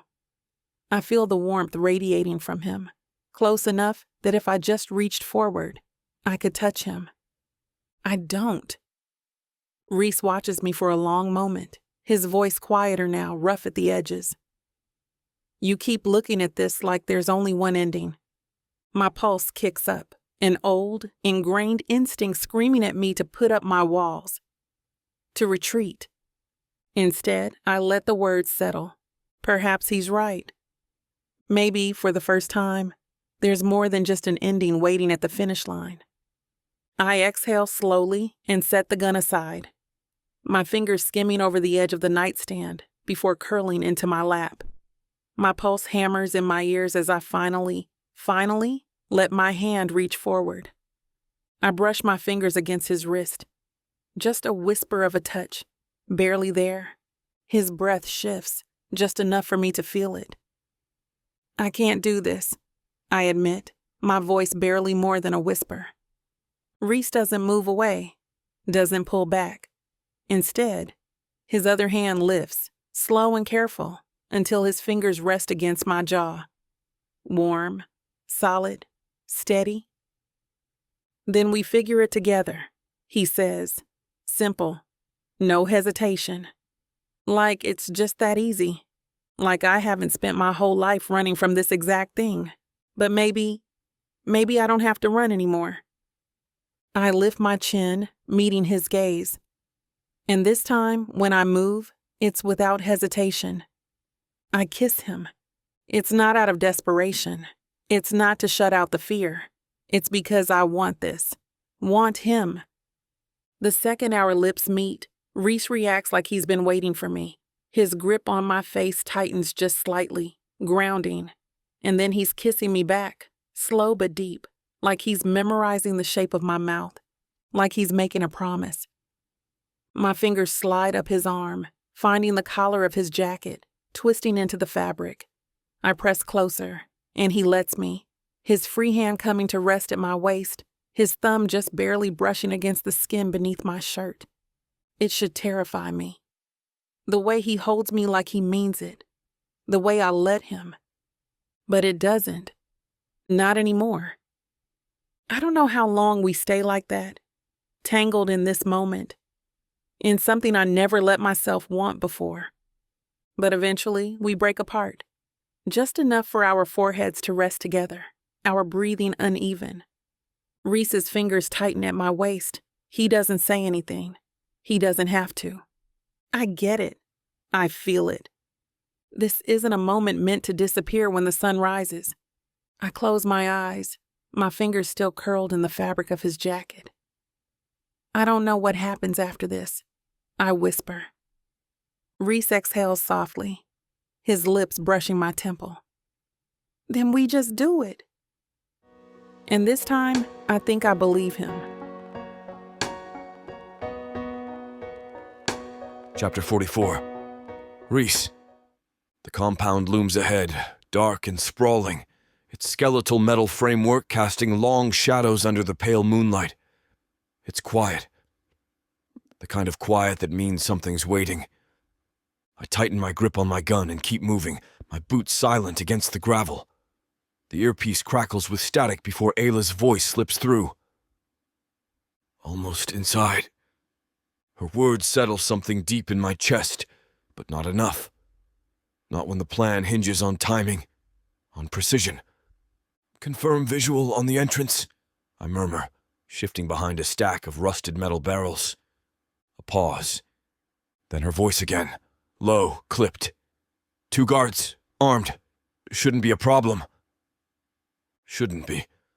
But we both know plans have a way of going to hell the second you think they're solid. I press my back against a cold shipping container, forcing my pulse to steady. Ayla's inside, working her way through Logan's stronghold, while I clear the perimeter. We spent hours studying the schematics, identifying weak points. Every move is calculated, every step deliberate. We have one shot at this. I shift, scanning the upper levels. A catwalk runs along the western side of the compound, leading to what looks like a security hub. That's my target. If I can override their surveillance, it buys Ayla more time inside. The wind picks up, rustling debris along the lot. I exhale and press forward, my body low, every movement controlled. I stay close to the shadows, working toward the metal stairs leading up. A guard steps out from behind a stack of crates. Too close. He turns, his eyes widening as they land on me, his hand jerking toward his radio. Damn. I move before he can react. One swift step in, my forearm crushing against his throat. His radio slips from his grip, landing with a muted clatter against the dirt. I twist my arm, cutting off his air until his body goes limp. Lowering him to the ground, I press a boot against his radio and grind it into dust. But the damage is already done. Somewhere in the distance, a siren wails. The floodlights snap on. The entire place lights up like a damn beacon. Rhys, Ayla's voice cuts through my earpiece, sharp now. What the hell was that? Guard, sloppy mistake. I push forward, moving faster now. You need to. The first gunshot cracks through the night, then another. The compound erupts, shouting, running footsteps, the sound of bodies scattering into position. I duck behind a steel beam, inhaling through my nose. This wasn't supposed to happen yet. I grip my gun tighter and return fire, taking down one of Logan's men before he can get his bearings. The guy crumples, his rifle clattering uselessly beside him. This was a stealth mission. Not anymore. Ayla's voice returns, steady but edged with frustration. I'm inside. Relief crashes through me like a violent tide, but there's no time to let it settle as a slow, mocking voice crackles over the loudspeakers. Well, well. Took you long enough, Walker. I freeze. Logan's voice bleeds through the compound, smooth and deliberate. You really thought this was gonna go your way, huh? He chuckles, the sound slithering through the speakers like poison. Thought you'd waltz in, guns blazing, and take me down? My jaw tightens. I don't give men like Logan the satisfaction of a reaction. Instead, I push forward. Rhys, Ayla again. Tell me you're moving. I press my earpiece. I'm moving. The words are more of a promise than a confirmation. She reports to me her position, and I heave a sigh of relief. No Logan yet. I slip into the next alley of stacked shipping containers, weaving through the chaos. I hear more gunfire in the distance. My team is still holding their positions, but not for long. Then Logan's voice returns. You always were too predictable. The unease in my chest solidifies into something sharper. But I wasn't expecting you to be so easy to bait. No. A chill locks around my spine. Rhys, Ayla's voice again. Then silence. The radio clicks off. A slow, lethal rage starts unfurling inside me. Ayla. Nothing. I break into a sprint, my breath steady, my vision narrowing. My hands flex around my gun. Logan didn't just prepare for us, he set this up. He wanted this, and Ayla is inside. I shove forward, muscle memory taking over as I reach the side door. It's reinforced, locked down tight. I don't hesitate. I fire. The lock shatters under the impact, and I slam my shoulder into the door, forcing it open. The hallway inside is dimly lit, lined with crates and abandoned equipment. I take a step forward. Then the PA system crackles again. Logan's voice is amused. You didn't think I'd make this easy, did you? A slow, rhythmic sound follows. It takes me a second to realize what it is. Applause. I inhale through my nose, steadying myself. Logan thinks he's in control, thinks he's running the board. But here's the thing. I've never played by the rules. I press deeper into the hallway, gun raised, body wired tight. One way or another, this ends tonight. Chapter 45. Ayla. The hall is narrow, the walls lined with rusted pipes that groan with every step I take. The scent of oil lingers, mixed with something stale, metallic. I grip my gun tighter, my finger just shy of the trigger as I press forward. My breath is measured, controlled. I've been in worse places, worse situations. But this one feels like walking into a story I already know the ending to. One step ahead. Logan has always been that way. He doesn't wait for people to hunt him. He lays the tracks himself. And I, despite all the planning, all the hours spent mapping out this compound, have the uneasy feeling that I'm exactly where he wants me to be. A voice echoes in my earpiece. Ayla, report. Rhys. Low, steady, the sound of him grounds me. I'm moving, I whisper. East corridor. No sign of Logan yet. Silence crackles through the line. I hear him exhale. Be careful. I don't answer. Because ahead of me, the dim corridor opens into a wide space, concrete floors, metal beams stretching high above, their rusted bones exposed beneath flickering industrial lights. And there, waiting like he's been here all along, stands him. Logan. He's leaned back against an old desk, one foot crossed over the other like he has all the time in the world.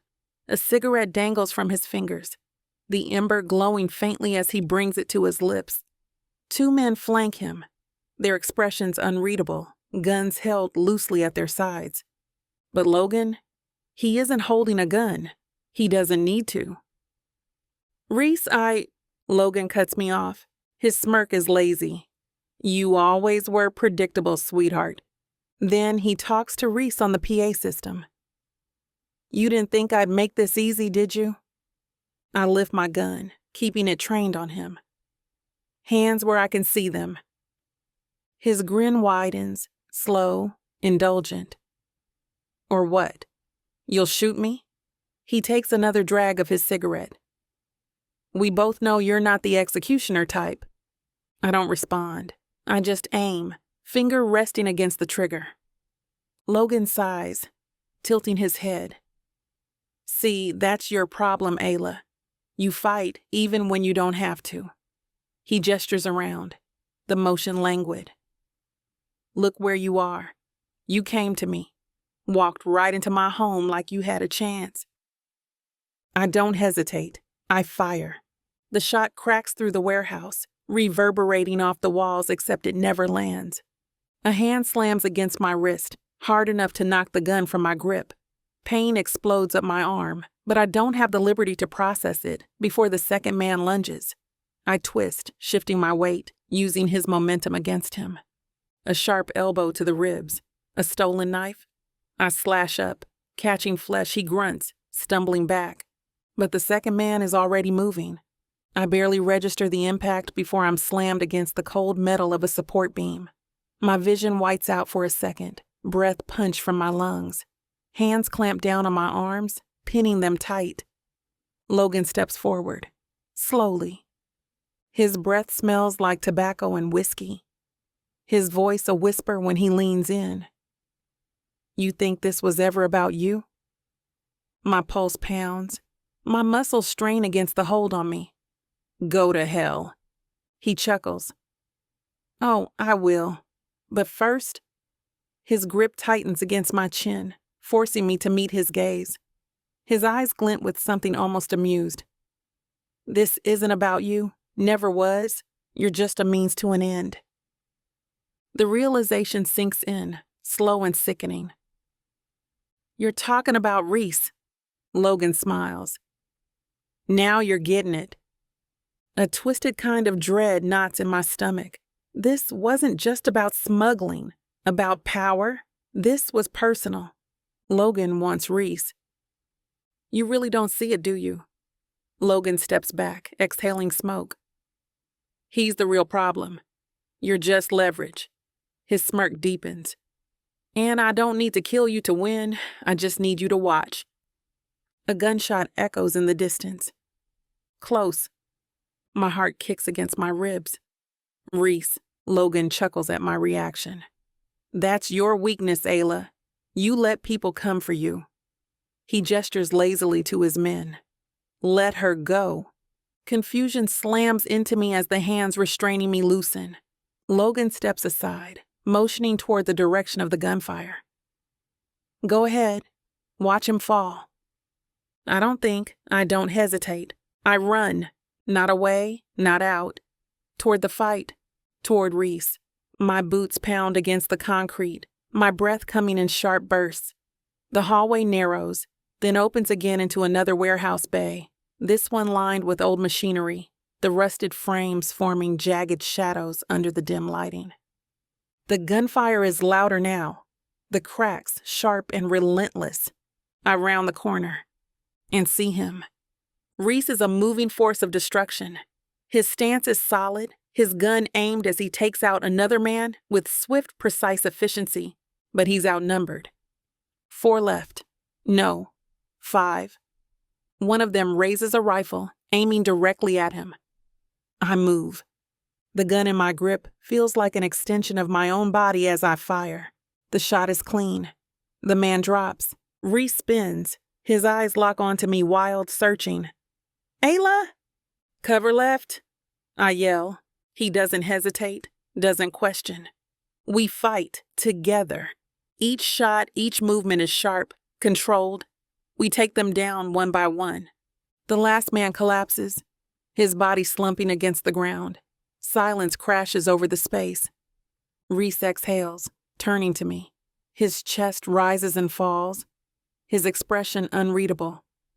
I don't stop to think. I close the distance. His hand finds my waist, grounding me solid and unshaking. His forehead presses against mine, his breath warm against my skin. "You okay?" His voice is rough, low. I nod, gripping his jacket. Logan's still ahead. Rhys pulls back just enough to meet my eyes. "Then let's finish this." I tighten my hold. "Together." He nods, his grip steady on me for one more fleeting second. Then we turn toward the final fight. Chapter 46. Rhys. The first shot cracks through the night. I press my back against the cold steel of a shipping container, grip tightening around my rifle. The compound stretches ahead of me, layers of old industrial structures, half of them repurposed into fortified barracks. Ayla is somewhere ahead, moving like a shadow through the maze of metal and rust. The earpiece crackles. "One guard on the south tower," she murmurs. "He's looking toward the gate. If you take him out, I can move."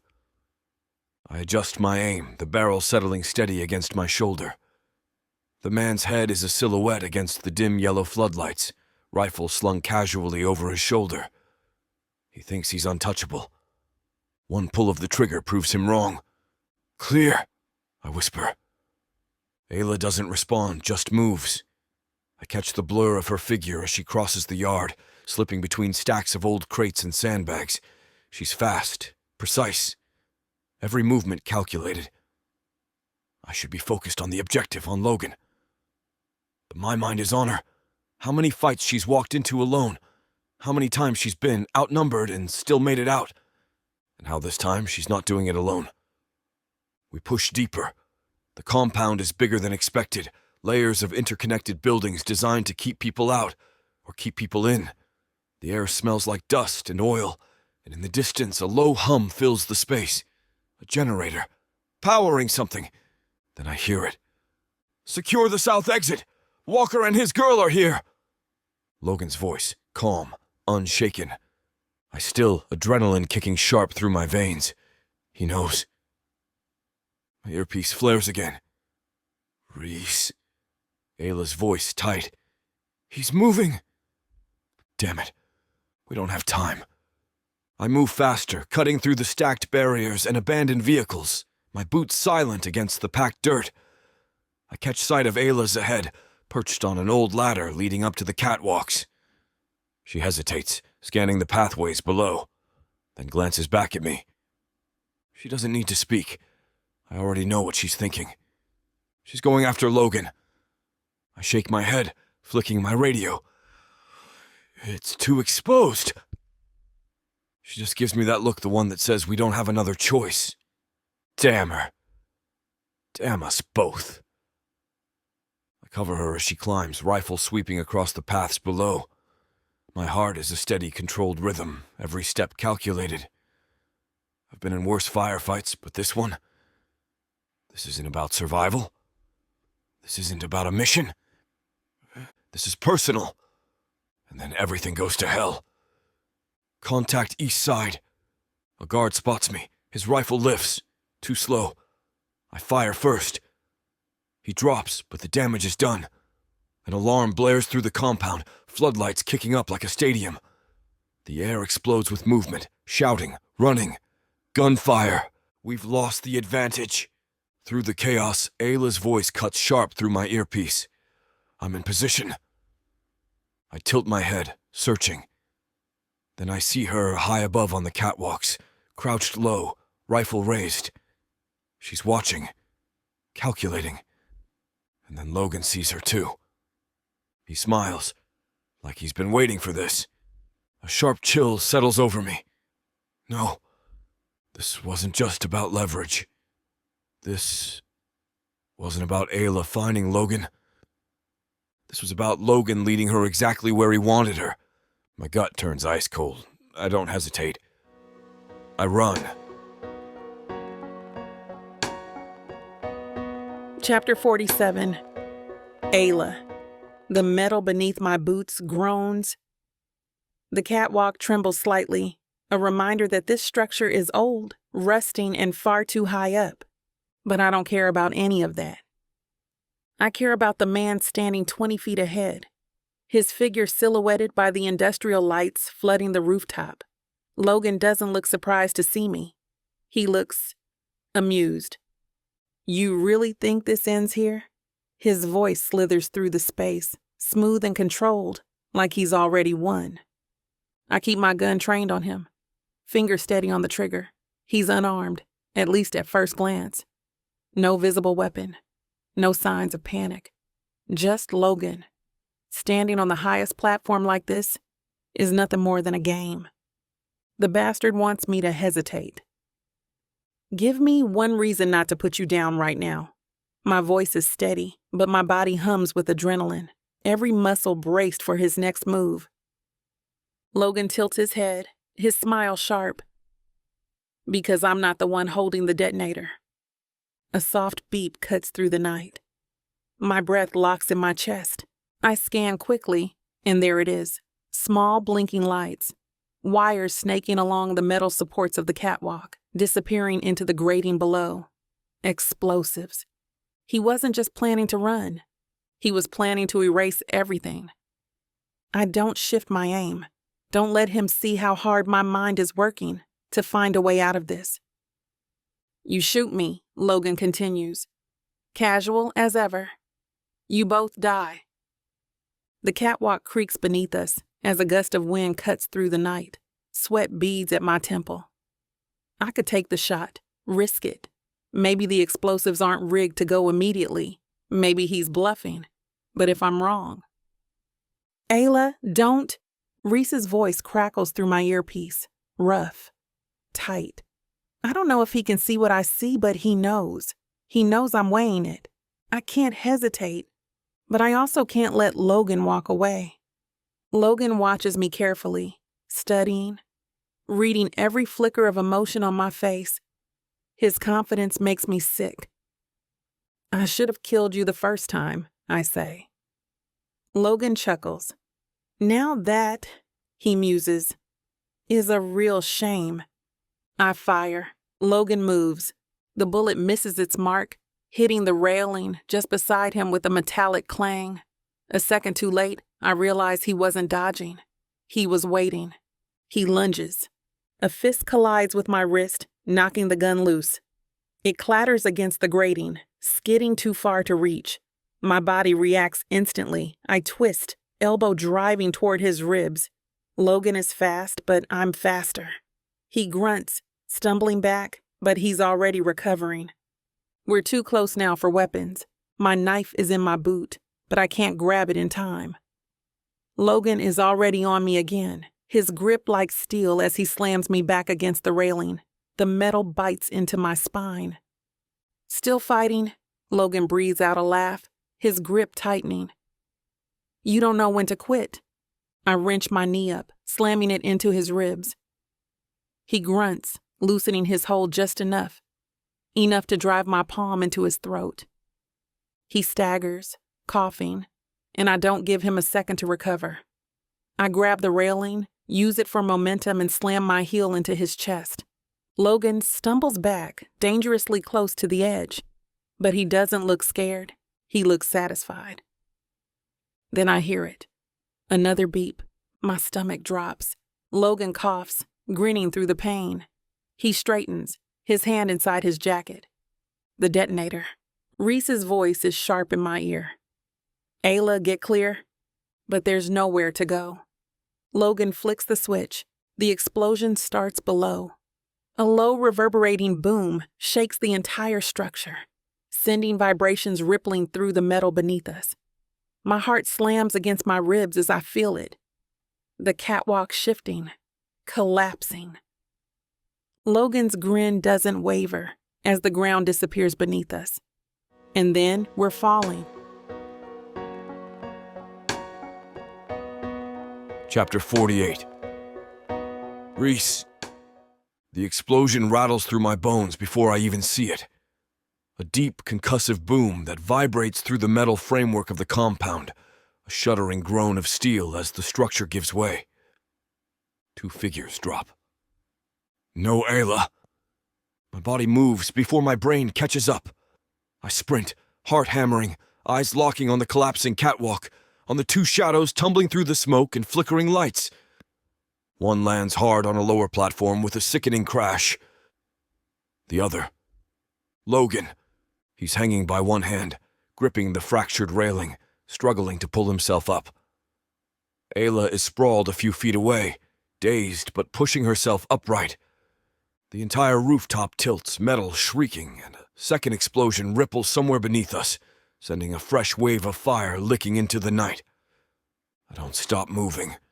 I climb onto the nearest support beam using the twisted remains of the walkway to haul myself up, ignoring the sharp pain knifing through my ribs. Ayla stumbles to her feet, gripping the railing for balance. Logan watches her, lips curling into something ugly, something smug, like he still holds the upper hand, like he still thinks he's winning. "You don't let things go, do you?" His voice is ragged, but his smirk is intact. Ayla's hand twitches toward her knife. I know that look in her eyes. Pure lethal focus. Logan doesn't deserve an easy death. I raise my gun, aiming straight for his head. "Walker," Logan says, still clinging to the edge, blood dripping from a cut on his forehead. "You really want to do this in front of her?" His grip shifts, casual, too relaxed for a man hanging between life and death.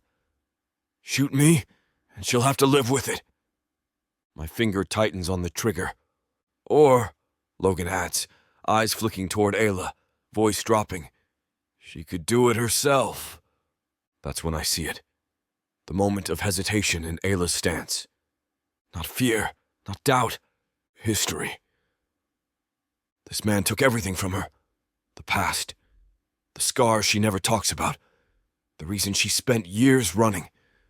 This is her fight just as much as it's mine. Logan sees the hesitation too.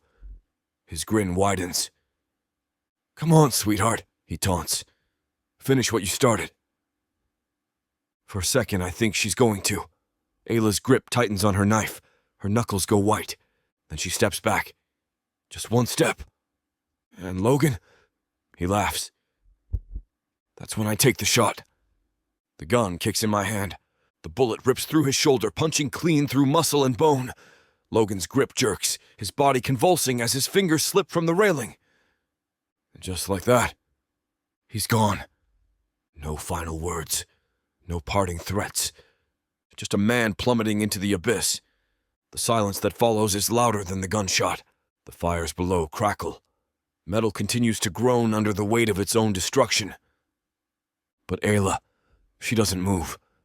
She just stares at the edge where Logan disappeared, shoulders tense, breath uneven. I lower my gun and step closer, my own pulse still hammering. "It's over." She doesn't answer. I touch her arm lightly, but it's like she doesn't feel it. Her whole body is locked up, her head tilted just slightly toward the void. "It doesn't feel over," she murmurs. I know what she means. I should feel relief. Should feel like something has been set right. But there's nothing clean about this. There's no victory. Just a body in the dark. A man who almost took everything from us. Gone in a matter of seconds. I slide my fingers beneath her chin, tilting her face toward mine. She lets me. Her eyes flicker in the dim, unreadable. "You didn't need to do it," she whispers. I hold her gaze. "Yes, I did." She exhales shakily, her fingers curling slightly against my jacket like she's steadying herself. Her breathing slows, but it's still ragged. Still uneven. She's processing. And I wait. This isn't just about Logan. It's about everything. The fight. The running. The years of looking over her shoulder. The way survival became instinct, became the only thing she knew how to do. The moment she lets herself believe it's over, really over, is the moment she has to figure out what happens next. And that's terrifying for both of us. Finally, she presses her forehead against my chest, just for a second. Just long enough for me to feel the way her body exhales, long and slow. Then she pulls back, jaw tight. "We need to go." I nod, swallowing the ache in my throat. "Yeah." We step away from the ledge, leaving Logan's ghost behind. but I don't miss the way her fingers linger against mine, just barely as we walk away. And I don't let go, not this time. Chapter 49. Ayla. The hum of the car engine is the only sound between us. The road stretches ahead, dark and endless, lit only by the occasional flicker of headlights from passing cars. The city, the wreckage, the bodies left behind, the smoke still curling into the night sky, disappears in the rearview mirror. But it doesn't feel gone. It feels like it's still sitting between us. Rhys's hands grip the wheel, knuckles pale against the leather. He hasn't said a word in the last 30 miles, and I haven't either. The silence isn't heavy. It's something else. A waiting kind of quiet. A space that neither of us knows how to fill yet. I shift, adjusting my arm where the gash along my bicep throbs beneath the hastily wrapped bandage. The pain is dull now, just another ache among 100 others. But it's not the wound keeping me awake. It's the fact that I don't know where we're going. We're going to have to stop soon, I murmur, breaking the silence. Rhys doesn't glance over. His jaw tightens, his focus locked on the road ahead. There's a motel a few miles up. His voice is low, like he's only half in the present. Like he's still up there on that rooftop, with the gun in his hand, and Logan slipping into the dark. I should say something. A thank you. A reassurance, but the words don't come because I don't think either of us knows what happens next. We survived. That should mean something. But survival isn't the same as peace. The vacancy sign flickers as we pull into the lot. It's the kind of place that sees more fugitives than tourists, where the neon lights stutter and the air smells faintly of stale coffee and regret. Rhys pays in cash, doesn't ask for a receipt. The woman at the front desk barely looks up, just slides him a key. The room is small, the wallpaper faded, the bed covered in a threadbare comforter. It's not the worst place I've been, but it's not home. Then again, I don't think I've ever had one of those. I drop my bag onto the chair, exhaling. My body is a collection of bruises, my limbs heavy, my head a mess of things I have no clue how to unpack. Rhys stands near the door unmoving. His hands rest on his hips, his shoulders tense beneath the weight of something unseen. I watch him from across the room, the way his chest rises, controlled and slow, the way his fingers twitch like they're resisting the urge to clench into fists. We're both waiting. But for what? For one of us to break? For one of us to say, "What now?" I don't realize I'm holding my breath until he finally speaks. "You should rest." His voice is rough, like he's been dragging those words behind him for miles. I swallow. "You should too." His lips press into a thin line. We both know he won't. The air shifts between us, thick with exhaustion, with the ghost still clinging to our skin. I step forward before I can stop myself, before I can convince myself to retreat. The space between us vanishes, and I press my palm to his chest, just above where his heart beats steady and strong beneath his shirt. His breath stutters, his head dips.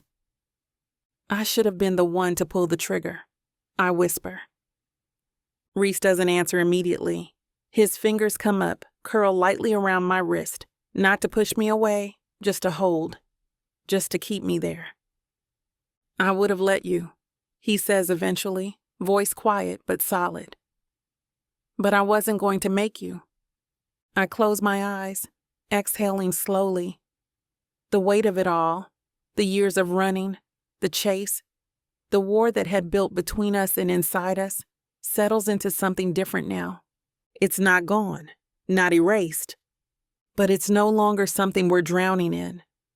Rhys shifts, his forehead pressing lightly against mine. The smallest touch, but it grounds me. The warmth of him, the steadying presence that has somehow always been there, whether I wanted it or not. I can't stop running because I have no idea how, I admit.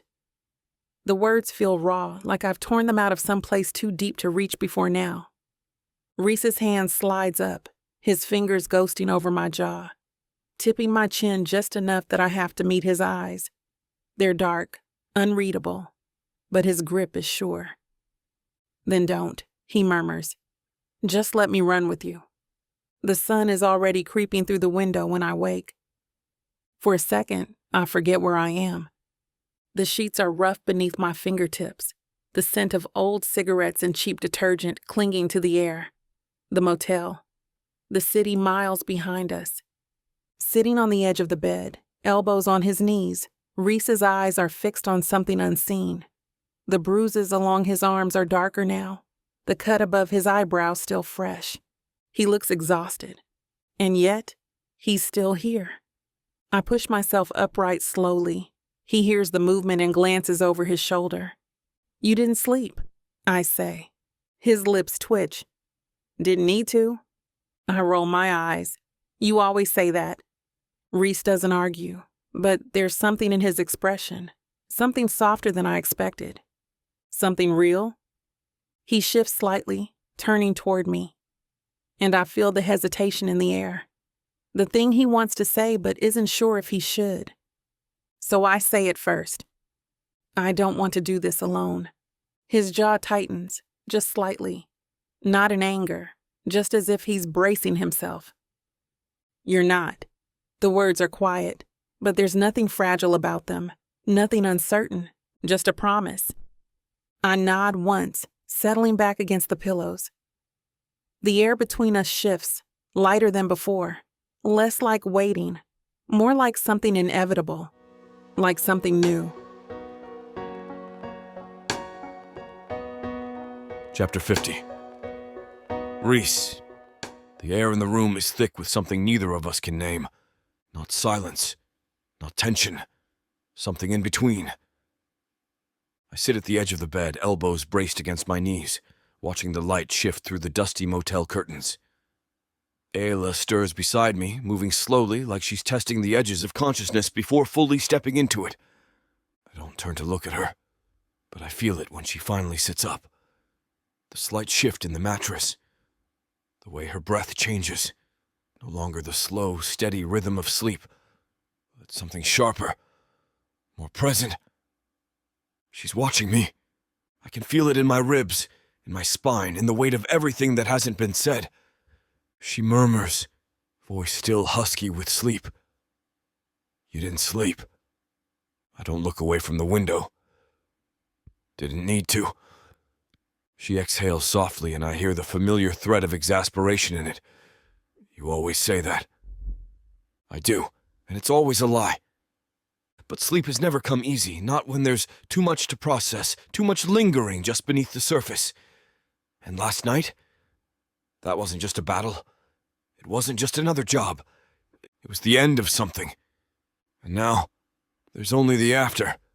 I shift slightly, glancing over at her. Ayla is sitting with her back against the headboard, knees pulled up slightly, hair still messy from sleep. There's a cut along her temple, a bruise blooming along her jaw. She looks like she's been through hell. She looks like she survived it. Something flickers in her expression, something hesitant, something I'm not sure I'm supposed to see. I don't push, but she does. "Let's do this together," she says. It's barely more than a whisper, but it crashes into me like a wrecking ball. She's never said those words before. Not like this. My jaw tightens just slightly. Not because I'm angry, just because I know exactly how much it costs her to say it. So I don't hesitate. I meet her gaze, steady and sure. "You're not." The way she exhales like she's been holding that breath for longer than just this moment does something to me. The tension in her shoulders, the weight she's been carrying alone for so damn long, eases just slightly. Not all the way. Not yet. But enough. She nods once, settling back against the pillows. The air between us shifts. It's no longer just a space filled with uncertainty. It's something else, something inevitable.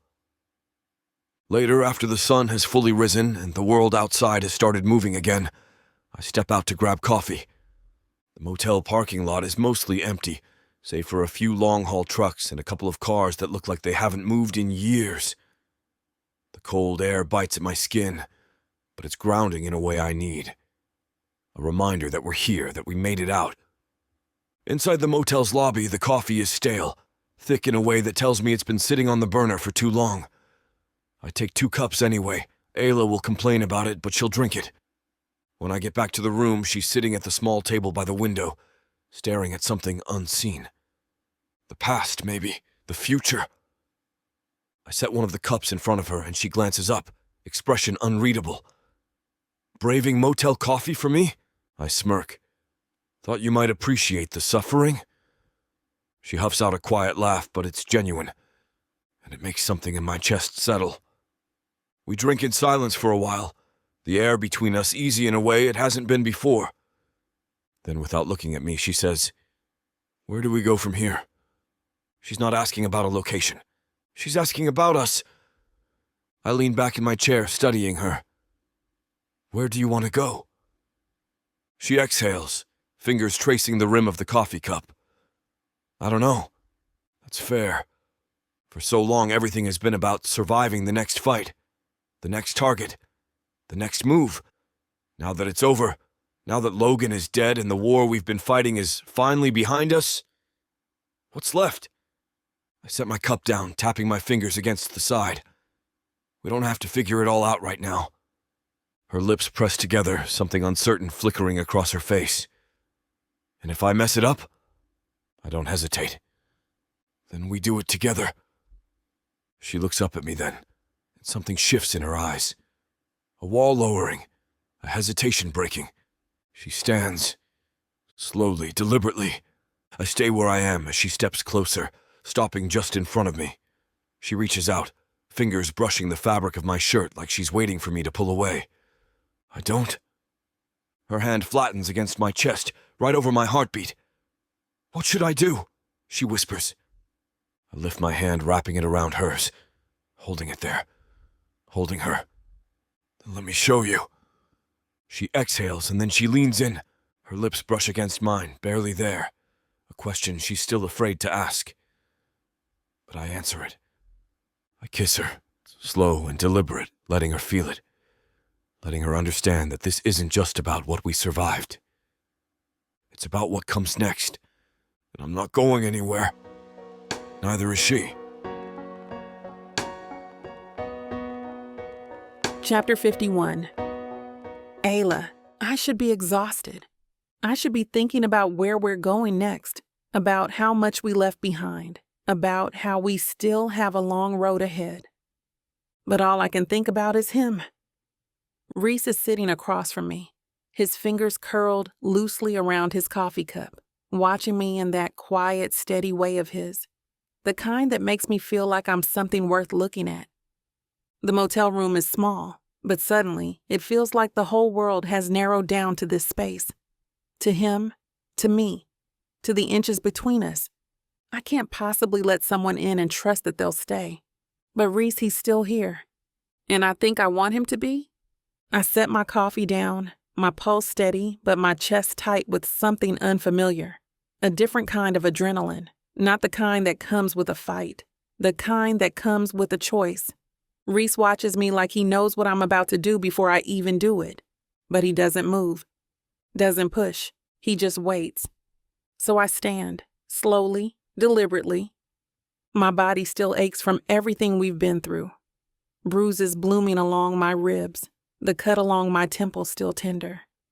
But the pain is distant now, nothing compared to the weight of this moment. I step closer, and he tracks the movement with those dark, unreadable eyes. His patience is infuriating. It's also the reason I let myself touch him. My fingers brush his shirt, light at first, like I'm testing the shape of him. He's solid, warm, real beneath my hand. Rhys lets out a slow breath, like he's been holding it for too long. His hand lifts, covering mine, pressing it flat against his chest. His heartbeat is steady, strong, not rushed, not frantic, just certain. I swallow. How do I do this? Rhys's thumb moves in a slow arc across my knuckles. Then let me show you. Well, things are heating up again. You know what to do. Go to BWWM, to get the dirty details that this platform won't put on the air. I know it sucks, but at least you can get a 40% discount with code VIXA40 to make up for it. Use it while it lasts, and apply it to every digital product in your cart. Back to the story. Chapter 52. Rhys. I wake before she does. The light outside is soft, seeping through the blinds, casting golden streaks across the bed. The air is still, save for the quiet rhythm of her breathing. Ayla. She's curled beside me, the sheets tangled around her waist, her bare skin warm against mine. Her hair spills across the pillow, messy from sleep, from last night, from me. She looks peaceful. There's not a word I would have used for her before. Not with the way she's always braced for a fight, always ready to run. But here, in this moment, there's no battle left to be fought, no war between us. Just her. Just me. Just this. I run my fingers lightly down her arm, tracing the bruises that haven't faded yet. Proof of everything we've survived, proof of everything we still need to figure out.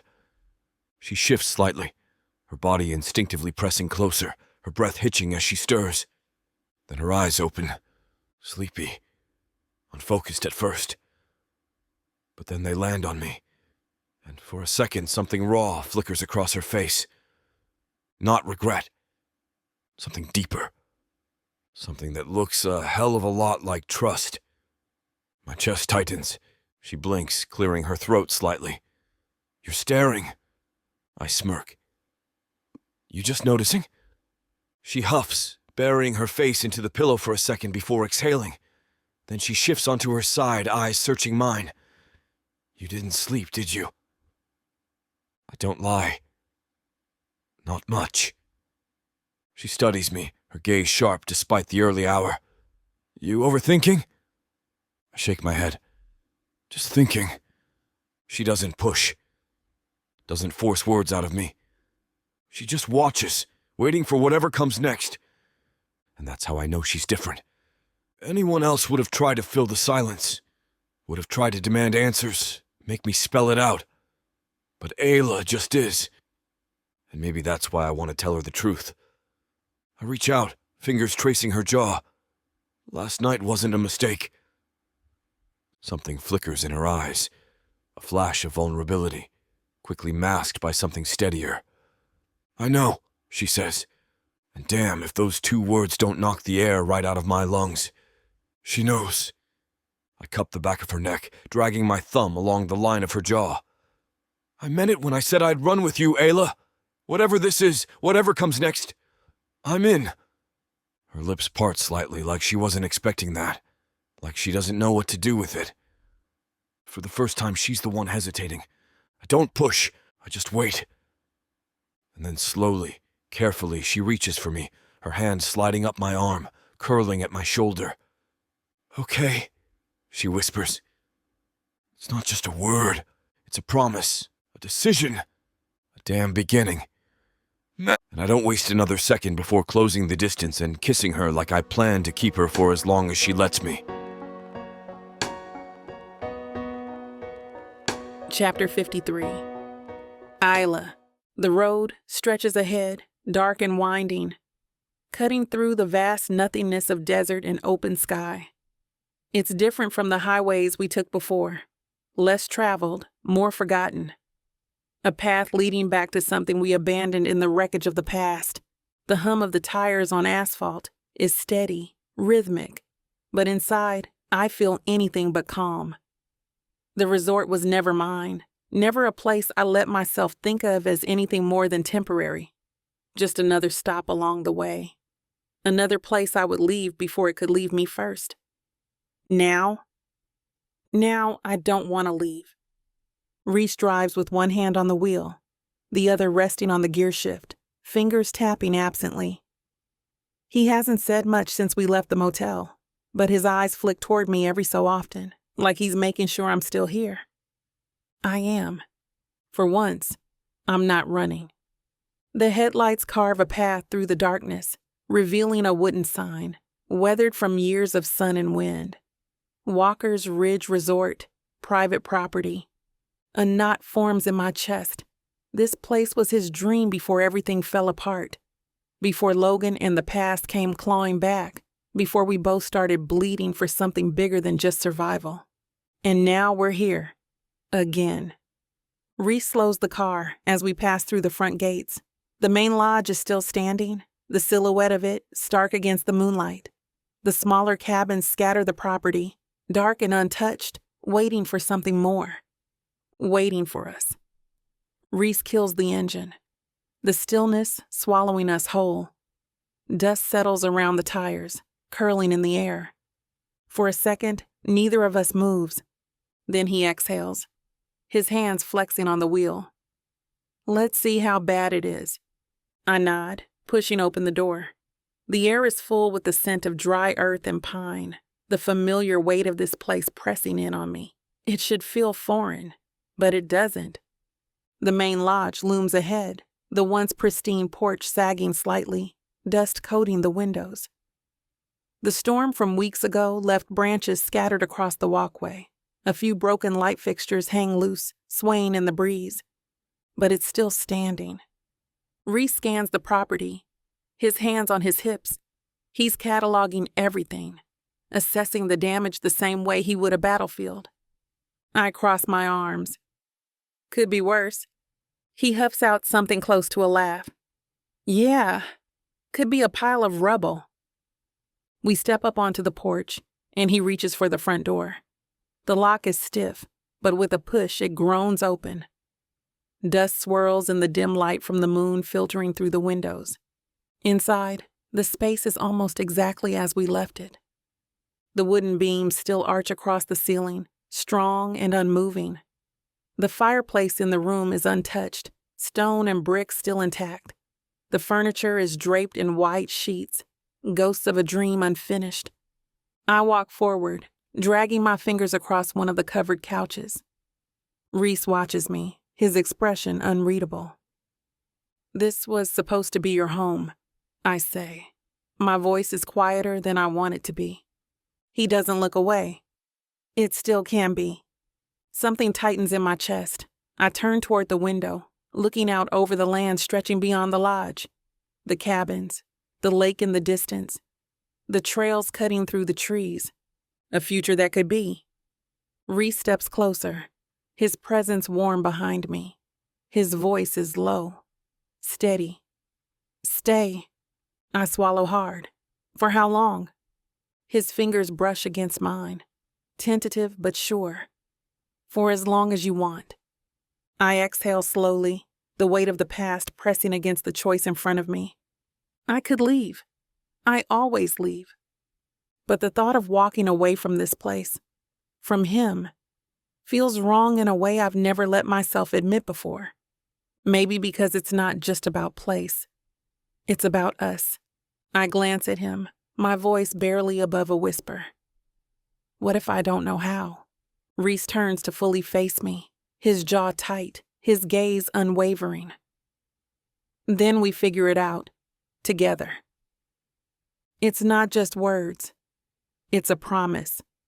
A choice. My choice. I nod once, the truth settling deep in my bones. I'm staying. The next few days blur into work, fixing, cleaning, breathing life back into this place. Rhys throws himself into it the way he does everything, with quiet determination, with purpose. I find myself doing the same.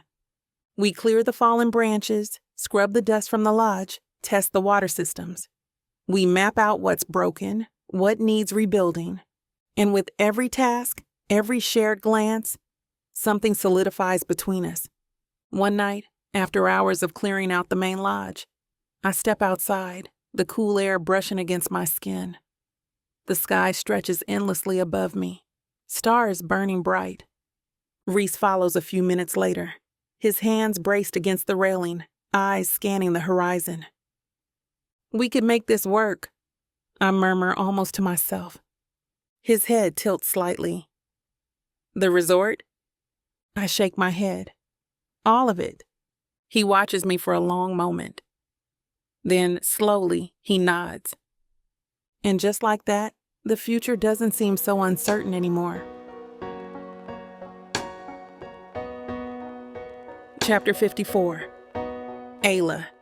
The lake stretches out in front of me, the surface rippling with the last traces of sunlight. The sky is painted in soft oranges and deep purples, the reflection dancing over the water. It's quiet here, the kind of quiet that doesn't demand anything. I've never been the kind of person who stays. But standing here watching the wind skim over the surface of the lake, the resort taking shape behind us, the world doesn't feel like something I need to run from anymore. It feels like something I might want to hold on to. Rhys is beside me, close but not touching. He's been like that all day, hovering just near enough to feel, like he's bracing himself for something. I glance at him, taking in the set of his shoulders, the way his hands flex at his sides. You're fidgeting, I say. Rhys huffs out a short breath, a smile tugging at the corner of his lips. I don't fidget. I arch a brow. That's exactly what someone who's fidgeting would say. His gaze flickers to mine, amusement laced with something heavier. He exhales, running a hand through his hair, looking away. And that's when I realize he's nervous. Rhys Walker doesn't do nervous. I turn fully toward him, crossing my arms. What's going on? He doesn't answer right away. Instead, he pulls something from his jacket pocket, his fingers tightening around it before he speaks. I've been trying to figure out how to say this, he says, voice lower now, more serious. How to do this right. My stomach twists. The air shifts between us, thick with something unspoken. Rhys steps forward, closer than before. Close enough that I can see the way his pulse jumps at his throat, the way his hands clench and unclench like he's fighting himself. Then he drops to one knee. My heart stops. The world narrows down to him, to the man in front of me, looking up at me with something I've never let myself believe in before, something like forever. Rhys swallows, his jaw tight, his voice steady despite the way his hands shake. I never thought I'd have this, he says. Never thought I'd want it, but then you came crashing into my life, and I haven't been able to stop chasing you since. A laugh slips out of me, unsteady, breathless. Rhys shakes his head, smiling. I spent years convincing myself I didn't need anyone, that I was better off alone. His eyes lock onto mine, unwavering. But I want you, Ayla.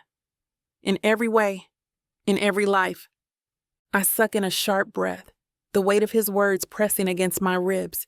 He lifts the small box, flipping it open to reveal a ring. Simple, elegant, but undeniably me. No flash, no grandeur. Just something solid, something real. I can't be the guy chasing you anymore, he murmurs. I want to be the guy standing beside you, always. The wind stirs around us, cool against my overheated skin.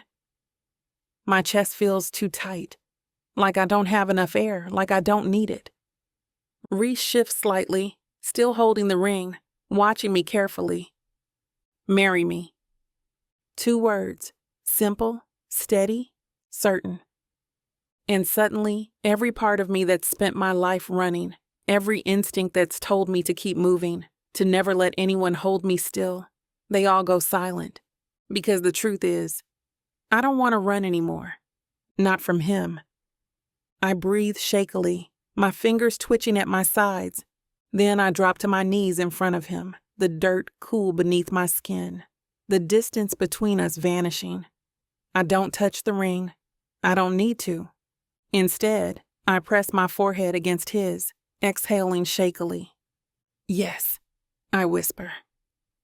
Rhys stills, like he needed to hear it out loud to believe it.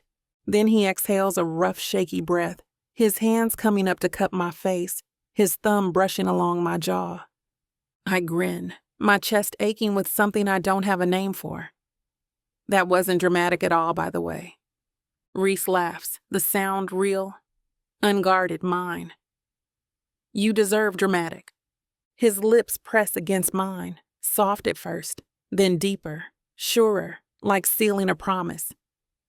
And maybe that's exactly what this is. Not just a promise, a choice, a home. Chapter 55. Rhys. 4 months ago, I asked Ayla to marry me by the lake. She didn't run. She stayed. Now, I'm standing here in the exact same place, waiting for her to walk toward me. Only this time, she's choosing to. The resort is alive around us, but I barely register it. Guests murmuring, the soft strum of guitar chords drifting in the air, the glow of lanterns strung through the trees. I helped design this place, helped rebuild it from nothing, but right now the only thing I see is her. Ayla standing at the end of the aisle, and then she moves. I don't realize I'm holding my breath until I exhale as she takes her first step. She's wearing white, but it's not the kind of pristine, delicate thing you'd expect.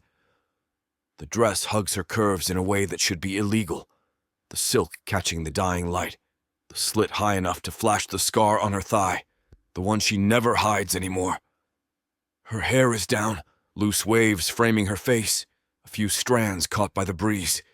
She looks like she belongs here, like this moment was always meant to happen. And me? I'm just the guy lucky enough to be standing at the end of that aisle. A slow grin pulls at my lips, and I swear, Ayla rolls her eyes before looking back at me like she already knows what I'm thinking. Come on, Walker, keep it together. My hands flex at my sides, the need to touch her almost unbearable. But I wait. I wait as she takes her time, as each step brings her closer, as something settles in my chest. I spent years never thinking about marriage. It wasn't for me. My life was built on war zones and mercenary work, on violence and survival. I didn't think about forever. Didn't want to need anyone. But Ayla, she changed everything. She reaches me, her lips quirking like she's about to say something sarcastic. But she doesn't. Instead, she just looks at me, really looks. And I feel it in my goddamn bones. This is it. This is home. The officiant starts speaking, but the words blur, my focus locked on the woman standing in front of me. Then Ayla tilts her head, amusement flickering across her face. You're staring. I huff a quiet laugh. So try to act a little cool. I smirk, leaning in just slightly. Too late for that, baby. Her cheeks flush. And damn, I'm never going to get tired of doing that to her. The vows come next. Ayla goes first. She takes a slow breath, her hands tightening in mine before she starts. I never wanted this. She pauses, her voice steady, but something vulnerable flickering beneath it. Not because I didn't believe in it, but because I didn't think I'd ever deserve it. The crowd is silent, hanging on to her words. But all I see is her. I was always good at running, always good at surviving. She exhales, squeezing my hands. But then, you came along and you never tried to fix me, never asked me to be anything but who I am. Her throat bobs. And now, I don't want to run anymore, I just want you. I should have prepared for this, should have braced myself. I didn't. I can't. Her voice drops lower just for me. You're the only place I've ever wanted to stay, Rhys. I clench my jaw, my chest aching with the force of everything I feel for this woman. Then it's my turn. I swallow hard, adjusting my grip on her hands. I was never good at words, I admit, voice rough. Never thought I'd need to be. But then you came into my life, and suddenly I wanted to say things. Give you things. You once told me you didn't know how to stop running, so I promised to run with you. My fingers tighten against hers. But, Ayla, you're not running anymore. You're home. You're mine. She shudders. I feel it. I lean in just enough so only she can hear. And I don't give a damn about the rest of the world, baby. As long as I have you, I win. Ayla's breath stutters, her fingers gripping mine like she needs something to hold on to. The efficient clears his throat, smiling. Well, I'd say it's about time we make this official. I don't hear the rest. There's a blur of words. Husband, wife, forever. And then Ayla is in my arms and I'm kissing her like I need it. Like she's already mine. Like she always was. Her hands fist into my shirt, her lips parting beneath mine, and for a second, I forget where we are. Forget that we have an audience. Then someone, probably Jax, whistles and Ayla pulls back just enough to whisper against my lips. You're not gonna let me leave this reception, are you? I grin. Baby, I'm not gonna let you out of my sight. She laughs, and it's the best goddamn sound I've ever heard, because it's ours. This is forever. Chapter 56. Rhys, the door barely clicks shut before I have her against it. Ayla's breath hitches, fingers curling into my suit jacket, but she doesn't push me away. She never does. Not anymore. The soft glow of candlelight flickers over her skin, highlighting the mess of her hair, the flush still warming her cheeks from hours of dancing, of laughing, of choosing me in front of the whole damn world. She's never looked more beautiful. Rhys. I don't let her finish. My mouth claims hers in a kiss that's nothing like the ones from before. This isn't a desperate, frenzied thing. It's not about proving anything, not about taking, not about the chaos that usually drives us into each other. This is different. It's slow. It's deliberate. It's a promise. Her lips part beneath mine, her body melting into me, and I drink her in, mapping every soft noise, every shift of her weight as she lets me press her deeper against the door. Her fingers slide up, threading into my hair, tugging just hard enough that a low growl rumbles in my chest. You're mine, I murmur against her lips.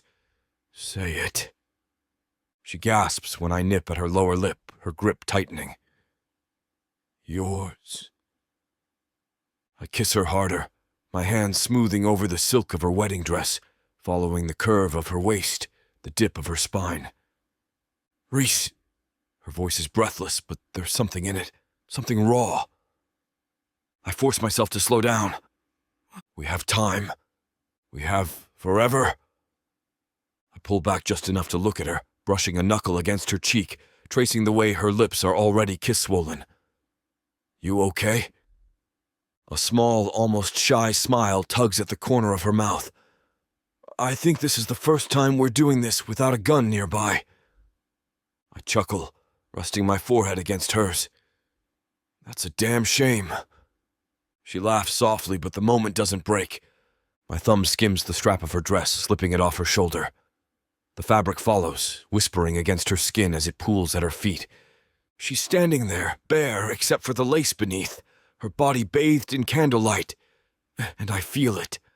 The same ache, the same pull I've felt since the day I met her, but stronger, deeper. Because she's my wife, and that means I get to take my time. I trail my hands down her arms, over the curve of her hips, until my palms settle against her waist. Let me take care of you tonight. She exhales slowly, leaning into my touch. You always do. If you want to know where this spicy scene is headed, you won't be able to hear it now due to this platform's guidelines and restrictions. But we want to make it up to you by offering the unabridged version of any Vixa audiobook, including this one, for 40% off. All you need to do is go to vixavonromance.com and use code VIXA40 at checkout. Are you enjoying the story so far? Let's get back into it. I scoop her into my arms, her body warm and pliant against mine, and carry her to the bed. The night is still young, and we have the rest of our lives to love, to cherish, to lose ourselves in each other, again and again. As I lay her down, her eyes sparkle with mischief and desire, a silent challenge I'm more than willing to accept. The sheets are cool against our heated skin, but it doesn't matter. We're a fire that can't be extinguished, a flame that burns brighter with every touch, every kiss, every whispered word.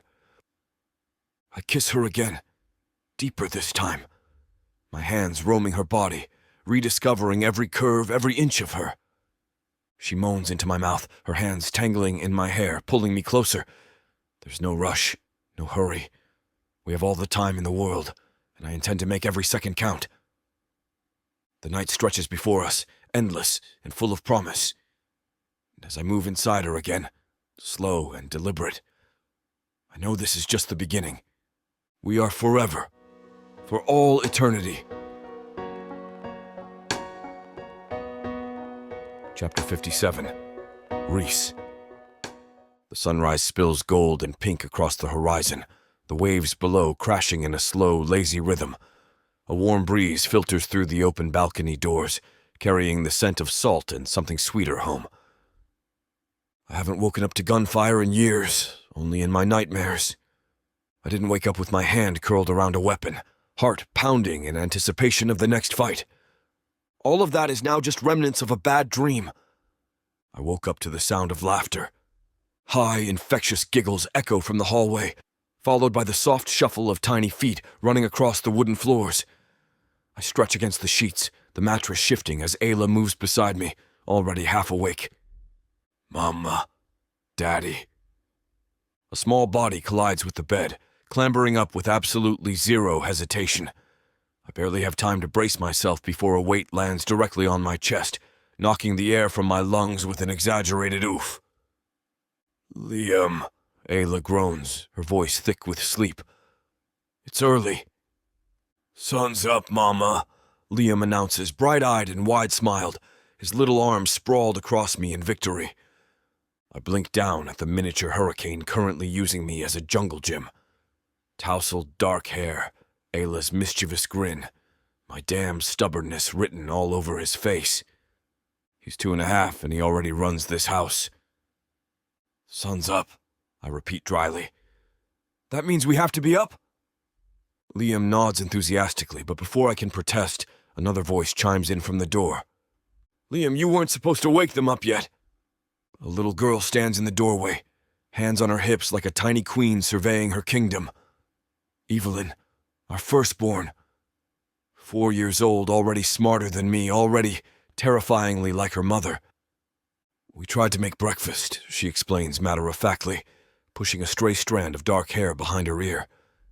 But Uncle Jack said fire is dangerous, so we had to use fruit instead.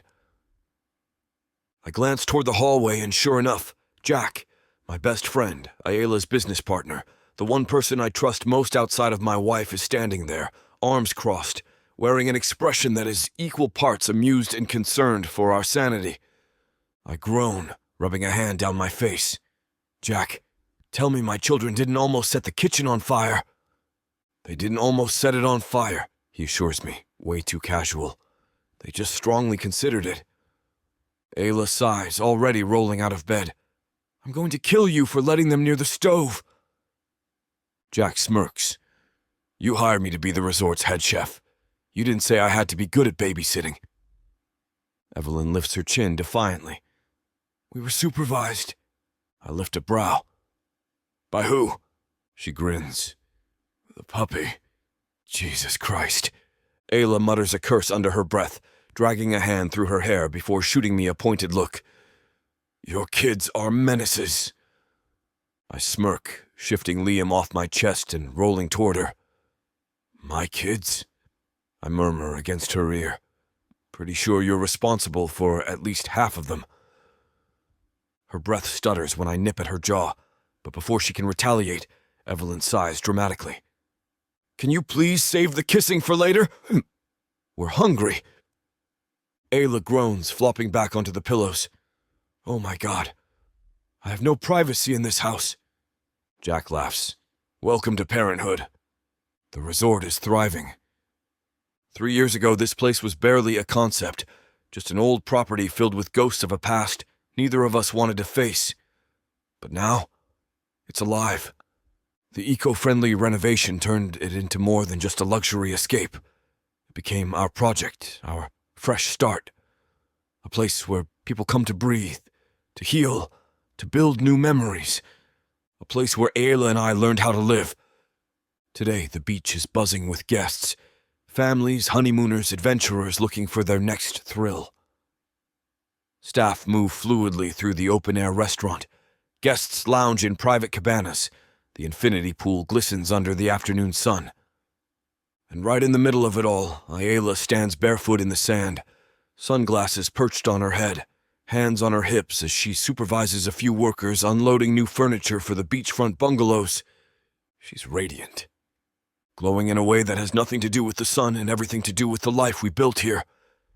Liam is perched on her hip, babbling excitedly about something, while Evelyn trails behind, trying to boss the workers around like she owns the place. I lean against one of the balcony railings, arms crossed, just watching. "She's a hell of a woman," Jack muses beside me. I don't take my eyes off her. "Yeah," Jack nudges me. "You ever going to tell her that?" I smirk. "Every damn day." The kids are asleep. The house is quiet. I find Ayla on the balcony, wrapped in one of my shirts, a glass of wine in her hand as she stares out at the ocean. The moonlight paints silver across her skin, and for a second, I just look at her. 3 years. 3 years since we walked away from the wreckage of our past. 3 years since we built something better, and I still ache for her. I step up behind her, pressing a slow kiss to the side of her neck, inhaling the soft scent of her. She hums, leaning back against my chest. "Kids are finally down?" she asks. "Eventually." I slide my hands over her waist, fingers teasing against her skin. I had to promise Evelyn that she technically owns part of the resort. Ayla laughs, tilting her head up to look at me. "She's 4. She drives a hard bargain." She grins, but her expression softens as I brush my thumb across her cheek. "You happy?" I ask. Her gaze holds mine, warm and steady. "Yeah," she murmurs. "I really am." I exhale, pressing my forehead to hers. "Good." She smiles.